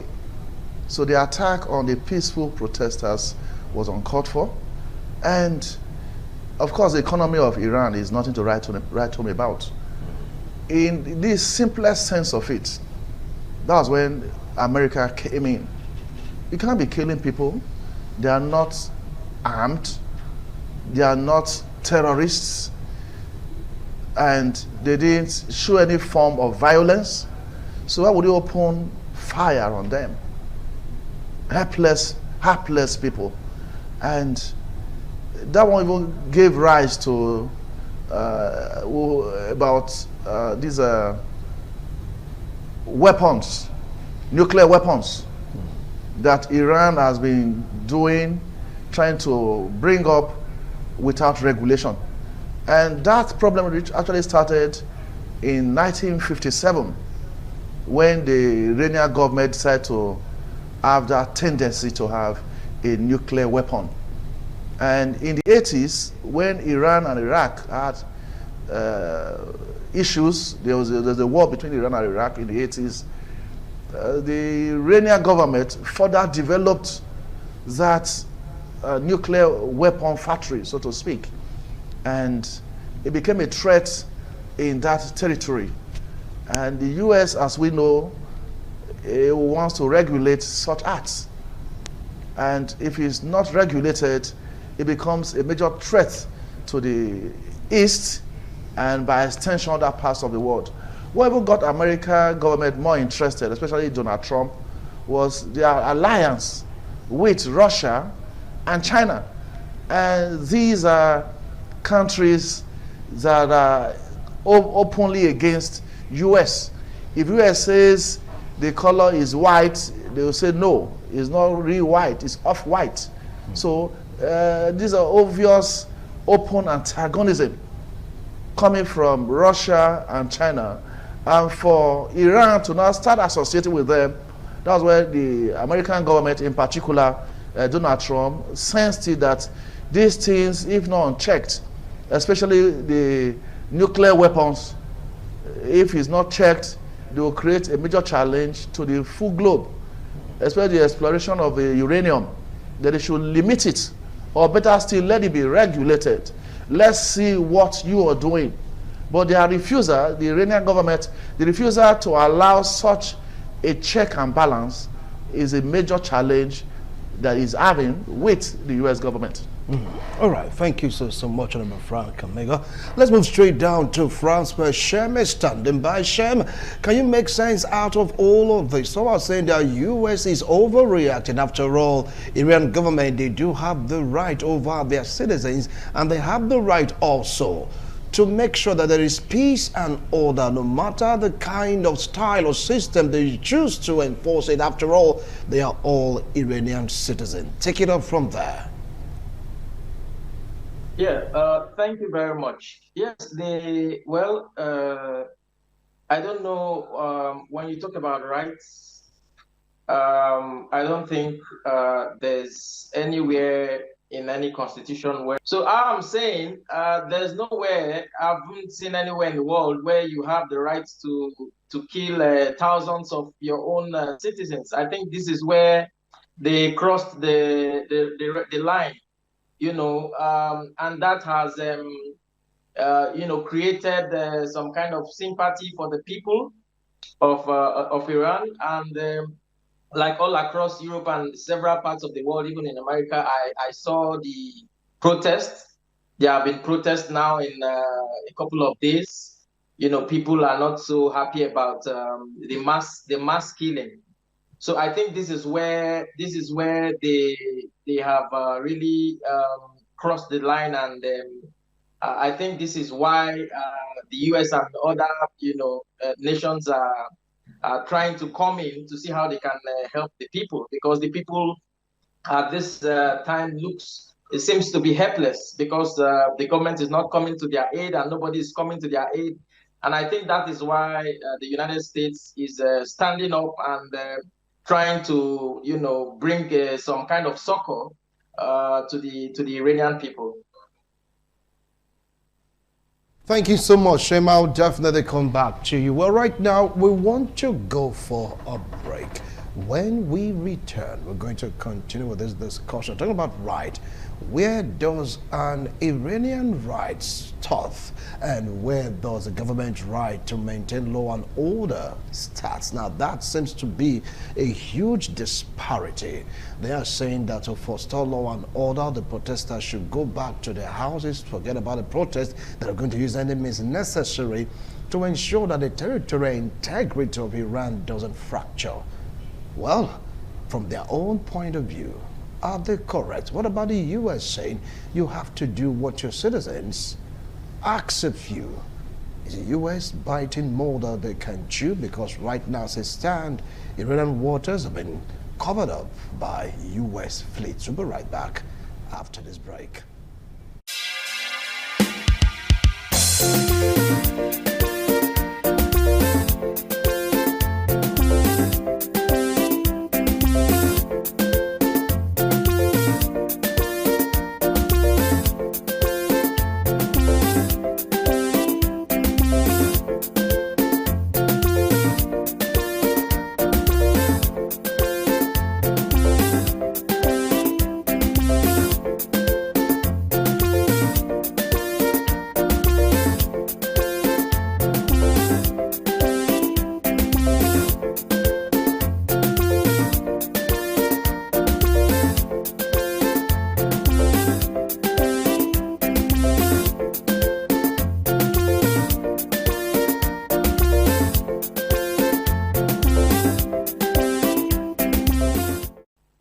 Thank you so much for staying tuned. If you just joined us, this is International Forum. We're taking a look at the U.S.-Iran tension, the impact on the Middle East. I have Honorable Frank Amiga and, of course, Shem joining us virtually all the way from France. Now, let's take a look at what is happening right now in Iran about protecting or conserving the territorial integrity and the rights of the citizen.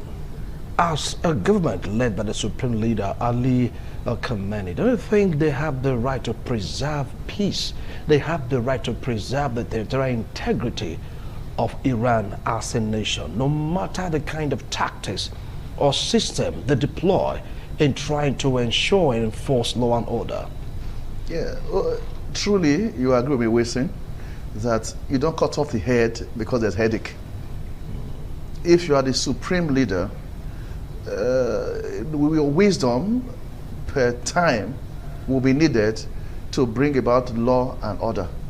It was when it became a bit lawless, it was when it became a bit disorderly that the people came in large mass to peacefully protest. That in the beginning things were not like this. We knew what Iran was, speaking on behalf of the protesters now.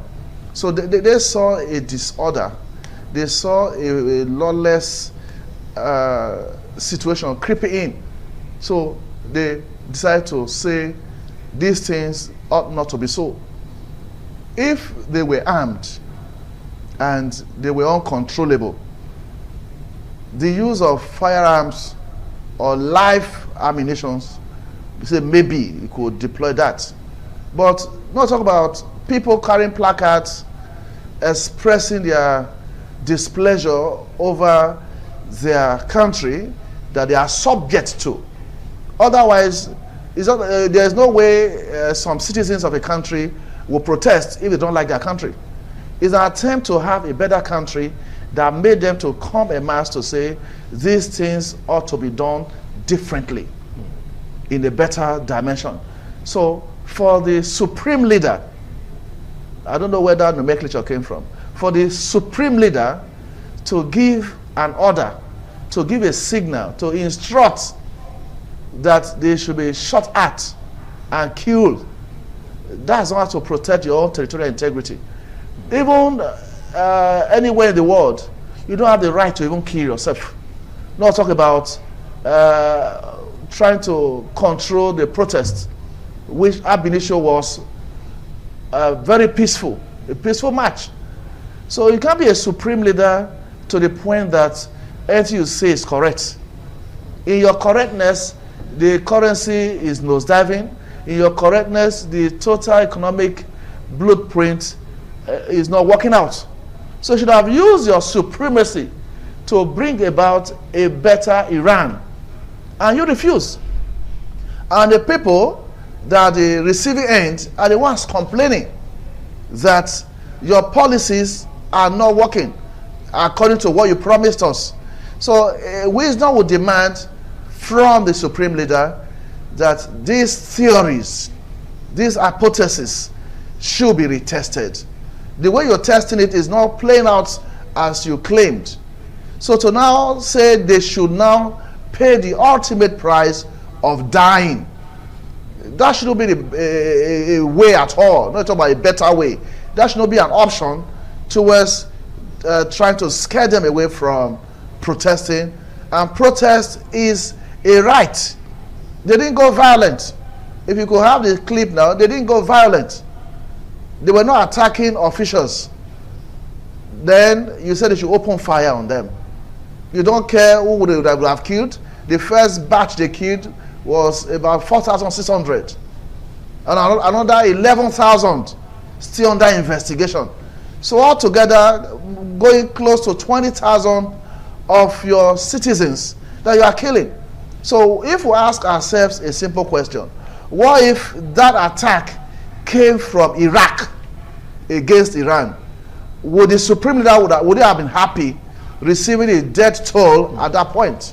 So he doesn't care about the people. He's after his position as if such a position is forever. All right. Now let's go to Shem. Well, Shem, you've heard the analysis of Honorable Frank Amego. Now, what do you feel about this concept? After all, the man is trying to maintain law and order, trying to maintain the territorial integrity of Iran as a country. What's the deal with the U.S.? These are his own citizens. He is their supreme leader. And some Iranians have the opinion that the way Iran is being treated by the U.S. is not the way the United Arab Emirates is being treated by the U.S. After all, they're like, brothers and sisters. They are neighbors. Why this harshness over Iran with the system that they choose to operate with? Well, thank you very much. Like Prof.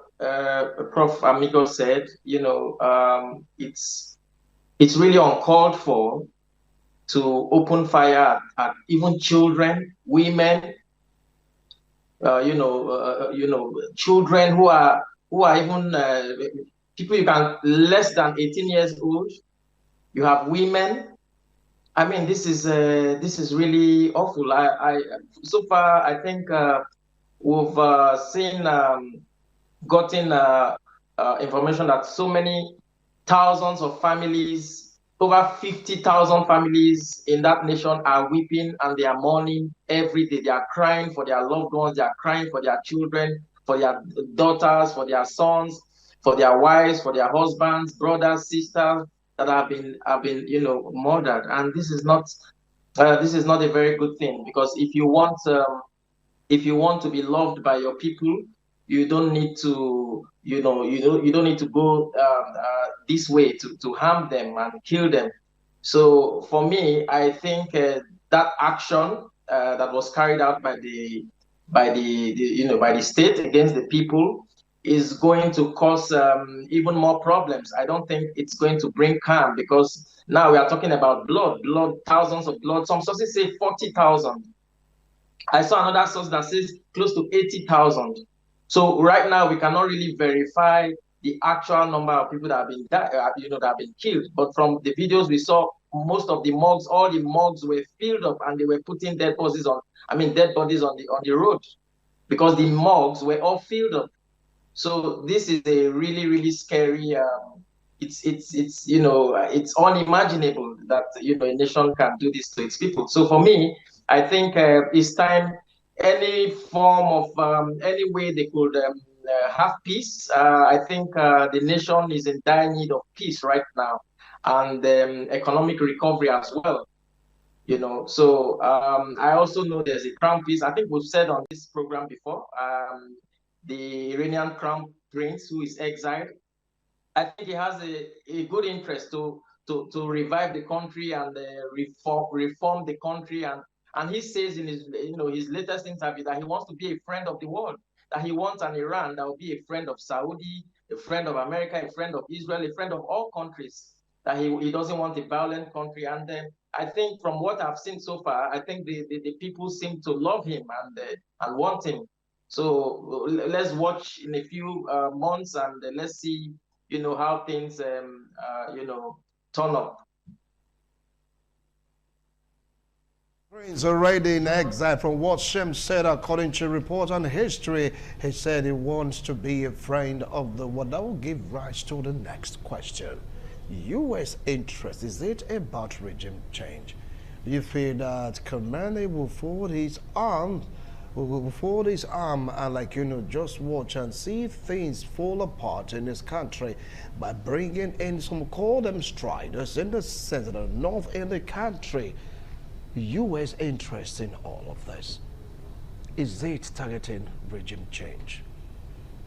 That's the next question, Honorable.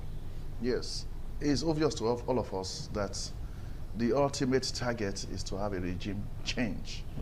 Because if you allow this supreme leader to go ahead from now to the end of this year, I'm sure you will have no more people to rule over.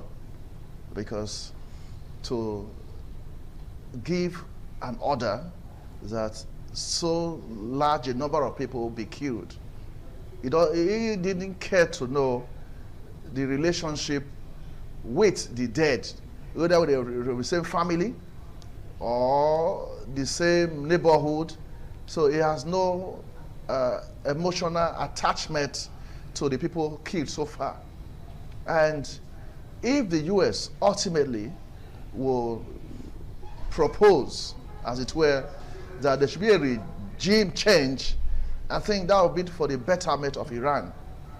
Because if this same supreme leader up to now has not spoken, I've not heard him speak regrettably about the action of opening fire on innocent persons, it means he has a lot more people to kill. And American government, being like a watchdog over the globe of this earth, will not allow such a thing to continue. And the reckless abandon towards issues on nuclear weapons, he doesn't want to listen to anybody. I'm sure the only set of people he's listening to are people from China and Russia, maybe. So if this is allowed to continue, your own people, this one is not an external invasion now to say you are calling for help. You on your own, by yourself, want your people killed without recourse to ways to improve on the economy, or listen to why, in the first instance, the Iranians were protesting. It doesn't care.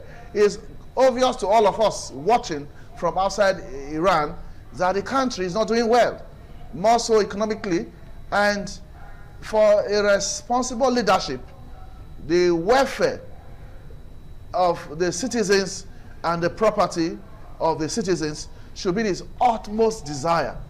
But now he has no interest in the lives of the people he's ruling over. Maybe he's not seeing them as human beings. He's not seeing them as the future leaders of Iran. Because whether he likes it or not, one day he will exit that supreme leader seat. One day will come, he will exit it. So if posterity is anything to go by him, these actions are punishable. And one of the easiest ways to punish the supreme leader in Iran is to make him exit that position. So that, all right.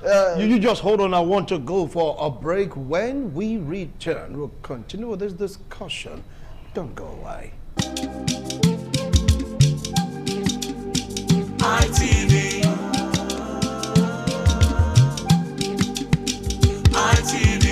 ITV, certainly the best.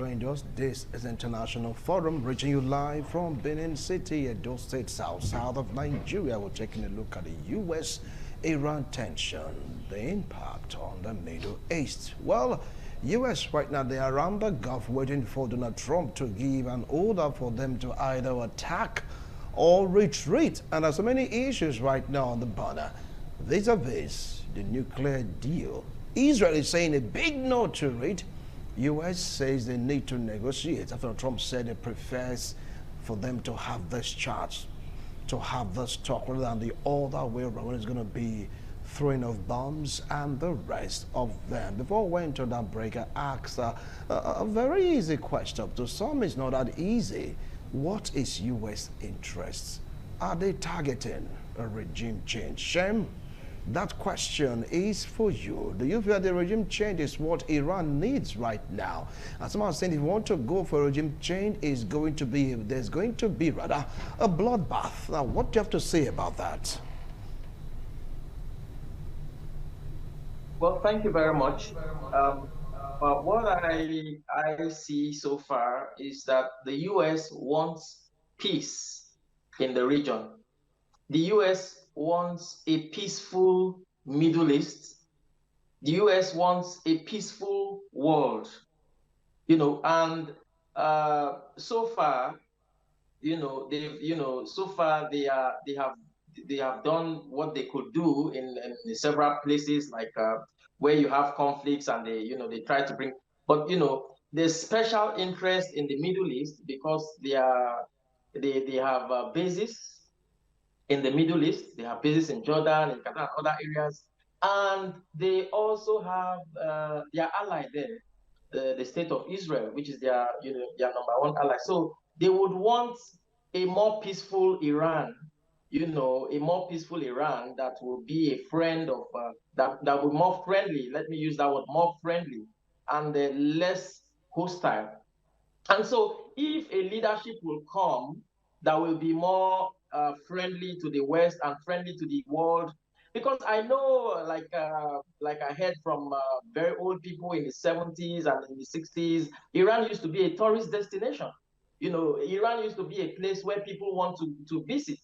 It's a beautiful country, a lot of beautiful sites and places of interest, but not anymore.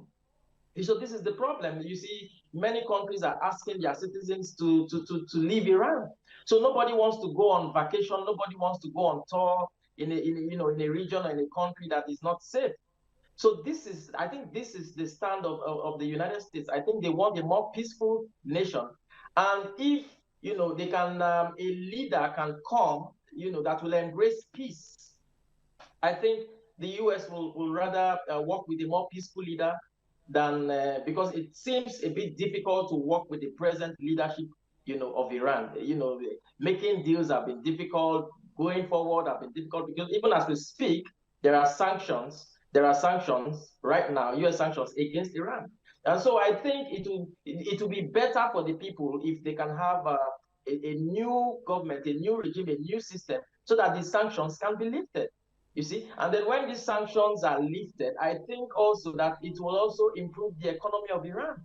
You see, and it will bring more peace to Iran and the people, and prosperity as well for the people. Because as we speak, the economy is down. The people are not, so many things are not working in the country, and they have resources. They have intelligent persons.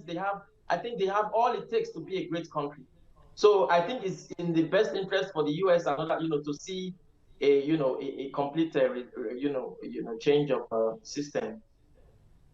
Well, thank you so much. But Honorable, some are saying that if U.S. should go the way of force or might, it is going to escalate the situation in the Middle East, will be in trouble to the extent that is affecting the peace of the world. What's your take on this? Yeah, I don't agree with that school of thought, because if we're afraid of the intervention of U.S. in this matter in Iran, I wouldn't want to cross our legs, fold our hands, and see the supreme leader kill everybody in Iran. Of course, the answer is no. So this intervention will in a way help the supreme leader to think twice. You recall some weeks or months ago in Nigeria, when the U.S. government said they needed to come to Nigeria by way of intervention. And it will make you understand that our president had to sit tight to ensure that the security architecture of the country was put in place. So that fear alone, that Donald Trump was bringing some military officers or men to Nigeria for peacekeeping and all that, that one created an order in Aso Rock in a way. So I'm sure something in that might could happen. So as you have it, the U.S. Marines are already on ground, and that fear can make the supreme leader have a rethink. I'm not sure as of today whether they are still killing innocent Iranians. So if U.S., as they have agreed, intervenes in this matter right on time, if they hadn't done that much earlier, the death toll would have risen to this extent, because there's a common claim in Pidgin English here that would they do something we not correct, if you not tell them say not correct, you go say what they do now correct. So there must be an order. The citizens of Iran noticed something was wrong, hence the protest, peaceful protest in that matter. And now the supreme leader saw it otherwise.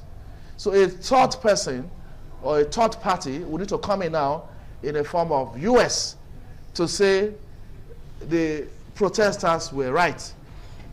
A third person in the form of Donald Trump will need to call the supreme leader to order because there is no parent anywhere in the world that is qualified to kill his or her children effortlessly without recourse to something will be done to him or her. So that's exactly what the Supreme Leader is doing to the people of Iran. All right. Now, if you take a look at the fabric of Iran, you get to realize that 90%, okay, let's say 80% of them, they are deep into the religion. Some are saying they've been radicalized to the extent that de-radicalize them will not be that easy. If you were to use force, peradventure, Ali, the Supreme Leader, is killed, do you think his followers will fold their arms and watch the U.S. install the estranged Prince Shem? Well, from what I see from the body language of the people, you know, I saw a writing or a video, someone writing on the wall, President Trump, please help. This is an Iranian. And I saw several videos of Iranians themselves begging for help, asking the world. They are not only asking Trump, they are asking the entire world to help, but it seems nobody is helping. You know, my mind was, you know, my heart was broken when I saw people weeping, when I saw people weeping that the help is not coming, you know, because they really need help. So I think if nobody, sometimes things get very bad before it gets better. So I think this is a very trying time and a challenging time for that nation, where things will go to the bottom before it starts to grow again, you know. So I don't know, you know, for me, I don't, you know, I would have, if it was a more civilized country, he would just step down. I think that would have been a more reasonable approach. Just saying, oh, I've lost, you know, thousands of people, of my people, I've killed somebody, I'm very sorry, I'm stepping down. I think that would have been the best approach, you know, to reduce, you know, fatalities and all of that. Because if he is, for example, he is attacked, he's going to also, he has bodyguard, I mean, he has people around him, so there's going to be more fatality and more. So for me, you know, I think the best approach, how it ought to be, is for him to just quietly resign, and then you know, the nation can now decide. Let the people decide actually who they want. So this is my take on this. Okay. Now, do you feel that the Supreme Leader will resign, like what Shem is suggesting? Say the best way for them to go is for the Supreme Leader to resign. Do you see Ali Khamenei resigning? Yes, it gets to a point whereby he will have no choice. If you really love the people, you wouldn't ask them to open fire on them. Nobody does that. So for him to get to the point that open fire on any moving object, let anything happen. So it shows obviously that you don't like the people anymore. And the protest was or is still a sign that they don't like you anymore. So the religion is not playing a part here. It's largely Islamic. But when everything is thrown off, religion is not going to help at this point. If you consider that, because there's no religion in the world that advocates the killing of its members. You're not going to kill a nearby community because you don't have any affiliation. The people you are vowed to govern and to take care of are the same people that you are killing. In other words, there is no love in between anymore. Protesters, even those that have not protested, they are still living. And the leadership of the country, there is no love anymore. So it will get to a point that maybe that through sanctions or by other means, the U.S. government will know the best methods to use to ensure that this supreme leader will resign or leave office. Because if it comes to, I don't think they are not practicing democracy in the first instance. This might just be an avenue for the U.S. government to introduce them to democracy. Yeah, well, Saudi Arabia isn't practicing democracy either. So why the difference in treatment? Yes. Saudi Arabia, UAE, you just name it, Qatar, they don't practice democracy. But this they have their own system. Why must you force Iran to practice democracy?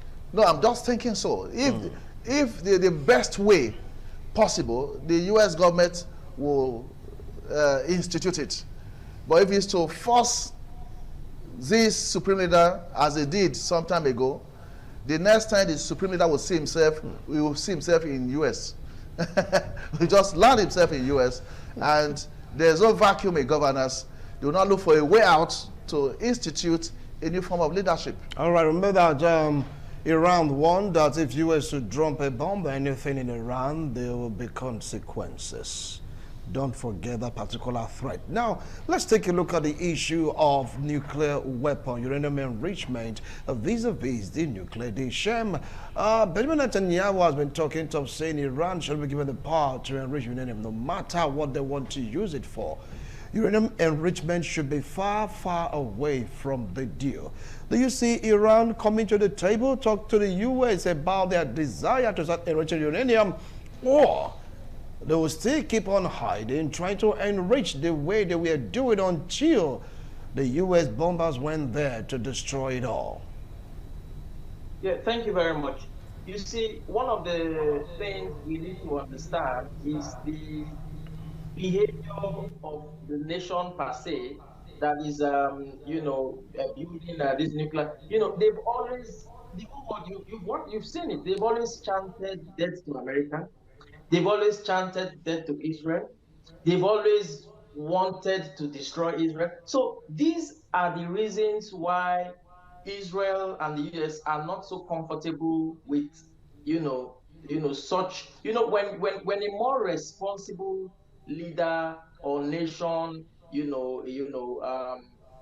gets powerful weapons such as nuclear weapons, you are not so scared because the nation has leadership that are responsible, that will not just wake up one morning. But you see, when you leave very powerful weapons in the hands of people who can just wake up and who have no, how will I put it, they have no control, they can do whatever they want, then it becomes a huge problem.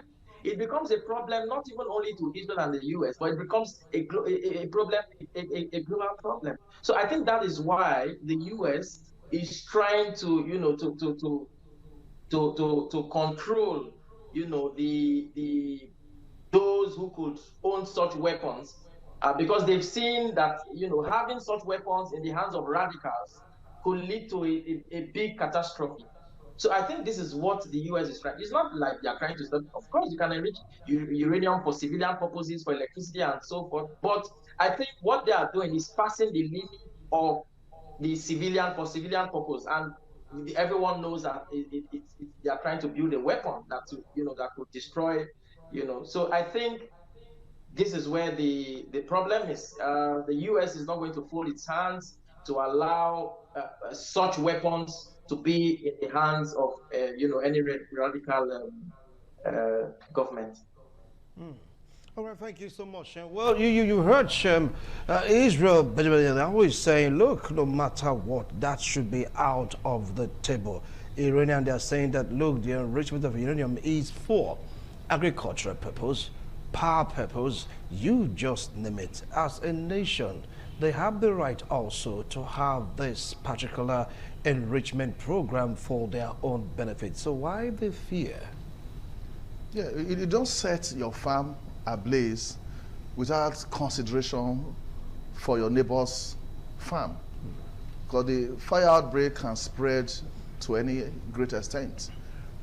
If Iran accepts regulation, all these issues would have come up. They don't want any form of regulation, and anything that is not regulated can go haywire. It's like a madman with a loaded barrel, a gun. Either he shoots you or he shoots himself. So whichever way there'll be a casualty. So it should submit itself, Iran as a country, should submit itself to regulation. Otherwise, you're going to set the whole world ablaze, or you're going to create a catastrophe that you yourself will also be a victim of. You know, when we are having an issue with someone that has no regard for his life, you have to run away by yourself. Because if you have some regards, respect for yourself, there's a limit to which you can encourage any form of altercation that might lead to fighting and all that. So if somebody tells you, "Bata will kill each other," in a simple argument, you better run away. So the U.S. government is doing all it takes, as raised by Israel, that they should be regulated on the use of uranium. It was God-given, it's natural, but it's not left for you. You can't say you are a very rich person, they should cook a 50 kg bag of rice for you to eat. You can even be arrested. That's suicidal. So if you are going on the use of uranium outside the prescribed or regulated way to do it, there's every tendency that other actors in that game will call you to order. So it's a call to order by the Iranian government to watch how they use uranium. All right. Finally, Chevron, call it a wrap on this show. Is there a possibility of the U.S. striking Iran? After all, the fleets of ships, they are there. The jet carriers, the bomb carriers are there already in the Gulf waiting for an order from President Donald Trump. Is there a possibility of an airstrike against Iran? Briefly, please. Well, the last time they tried to have a deal with the U.S., I don't think it worked out well.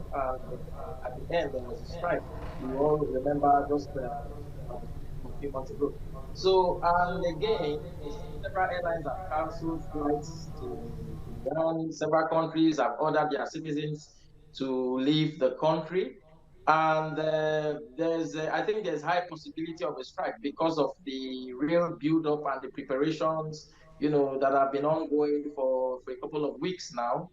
Serious preparations are mounting, and then from what we observe, from what we see, from the heavy build-up, and even I think the third carrier is on its way to the sea. That's making the third F-15 and F-35 carrier is on its way. I think that's one of the biggest in the world, if not the biggest. So America is not joking. America is not playing here. And we know Donald Trump is a man who doesn't just say words. Most times, from what we have seen, what I've observed, he backs his words with action. It may take time, it may take, but he's really going to do what he says he wants to do. So I think it's the best interest for them. We all want peace. I think it's in the best interest for that nation to have a deal.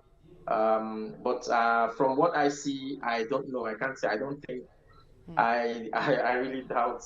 If anything positive is going to come out from the talks. All right. Thank you.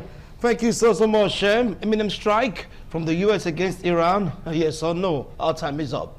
No. There'll be no strike. There'll be no strike. So just negotiation. Yes. All right, let's see how this panel. Shem said there might just be a possibility of a strike, while Honorable Frank said no, they can just talk it through. Artists to report back to you on what is happening globally on the international forum. We'll do it again next week, God willing.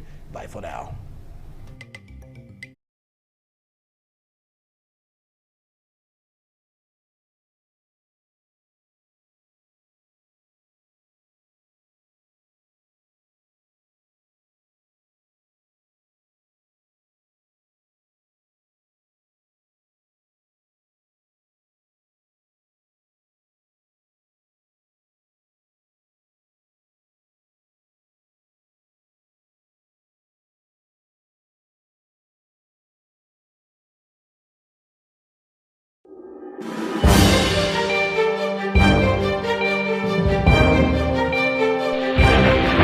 This is ITV.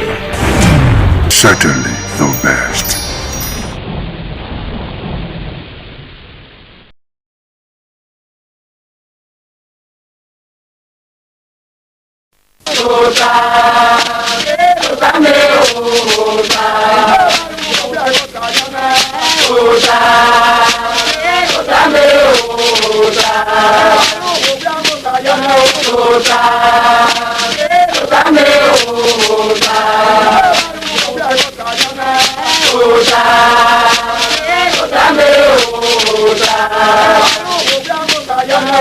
Osa Waya bota now. Ugi bota we say niwa. Na ya fere bahabe uza no gbera. Magwa ka ehun. Mana terun wa dole wo na yi. Solobo no la owo. Ma ya fere na nirun. Na ma la o da o. Owo wa ri ma. Owo ewo idun ni ma ye. Ewo ni ma na nirun. Eni ma nirun ge no salobo la no ge ase ni ma ya fere. Ko ba to pe se. Anyone then na mala magwa kan ihe wo ihe bi ha kinewo wo kine owa ni maye ihe so ba na gihe mu maria iru ni manano ya na ogbo egwa ye be na de na ore wa go teme Victor Bizugbe de na wo wa de na wo zamu wa ya bi total Africa pa ti wo wa ni wa gbe okuto ni wa dan he eri na ha gwa hu da na tere ma ahim na eri Wẹ́rẹ́ àwọn ẹ̀rọ ìwé ya àríwé mi ìwé ya lòdẹ́ ọba àtọ́pẹ́ yìí. Iṣẹ́ ọ̀rẹ́ wa ọ̀tẹ̀ pásítọ̀ Hunamuri. Ìwé ẹ̀dùnọ́gùn mi wà bí ẹni ẹ̀ka yìí fún ìbùsọ̀ ọba gọ̀ọ́yàrọ̀ wà bí dàìhọ̀ ọ̀sà ọba ẹ̀gì màmí òkú yẹn rè gbé o ọba àtọ́pẹ́ yìí. Iṣẹ́ ihe mẹ ọ̀sà ọba sàn jẹ́ inú yẹ o lórí ẹ̀dọ́ba yọ̀kọ́ ọ̀rẹ́ ẹ̀dọ́ ya fẹ́ ẹ̀ náà bẹ̀ ọ̀ká ẹ̀gbọ́n ilẹ̀ ya fẹ́ mẹ̀rẹ́gì òtún wà yà ọ̀sà ọba náà ọ̀nà mọ́kù yẹn rene edo ya fe ọba atọpẹ etan niga ihe irinoki imae oni ebote course ma na tie no bioma na tie newo na guve na tamo ya tie yo benuwe na wo we ni wo na ya tie yo ihe ni ohia ni ihe dole ni yiyi sukpɔn bɛ kɛnɛ na dɔ le bi yi muda wɔ emu hɛ yi mi nɔma yɛ yobɔ kan o ha jɔ ma yi ra o ha jɔ ma mɔɛ ɔdɔ lɛ yi mɔ yɛ de. Kaka bɔ. Kɛnɛ na dɔ le bi yi ni fi wɔ ya yɛ wɛnɛ nɔ nya yɛ mɔra yɛ mɔɛ ihe ni ɔgbɔ wa ni ni wa ɔtɛmɛ Victor Bizugbe ihe wɔ yɛ ɛnɔ ma nɔra. Evna tie yewo nora ihe na tie yewo ugbe enware ne ban na we ihe agbada no mo neva no o ga gbewo bo na o be gbewo bo no pa so pa ihe no mo ye gbevio ihe keke be bo o pa yan hin ti an ju fi kian emi ga sono ma uti hen yo waru da gu ti hen ye mi no ya pris no me ya ye me we emi ni o bo mo abe he ero emi no owo e o kaka bo yo bo dai ihe o wa nwe na no bun ma me we ewo no ma he emi na ye no de o ma na dagme do won no roto temi na ati he yo o wa ma na he o na ye no uligi aro to tonu na ati hen yo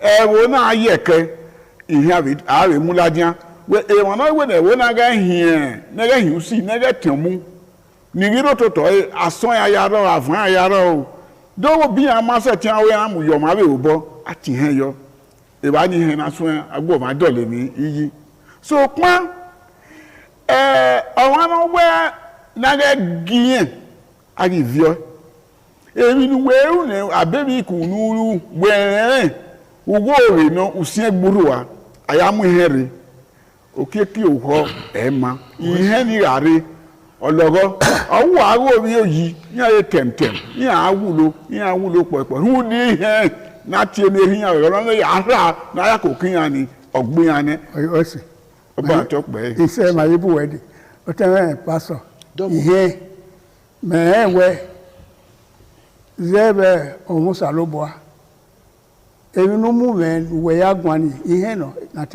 na te Bible ihe no so ero gbesonia a record a view gunda dia be we e Bible wa ohun ye ve ba pe ya gi ogbeso muda edigun opa we e Bible ihe no e Bible no Domono wa talk me edono pewo un tage magwa kana no da we ma no ye ke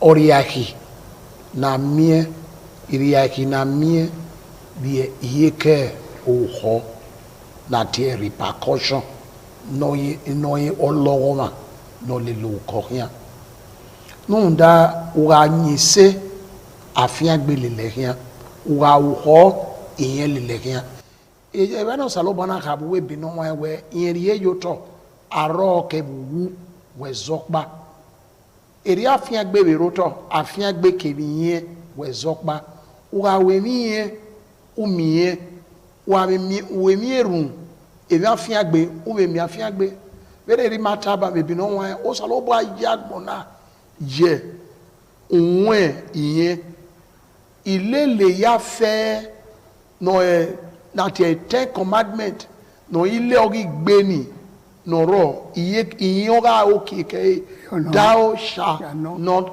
kill ugagi kill ne oni uriye abiye okike ema we no ti me ka e ba no ka we eni na ko aro ayiso emi wa akoro e ma yo bo ma ko aro wa kiri ete egbo ma odeno do zori egbo ma wa lelu obo ni oyiwe na ge benu ta e ba ge no tolo ma gbe not irepe wa fi ewugbo una firi eso wo mana kan ya tun mu won irepe oreba obi bome nyawe obo na ebe tolo we be bo yen mi sunu da we o sika muene eriye mi iyeki o eze po yin gbe fi we ken we won we tolo ano we ya tolo nu ya ewu egbe ya ne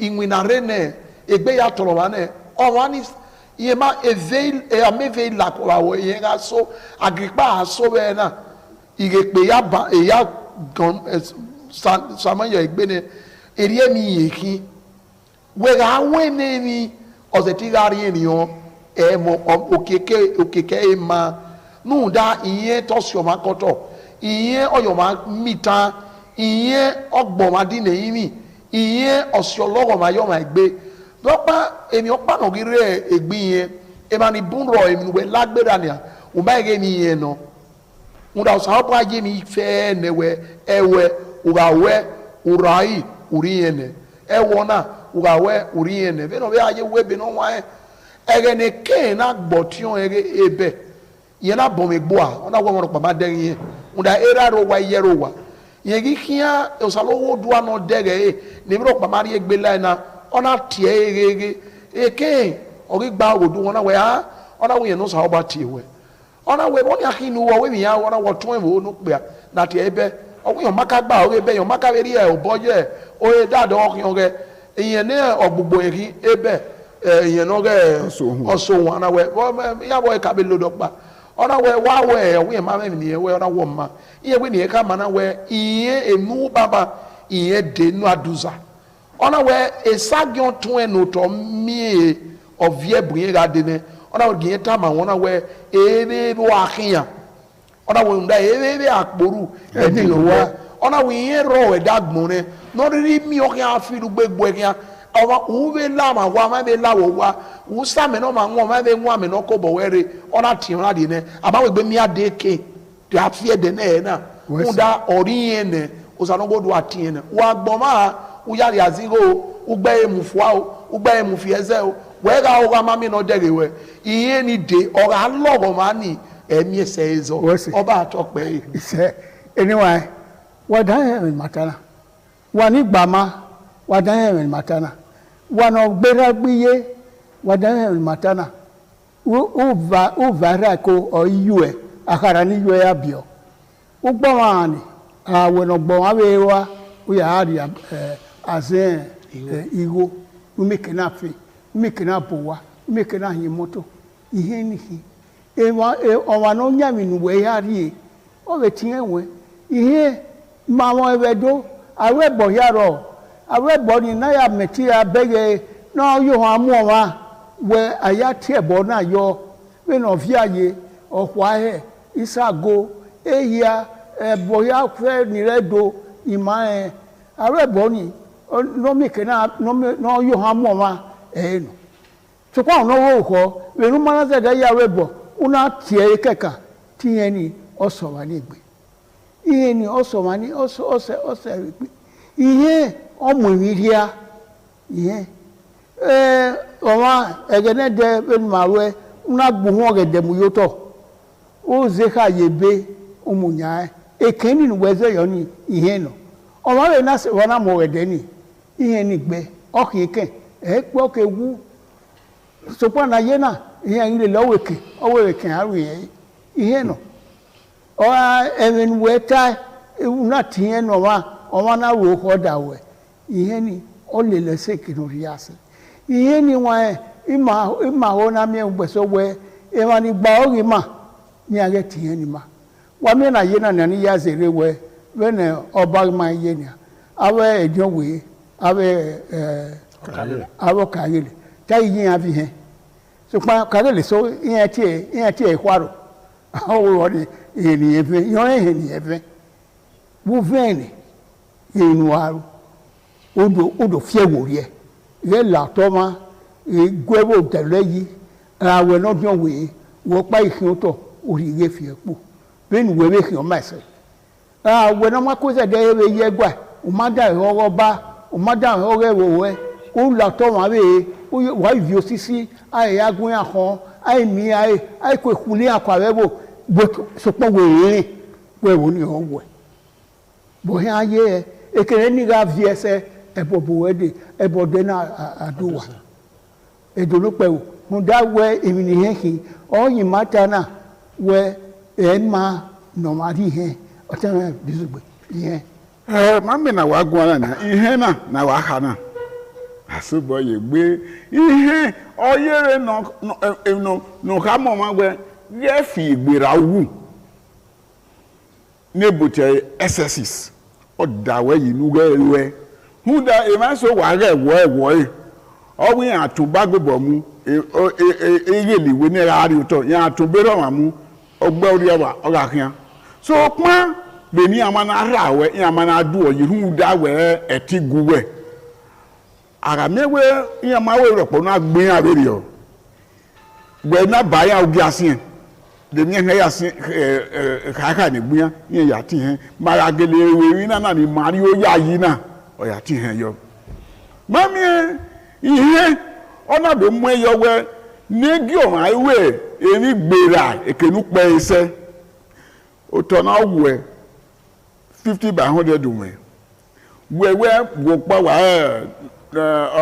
o ma be ero wa u ya mu 100 by 100 or 150 u ya mu no nya nu we fi obo yi ni e se ti go esin hu digo ego ebi no kan ya ki eke ori ori hen o ti hen no ori oni no kan awe ho no gwa lo ma no wa be mi ku ni e kan si eyo wa we ga ri ti ogwa lo mi ami e wo won no gbege awe no de o e po yo kokko ni kuluku gbodo akun egbemu okun egbemu nu we ihe ni oro yo egbene o ga fe pe yen do ke no kan du adowe ya ere o ma na te o de pe awe ye ti ladan wo wa hu da be ku no ru ihe oyo egbene o ma ko ma no we mi no ma ai be okeka we be no aye awe me ne ga ya bo won adowe na yimia ara yimia abe se ti be ki he gbori egbe ba edo yimia yo ne bowe no le be no nwa we u ya confess why make a confessional statement ya mi eko masalobua osalobua yabowe eri obe ye o ma no rewe ni ihe na oyo wa ni la egbe ni ona do mi ekwe ona kiewuri egbebo awe se han o we fo egbere hu do ni o ke ni ma yo bo wo we ya le ni he ma ke ni ma de ye gbegbe hu da e na ye gbevio igbano e le gbewi o ma ko won no ga we sarieti ni o ma wu ya ri awo o wu ya dole wo yi etina ye nu we ni we na ya dole wo yi ihe wa esike edugboru we ye ara owo mo na wa be mi ku una fi aito una ari ya webo ewe wi ropa so pa o wani na fi gbogbo yi dode ra o na samo go ba meze awe ho kekan we yin ogbo iguma o gbe kekan ihe kan na we gbe obo atokpe ihe magwaka ni wa when oda hi mana we fi oboyo gbido uri enye so na owu e uri ege owu we mu la wa uduro mu ya no wa no nya na asora o ya ri amami wa we ebode uda ihe ofian utome ona te so mi piya gboso won wo owo kigbesi ya gboso no emanibu yan wa pa ma ka wo yan gbele yan o but ni buwo yan fi obo yido o yan ro no ma keke eduna ile emino emihe na mi we ni wa egenede ka sunu yo via yusu sunu yo kwa eba sunu ye bonibu ti ya muwe na mi we omo ma ro ho wa gele ya ti ani yemi omo no we mi ni iye na fe wo waro lo ma ne do ma ri oko aya vi yen oni emani me a wera me ya o vi yen gbeso owo ko na owo o fi owo yo ha owo yen ma fi owo yo ha we do vi yen eso we yen gele fi owo yo ha abidu we bẹ̀rẹ̀ mi wẹ̀ èmi ni ma ọmọ wa fúnda ọmọ no be hi ladia ilé no nya wa no nya ko we ori awa ho ni ọ̀rọ̀ awa iye no ni wa mi o we o se e we to bu na wo ko afian no fi we ọ̀rọ̀ no fi oto me negi aba me dagbe ya iye ma mi na sikegbe mi na sikegbe so pa wo bo we ni kata si ihe odo le mi yi eje mi ria eje mo ria we ewe ọmọ no we na ge mi no wa dun ai we so we gene de de ko wo wa ru emi no ria o ke polo o teka o wa aziba o wa de koko o de ko o teka awa no iye so we ro ai we ru e ba fa o mi no si e ni dade wo radio na ba me e mama ni o me no si e na na mi we iyan iru e ilele na te lo uhi awa iyan e lohi thou shall not kill thou shall not steal ye gbodo yi o bible ni tara ni wa ihe no udadu hi ne dado elele bewo ke na lele court ke na lele wowa ke na lele awerima ke na ege baba o emi una ema una we won ni ugbe na agbeyo oro so pon ihe ugu emi ame ihe ni ma o sabo no mi mafa no mi emo ni ma be afa wo te awa ke ihe o te pastor domo onana e bone no wa iwe do wa mi na ya na de sino kan me ihe iye mi no wo kama en wikin mi ra no ma e gbo o zebo wa na gbo bi e do pataki ni wikin no ye mi no me mo ave ko won we eni kemi na agbon na na me ero wa we mi esi ero wa we dan ero emi yen na esoro na tie o sanowo do ayagbon ona ye yunwe erun ohun afian gbe ona be je yunwe iyen nuwe kenu yime ku yime nuwu yin okeke ole lo mani uga yin se afian gbe buwede wa be nyonge dan una te iyen ni obi bo mande usalo bo atai ebi no wa wiyen je yoto aro kebuwu owe zokpa yemeji yoto afian gbe kebiyen we zokpa nunda emi no ma ko oro iye soro na tie no ma wawe esoro na ya bo agbon to agbon oro ugawe uyegbe vio eso yiye ya boebo bene rimata eba ai mo ko we gbo ai wo ko we ze ai wo ko ge aba bi yeso iye no e me soro na mi go akwo mi awona ya gwa luto e ara iwe na weto we mi ye ugbeso ko fi owe yiwa awe owe mi ye ibi e kwon mi a odo e kwon mi nda ole ba e ne odo wo ya we mi awo na ni iye olawa ni ado awon mi wewewe ama ewe ri omo wa de fe dokma emi wa sunu emi yon lawa ata ejo to ni aya rile owani aya rile eboni aya rile won tagbon meno saloba rile won tagbon na orile sonya unye ugawu bene ni mata e bible no wa be oya ye bota thou shall not ugawu iye le lo wani wa be we mi esi afian gbe le lo e be soro na o saloba wa afian gbe nu de ni esi ni ewu ye ga mi mi ko no ro emi o ko e mi yekin e ma afian gbe be kin da do bonu ri fien mi ge orewe iye na ya hwe iye nu we zese yi aya ebu edowe iwe re beta iye nu zese yi iye nu we ya hwe kwa aya ebu edowe oyo mana oyo we na ge o ma no re gbedia oji no ri gbedia awe na e de kotwe we re se ba ave bu edebe yo we edowe na ave mu ezo na be gbe ori mari e ma we ta fan for ye ri gbedia ni ologo ma ni ye lele gian ede na iwa wewe aze yoyoyo ejoji ka iwe ofo wa ya gbewa ede re agi mi won se na la ona zobo be mi ye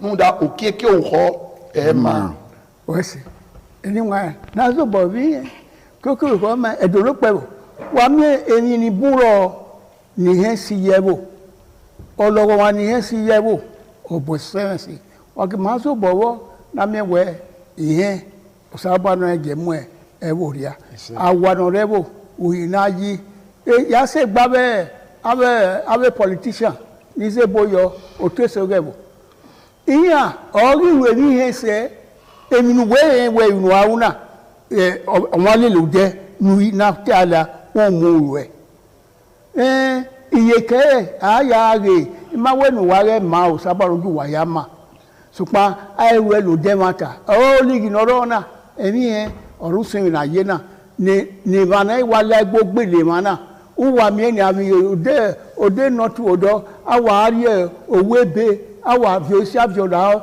e moni re owebe ni bidie ni emi no kin awa fi an lawo ayi tede mi esowo awona mu go rakire ihe we ni we to bo no woni ibi weru ni so ihe ewe wa ru ni no rio si lade we na muwe iwo na hayo we no wani mara me no ro e wa ge he ihe ni ki eni ya ke ni wa e bo na wa la wo abe o te se ge wa ru so no i kose na wari no wari he we no waru no man na ne no we na so odio we bo yo gwe dio fi bo ye ogwedo o ve o keke are mu na be o ya mu na wa so a ori he ori eni anyway ota ya wese do no pebu na la won aye me na we mi o we na teme ma no ma mi ori o ebuku na la wo re iye ma be gbe o se mi ame osuwu osu ipapa osi ologo ma yo wa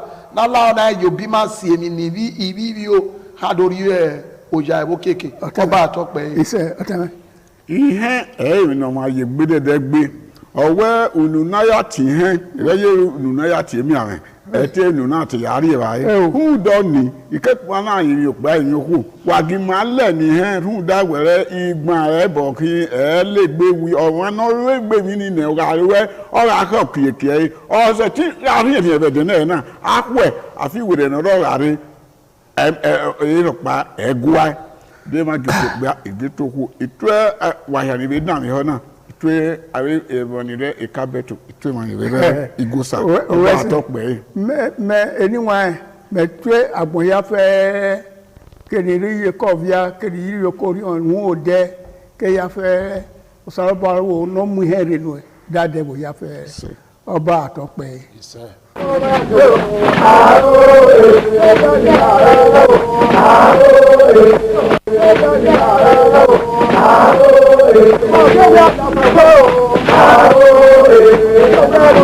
Oh,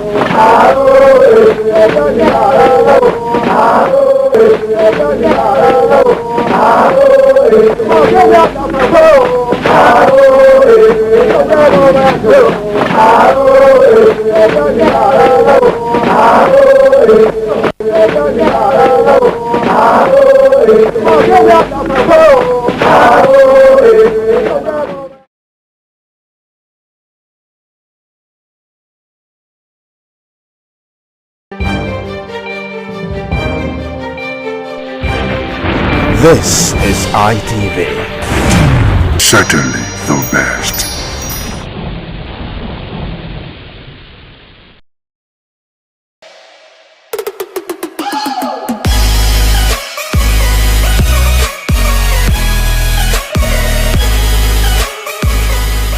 Alright guys, another lovely episode of your #1 rendezvous for men on television, and I'm talking about the guys Hangout Show on independent television, reaching you live from the ancient city of Benin. Yes, I love to call it the city where the king is truly king. Now, for starters, the guys Hangout Show is one unique show that gives men a voice in the society. You know, in a society where men are really not given the pride of place, especially when it comes to self-expression. Right? Men are not giving the audience that they desire or that they deserve. Unlike the other gender, of course, you know, every time a woman cries out about marginalization, abuse, or whatever it is, society is always very quick to react, unlike us men. So the real question is, why does it seem like the society is silent every time a man comes out, you know, to complain or cry about abuse? So that's basically what we're talking about tonight. Violence against men. Why does society seem silent?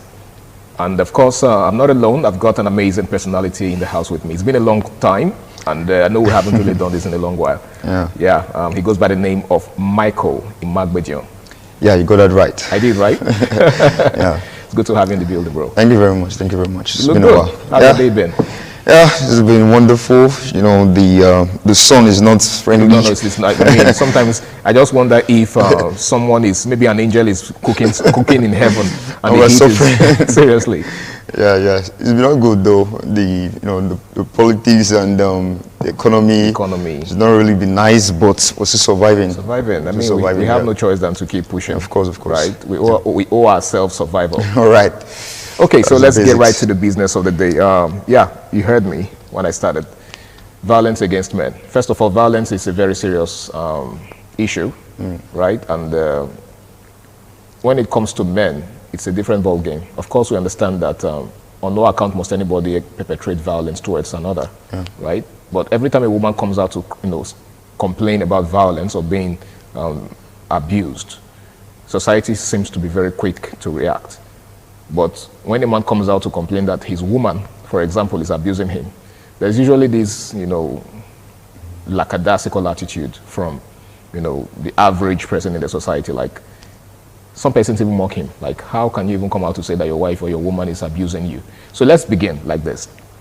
How would you describe or define violence? Does violence only have to do with physical assault, or there's much more to it? All right, thank you very much for the opportunity. Let's look at the denotative meaning of violence. Okay. All right, so what is violence? I think according to the lexicographers, they said that violence is aggression towards someone. Okay. They didn't say physical. They just say being aggressive, being belligerent towards someone. So if I come towards you and I start saying some things that might hurt you psychologically or physically, emotionally, that's what violence means, basically, in the denotative aspect of it.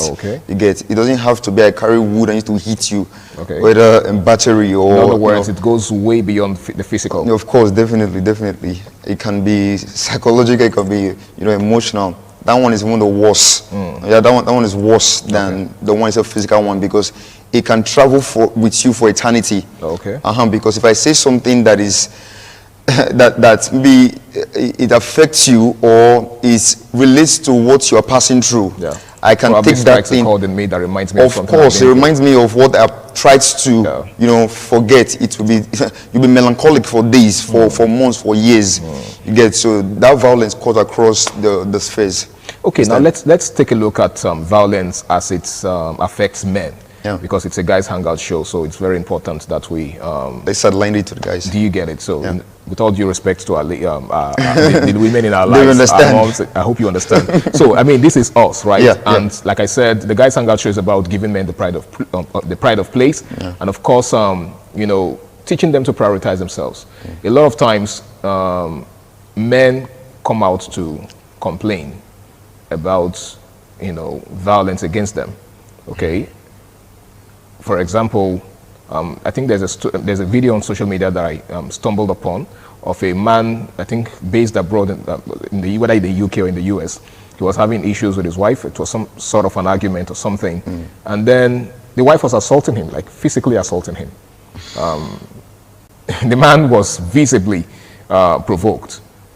He was pushed to the wall, but he couldn't do anything. If not for any reason, for the fact that they are based in the Western world, where of course, the right of the woman is highly protected. Of course. And you dare not lift a finger on the woman over there. So, the man was being assaulted. So the $1 million question here is, why is it that, first of all, what gave that woman the audacity to hit the man? Let's start from there. Well, from what you say, Jose, you say the Western world. All right, that's already coverage for the woman. She believes she's under the protection of the government. So she believes she can do anything she wants to, and the man will not reciprocate. But should it really be like that? It shouldn't be like that, but unfortunately, they're in a place whereby she feels this protection and I can do what I want to do and get away with it. If you hurt me, then you're out of this place. So she's under that protection, in quotes. So she just feel like, okay, I can do anything I want to do. But for me, I don't think that kind of marriage is under love. You might even find out that it's the woman that sponsored the man overseas.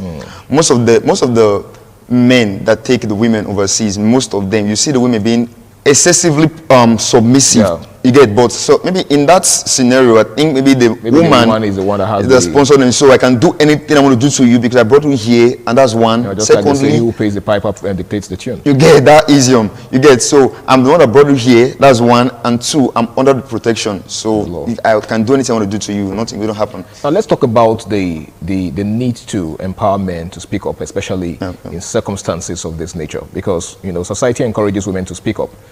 Society even goes as far as, advising women to take a walk from such toxic relationships. Okay, so as a woman, if you're being abused by your husband or by your man, you are advised to walk away from that relationship or marriage. But why is it that when the reverse is the case, when the man is, the victim of abuse, a lot of times he's even advised to just overlook. In some cases, he's told to walk away from the scene. Of course. Just to douse the tension. But do you think that is a permanent solution to that problem? All right. Definitely, running away is not actually the best, has not always been the best, and will not always be the best. Okay. You get if let's use my as an example now. Let me use an exemplum. I beg your pardon. Okay. If I like someone, if I love someone, I wouldn't want the person to go.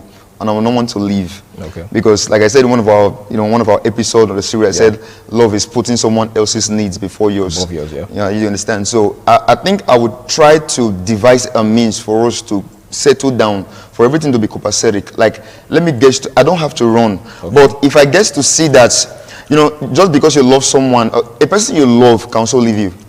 A person you love can also leave you. I can't die because of you. There are many fish in the river. You understand? So we have to talk about it. If I see that it's not working out, then I won't use the door. I will use the doors. I will have to run. You get? I'll use the door. I'll use the window. I will flee. So because of the fact that I love you doesn't mean I will die in the relationship. You get? So, but the first time at the outset, what you need to do is talk it out with the person. The person is mature. The person is mature enough. Talk it out with the person. If it's not working out, then use the doors and use the windows. Okay, because you see, I was actually going to ask you what to do in a situation where dialogue doesn't seem to be working. Because there are some persons who are just unreasonable. No matter how diplomatic you try to be with them, it's like you're just pouring water into a rock because it can't penetrate. You understand? It can't retain the water. So it's a waste of time trying to reason with some persons. Some people are very quick to go physical, right? Let's not even, like you rightly said, let's try not to make it just a physical thing. There's also the verbal thing.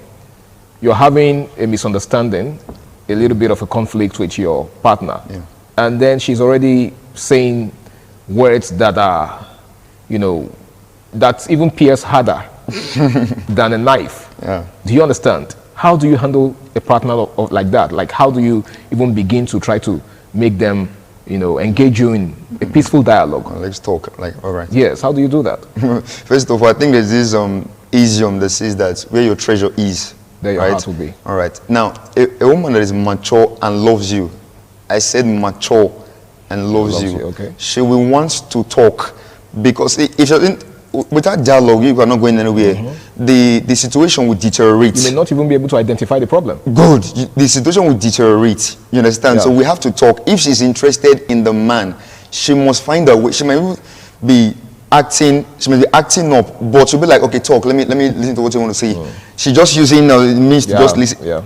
If she's really interested, or if she's still interested in the man, she want to hear what the man want to say. But if she's not interested in anything, it means she's no longer interested in the relationship. So she's probably fed up and just wants out. She's fed up. That thing that happened, that altercation that broke out, is just an excuse, a flimsy excuse for her to leave. It's been coursing through her veins for a long time. So you're saying that there are probably remote issues, unaddressed issues, that have been welling up in her. Yes, of course. That one was just the time bomb. Just set it off. You understand? She's been nursing in her heart. It's because through her veins, like, I want to leave. That was just a good reason, in quotes. But to the man, it's a flimsy excuse. So if she's not interested, come on. If let's have a business idea or a business deal, and this business deal will take us to, let me say, the promised land, in quotes. Now, I would want us to come together, sit, plan, rejig everything so that we can get somewhere. Now, without doing that, we can't get anywhere. So for that reason, now the woman or the lady in quotes, we need to sit together as mature people. That's first, as mature people, and talk about things. Then we can, look forward to a brighter future. All right, in case you're just joining us, it's the Guys Hangout Show on Independent Television, and tonight we're taking a look at violence against men. Why does society seem silent? Some persons have argued that the reason it seems like nobody really shows interest whenever a man is a victim of domestic abuse or violence is because men are considered to be the stronger vessel. Just like the Holy Book says that the women are the weaker vessel. So, because men are known to be naturally strong, whenever they're experiencing something of that sort, they are not supposed to express themselves. They're not supposed to show their vulnerability. If a man comes out to cry, for example, that his wife has been beating him, there are women who are naturally stronger than men. Of course. I think society doesn't actually examine that fact Amazons. enough. You understand? There are women who are just, strong by nature. Of course. And I've seen videos on social media of men getting really, really, whooped. By the men are not strong. It's not like they're strong. It just so happens that, their women are stronger than them, and there's nothing they can do about it. Yeah. Now, why is it that, let me just paint a scenario. You could be walking along the road and you see a woman assaulting a man physically. You might not feel the need to, step in and try to intervene, right? Because you feel like, okay, maybe, in fact, some persons might even, conclude that the man might have insulted or done something wrong to warrant that. But the reverse would be the case if you're walking along the road and you see a man assaulting a woman. The natural instinct in you would, prompt you to intervene and try to save the woman from the man. Now, why this disparity? Okay. First, I think we all look both differently. Some people see it as another way. I want to see it as something else. Generally, men are seen as very strong, and they should be able to defend themselves. They should be. In fact, it is ignominious to the society that a woman is beating a man. In fact, it's unheard of. Like some will even find it amusing. Of course, it's very funny. Before you never bring it on the phone and posting it on air. So because of that general belief that men are stronger than women, is the general belief that the man is stronger than you should be able to beat the woman. But the same society would raise an eyebrow and crucify the man if he dares lays a finger on her. Unfortunately, that's what happens. That unfortunately is so pathetic, because normally I think should I say 98 to 2%, you will hardly see a woman beating a man, but it can happen. So for some men, you just see them, they'll just allow their spouse or their partner to be hitting them. They won't do anything. Some persons see that as what is it with you? You're supposed to be coy about this now. Why are you doing this? Like a woman is beating you, you're not ashamed.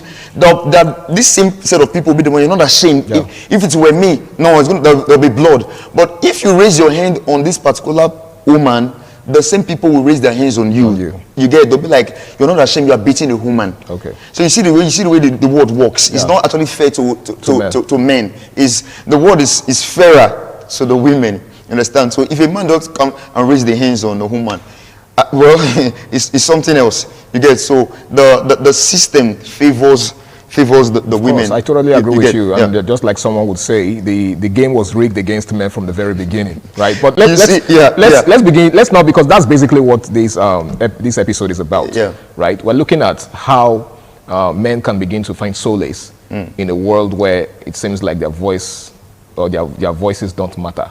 Yeah. Do you understand? Like I said, there are some things a man would come out to say and the people would listen.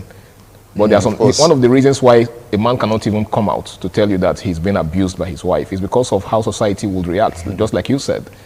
For instance, if I come out now to say, oh, my wife is beating me, I'm sure a lot of persons are going to look at me like, are you... What give you the gall to do you understand? So what do you think society can do to, give men a sense of closure and belonging, so much so that whenever they feel, abused, whenever they feel assaulted, whenever they feel like their sense of manliness is being taken away from them, they can come out and speak and be confident that their voices will be heard. What do you think society can do better? Because we really can't continue like this. All right. Thank you very much. I think I have 2 points in that. First of all, the community or the society, I beg your pardon, they should stop being judgmental. They should stop being judgmental.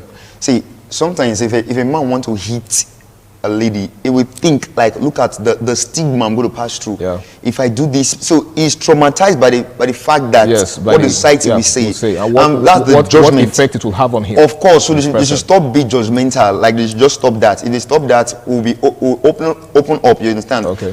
In fact, we're having our own non-government NGOs coming for our rescue. Yes. But that judgmental aspect of the society, it kills the morale of the men. Okay. You get? Now, let's use the other part, which is sentiment. Many persons are sentimental. For example, you see many women talking aggressively, running a man down. Yeah, like, why would you want to do that to a woman? They don't want to know what happened. They don't want to know the cause. What happened is that you hit a woman that is a weaker vessel, the bearer of your children. That's the sentiment. On no account must you lay a finger on her. That is it. So you just see a woman goes to a pub, carries water and pour on the husband. Come on now, that's embarrassing. You get it? That's embarrassing. That's ignominious to the society. Yeah. Now that man, out of should I say shame, or if he's looking as if he's being belittled. Some of the person is with, they'll be like, a woman is doing this to you. Yeah. They are judging him, so he wants to raise his hands and to prove that he's a man. He's actually the man, but he will think again. If I do this, there's going to be a problem. The consequences. Because some women will just come out and take it on their shoulder. They don't want, if you see them, they don't want to know what happened. Their own is they will show you the part of the video where you are assaulted. They will ellipse the part. They won't tell you the part that they played in the whole. That is not their business. Okay. The part is the man's fault. Okay. So they're being sentimental. So that sentiment and that being judgmental are the things that if we reduce this to the barest minimum, to the nada, it can help us a lot. You talked about NGOs and the need to set up bodies that take up issues that have to do with violence against men, just like we have it, for women. For example, I think in the University of Benin there is such an arm that's called Center for Gender Studies. And a lot of times when you hear gender studies or gender affairs, you already know it's referring to women, whereas it's supposed to be a two-way thing, right? So can't we have, a balanced system that also caters for the need of men, especially as regards gender, domestic abuse, right, and violence against men? For example, if a woman is being abused, you see lots of NGOs, human rights activists, women's rights activists, jumping to her defense and even calling for the prosecution of the man, calling for justice, asking that, justice prevails in favor of the woman. But why isn't that, don't you think, men should begin to also, do you even think it's possible that for us to have such, bodies? Yes. All right. Now, I don't think anyone will be praying I don't think anyone should be praying that God should be protected, because God can protect himself. He even offers protection. Of course. Now, some persons see that men are protectors, so they don't need protection. Is that true? Do you think that's right? Definitely not. It's just because these stereotypes do more harm than good. It's one of the reasons why the boy child feels like, I have to, defend myself. And the only way he knows to defend himself is to put up his fist. And the question is, to what end? That leaves us with, a society of bruises and scars. Yeah. So don't you think it would also make sense for us to have NGOs and, men's rights activists? It will make sense a lot. The funny part of it, if you bring it up, it will be laughable to society. It'll be like, what are people doing? What are people trying to protect men for? What is this? What do you want to protect a protector? What's the point of this one? Okay, because we have ours, you want to have yours. It just seems like it's redundant. What's the point of this? What's the point? Like someone that has a gun, you are giving the person a needle to protect himself. You get, so it just seems so redundant to the society. Like there's no point of this. No, I believe once in a while, or maybe back in the days, someone must have had the idea of bringing this thing up. Okay. But some other persons, these factors that you just mentioned, some other person will be like, sir, with all due respect, I don't think there's any point to bring this up, because you don't have sponsors, you don't have anything. Like, what is the point? What do you mean? What do men? Why do men need protection when they actually protect us? Do you think which is terribly wrong? Do you think the shame factor also has a thing to do with this? Because just like you said, it's the same factor that makes men, swallow a lot of these things up. A man is being abused and he feels like, if I come out now, which mouth will I use to say that I'm being abused? Do you understand? Who would even believe me? Yeah. And how will it sound in the ears of people? So I think, don't you think this is the same reason why we don't have NGOs and, groups that saddle themselves with the responsibility of protecting men just the same way we have it for women? Because, if we come up with such groups, people are going to start asking questions and saying, are you guys not ashamed? You're not ashamed, yeah. All right. Now, because of this concept of this ignominy, some persons see most of these causes of suicide. Sometimes it's because the pressure on the society from wife, from spouses, from partners, it has coursed through the man's veins. It's going to the zenith. The fact he can no longer hold it down. He just want to let it go, but there is no therapeutic session where he can pour this thing out. Just imagine, the man might even think like, how will he, if he's be racking his brain, like, how will he feel if I go to a therapist? I'm telling the therapist that my wife assaults me, is assaulting me, is maltreating me. It will just be filled up. Okay, see, the society right now, or the economy right now is not favorable. By the time you start, say, a man now is focusing on getting daily bread. Okay. And apart from that, you are pressurizing the man. If everything is too much, what will the man do? He will just think, what should I do? This place isn't supporting me. The society will not support me. If I go against, everybody's against me. Let me just end it all. So that shame factor is causing depression and one of the reasons of this suicidal attempts. Quickly, just as we begin to wrap up in less than 1 minute, what do you think can be done to give men a sense of belonging and also reduce, you just mentioned suicide, which is a very extreme consequence of this issue. So what do you think can be done to give men a sense of belonging and also make them, give them a feeling that they are welcome in the society and that there's no shame in crying out that you're being abused? In less than 1 minute. All right, I think first of all, I think we should leave that shame part. They say you die in shame. You die. It's better I speak up. I speak out, I speak up than to die in shame. Okay. Let's forget about the shameful parts. We are humans. We feel, we have emotions. Yeah, God blood flowing through our veins. Of course. So let's forget about whether being a man or whatever. You get. So let there be a body. Let there be an NGO. Just like everything. See, most women do complain about inequality. I think this is where the inequality is playing right now. Since they have theirs, what should we have ours? So gender equality should find expression in this regard.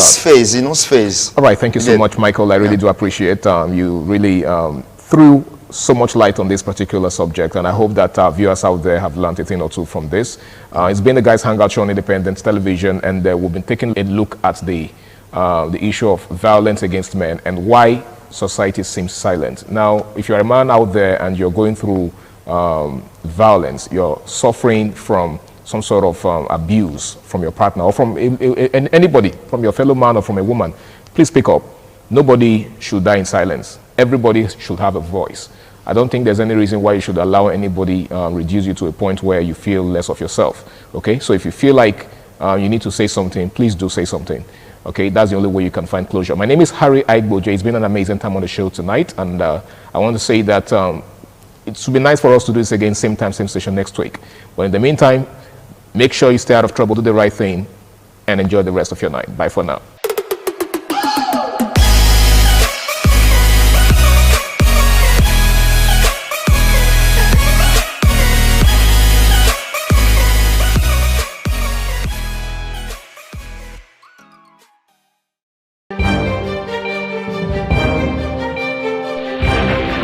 This is ITV. Certainly the best. Once again, welcome to this fitness show on ITV this morning. I'm Gato Destiny, aka Man of Steel. Already, I've introduced us to the use of cardiorespiratory exercises, and aerobics. This morning, once again, we want to take another variation of the aerobics. Thank you as you watch.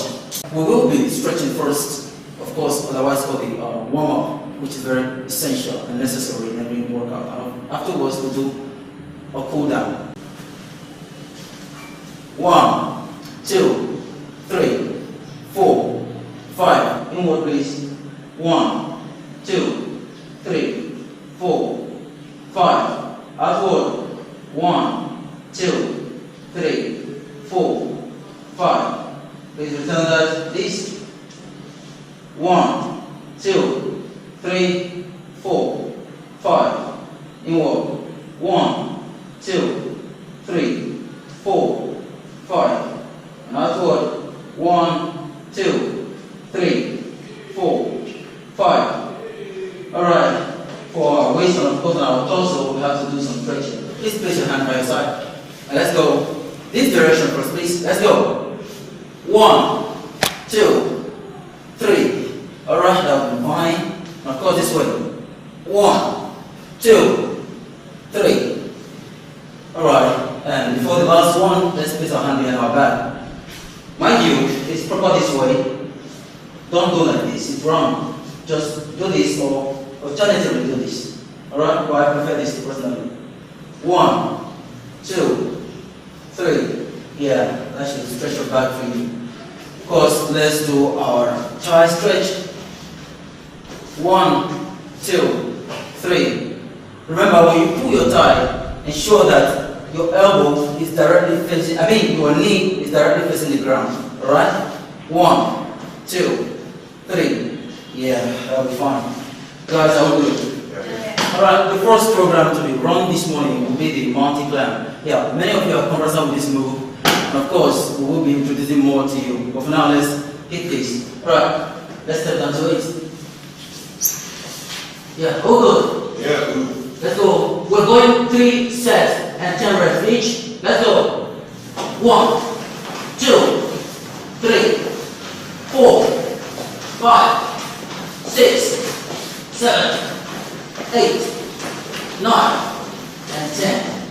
Woo. Alright, please. Woo. Yeah. How do you feel? Yeah. That was set 1. It's necessary you do your workout, the reps, and the set.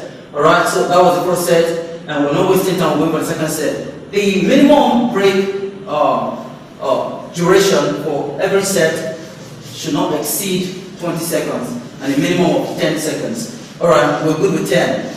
Of course. Let's do it again. Right, let's go. 3, 2, hit it. 1, 2, 3, 4, 5, 6, 7, 8, 9, and 10. Alright, when you do this, more effect will come to your abdominal region. if you just look up while doing it. What I mean is this. Alright? So nobody will this. But there's nothing wrong with staying this way. However, breathing your head might place more pressure. Alright, for the very last set of this mountain climb, let's get down, please. Let's go. 3, 2, 1, go. 1, 2, 3, 4, 5, 6, 7, 8, 9, and 10. Alright, at this junction, we will take water break. We'll join you in the next workout for this very session. Thanks very much. Once again, I'm the Auto Destiny. Alright, let's do this. 1, 2, 3, 4, 5, 6, 7, 8, 9, and 10. Whoa. Yeah, you have to let water in the please. 3, 2, 1. Please, when you do this, ensure that your knee gets to the level of your chest.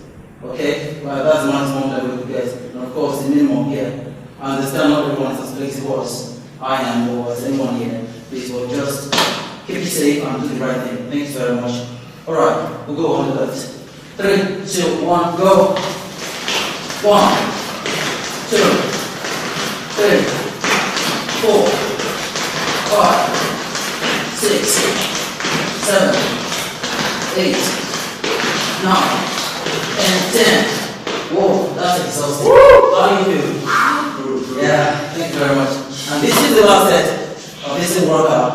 Remember, every workout should do this set and the rest. Alright, thank you. Let's do this. Let's go to the left. To right, brother. 3, 2, 1. Let's hit it. 1, 2, 3, 4, 5, 6, 7, 8, 9, and 10. Yeah, we'll also 3, 2, go. 1, 2, 3, 4, 5, 6, 7, 8, 9, and 10. Whoa. And that'll be all for this morning. Alright, remember, I said in the beginning, before any workout, there's need for a warm-up. And after that, there's also need for cool down. And this is the cool down. Alright guys, just sustain the breath, watch this first. Ensure that your knees are locked, alright? This one goes for the hamstrings, the calf, and as well as the lower back. Doing this. Swing it, swing it, swing it. Got that? Alright guys, let's do this. 3, 2, 1, go. 1, just 5, 2, 3, 4, and 5. Alright. So, lastly, what we did before we started, let's stretch it. 1, 2, 3, 4, and 5.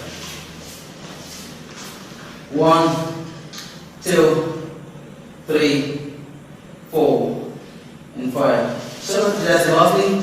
Yeah. Please let's target our hamstrings. Do this. Just sit inside of it. Alright? Please do not stand on it. Keep that shape like this. And hold stand just this. Alright? Stand 1, 2. Yeah, this is a form of squat though. This is not the purpose of developing or building the hamstring muscle, it's just for stretching it. Yes, today you do not need to use weights to build your pectorals, your chest, and of course your biceps, your biceps and triceps. We have programs you can do at home and get what you want. You understand? So we'll be doing push-ups this morning, otherwise called push-ups. We'll do push-ups this morning. And of course, we do have our ladies. There are variations for ladies. Please watch them very closely to get, if you're a lady out there, watch them closely to get what you have to do.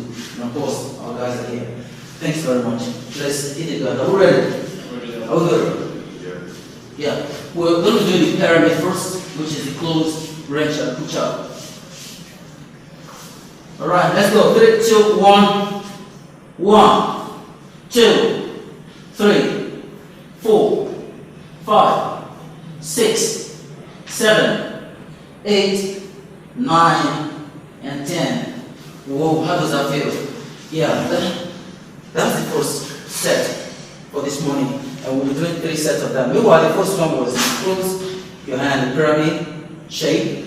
And that one goes for the tricep. For ladies that have sagging hand, you can do that actually, and it will help you. And of course, this time around we're doing mid-open, and finally we'll do wide range of it. So we're going there now. The mid-open. Let's go. 3, 2, go. 1, 2, 3, 4, 5, 6, 7. 8, 9, and 10.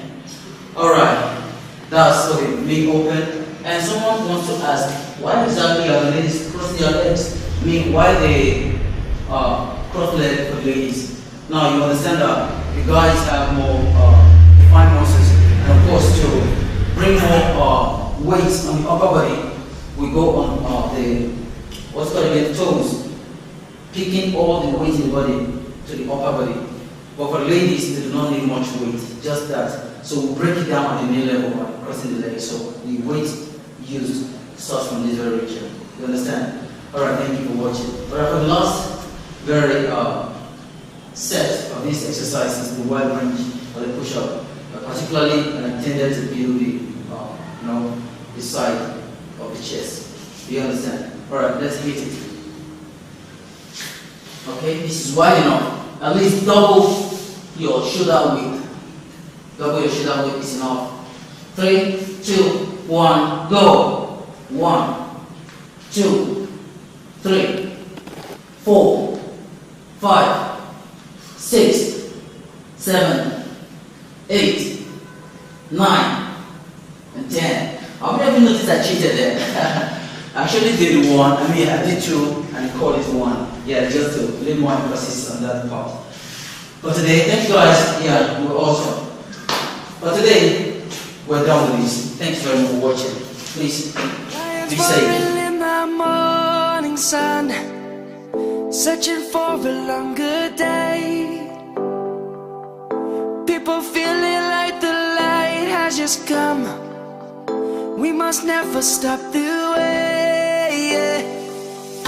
Birds chirping and I hear my name, grasping into a life. Life is happy but it's so insane. We must merely make a strive. Savannah, I'm coming home. Savannah. Once again, welcome to this fitness show on ITV this morning. I'm Egato Destiny, aka Man of Steel. Already, I've introduced us to the use of cardiorespiratory exercises and aerobics. This morning, once again, we want to take another variation of the aerobics. Thank you all to watch. We will be stretching first, of course, otherwise called the warm-up, which is very essential and necessary in every workout. Afterwards, we'll do a cool-down. 1, 2, 3, 4, 5. Inward, please. 1, 2, 3, 4, 5. Outward. 1, 2, 3, 4, 5. Please return that. This. 1, 2, 3, 4, 5. Inward. 1, 2, 3, 4, 5. And outward. 1, 2, 3, 4, 5. Alright. For our waist and of course on our torso, we have to do some stretching. Please place your hand by your side. And let's go. This direction first, please. Let's go. 1, 2, 3. Alright, that will be fine. And of course this way. 1, 2, 3. Alright. And before the last one, let's place our hand behind our back. Mind you, it's proper this way. Don't go like this, it's wrong. Just do this or alternatively do this. Alright? But I prefer this personally. 1, 2, 3. Yeah, that should stretch your back for you. Of course, let's do our thigh stretch. 1, 2, 3. Remember, when you pull your thigh, ensure that your elbow is directly facing, your knee is directly facing the ground. Alright? 1, 2, 3. Yeah, that'll be fine. Guys, are we good? Alright, the first program to be run this morning will be the mountain climb. Yeah, many of you are conversant with this move. And of course, we will be introducing more to you. But for now, let's hit this. Alright, let's step down to it. Yeah, all good? Yeah, good. Let's go. We're going 3 sets and 10 reps each. Let's go. 1, 2, 3, 4, 5, 6, 7, 8, 9, and 10. Woo! Alright, please. Woo! Yeah. How do you feel? Yeah. That was set 1. It's necessary you do your workout, the reps, and the set. Alright, so that was the first set, and we're not wasting time waiting for the second set. The minimum break duration for every set should not exceed 20 seconds, and a minimum of 10 seconds. Alright, we're good with 10. Of course. Let's do it again. Right. Let's go. 3, 2, hit it. 1, 2, 3, 4, 5, 6, 7, 8, 9, and 10. Alright.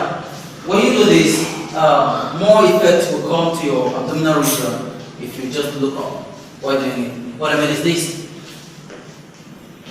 Alright? So not all the way this. But there's nothing wrong with staying this way. However, breathing your head might place more pressure. Alright, for the very last set of this mountain climb, let's get down, please. Let's go. 3, 2, 1, go. 1, 2, 3, 4, 5, 6, 7, 8, 9, and 10. Alright, at this junction, we will take a water break. We will join you in the next workout for this very session. Thanks very much. Once again, I'm Miguel of Destiny. Alright, let's do this. 1, 2, 3, 4, 5, 6, 7, 8, 9, and 10. Whoa. Yeah, the other leg, please. 3, 2, 1. Please, when you do this, ensure that your knee gets to the level of your chest. Okay? Well, that's the maximum level you get. And of course, the minimum here. I understand not everyone is as flexible as I am or as anyone here. Please, we'll just keep it safe and do the right thing. Thanks very much. Alright, we'll go on the left. 3, 2, 1, go. 1, 2, 3, 4, 5, 6, 7, 8, 9, and 10. Whoa, that's exhausting. How do you feel? Yeah, thank you very much. And this is the last set of this workout. Remember, every workout should be done this set and the rest. Alright, thank you. Let's do this. Let's go on the left. To right, brother. 3, 2, 1. Let's hit it. 1, 2, 3, 4, 5, 6, 7, 8, 9, and 10. Yeah, we'll also 3, 2, go. 1, 2, 3, 4, 5, 6, 7, 8, 9, and 10. Whoa. And that'll be all for this morning. Alright, remember, I said in the beginning, before any workout, there's need for a warm-up. And after that, there's also need for cool-down.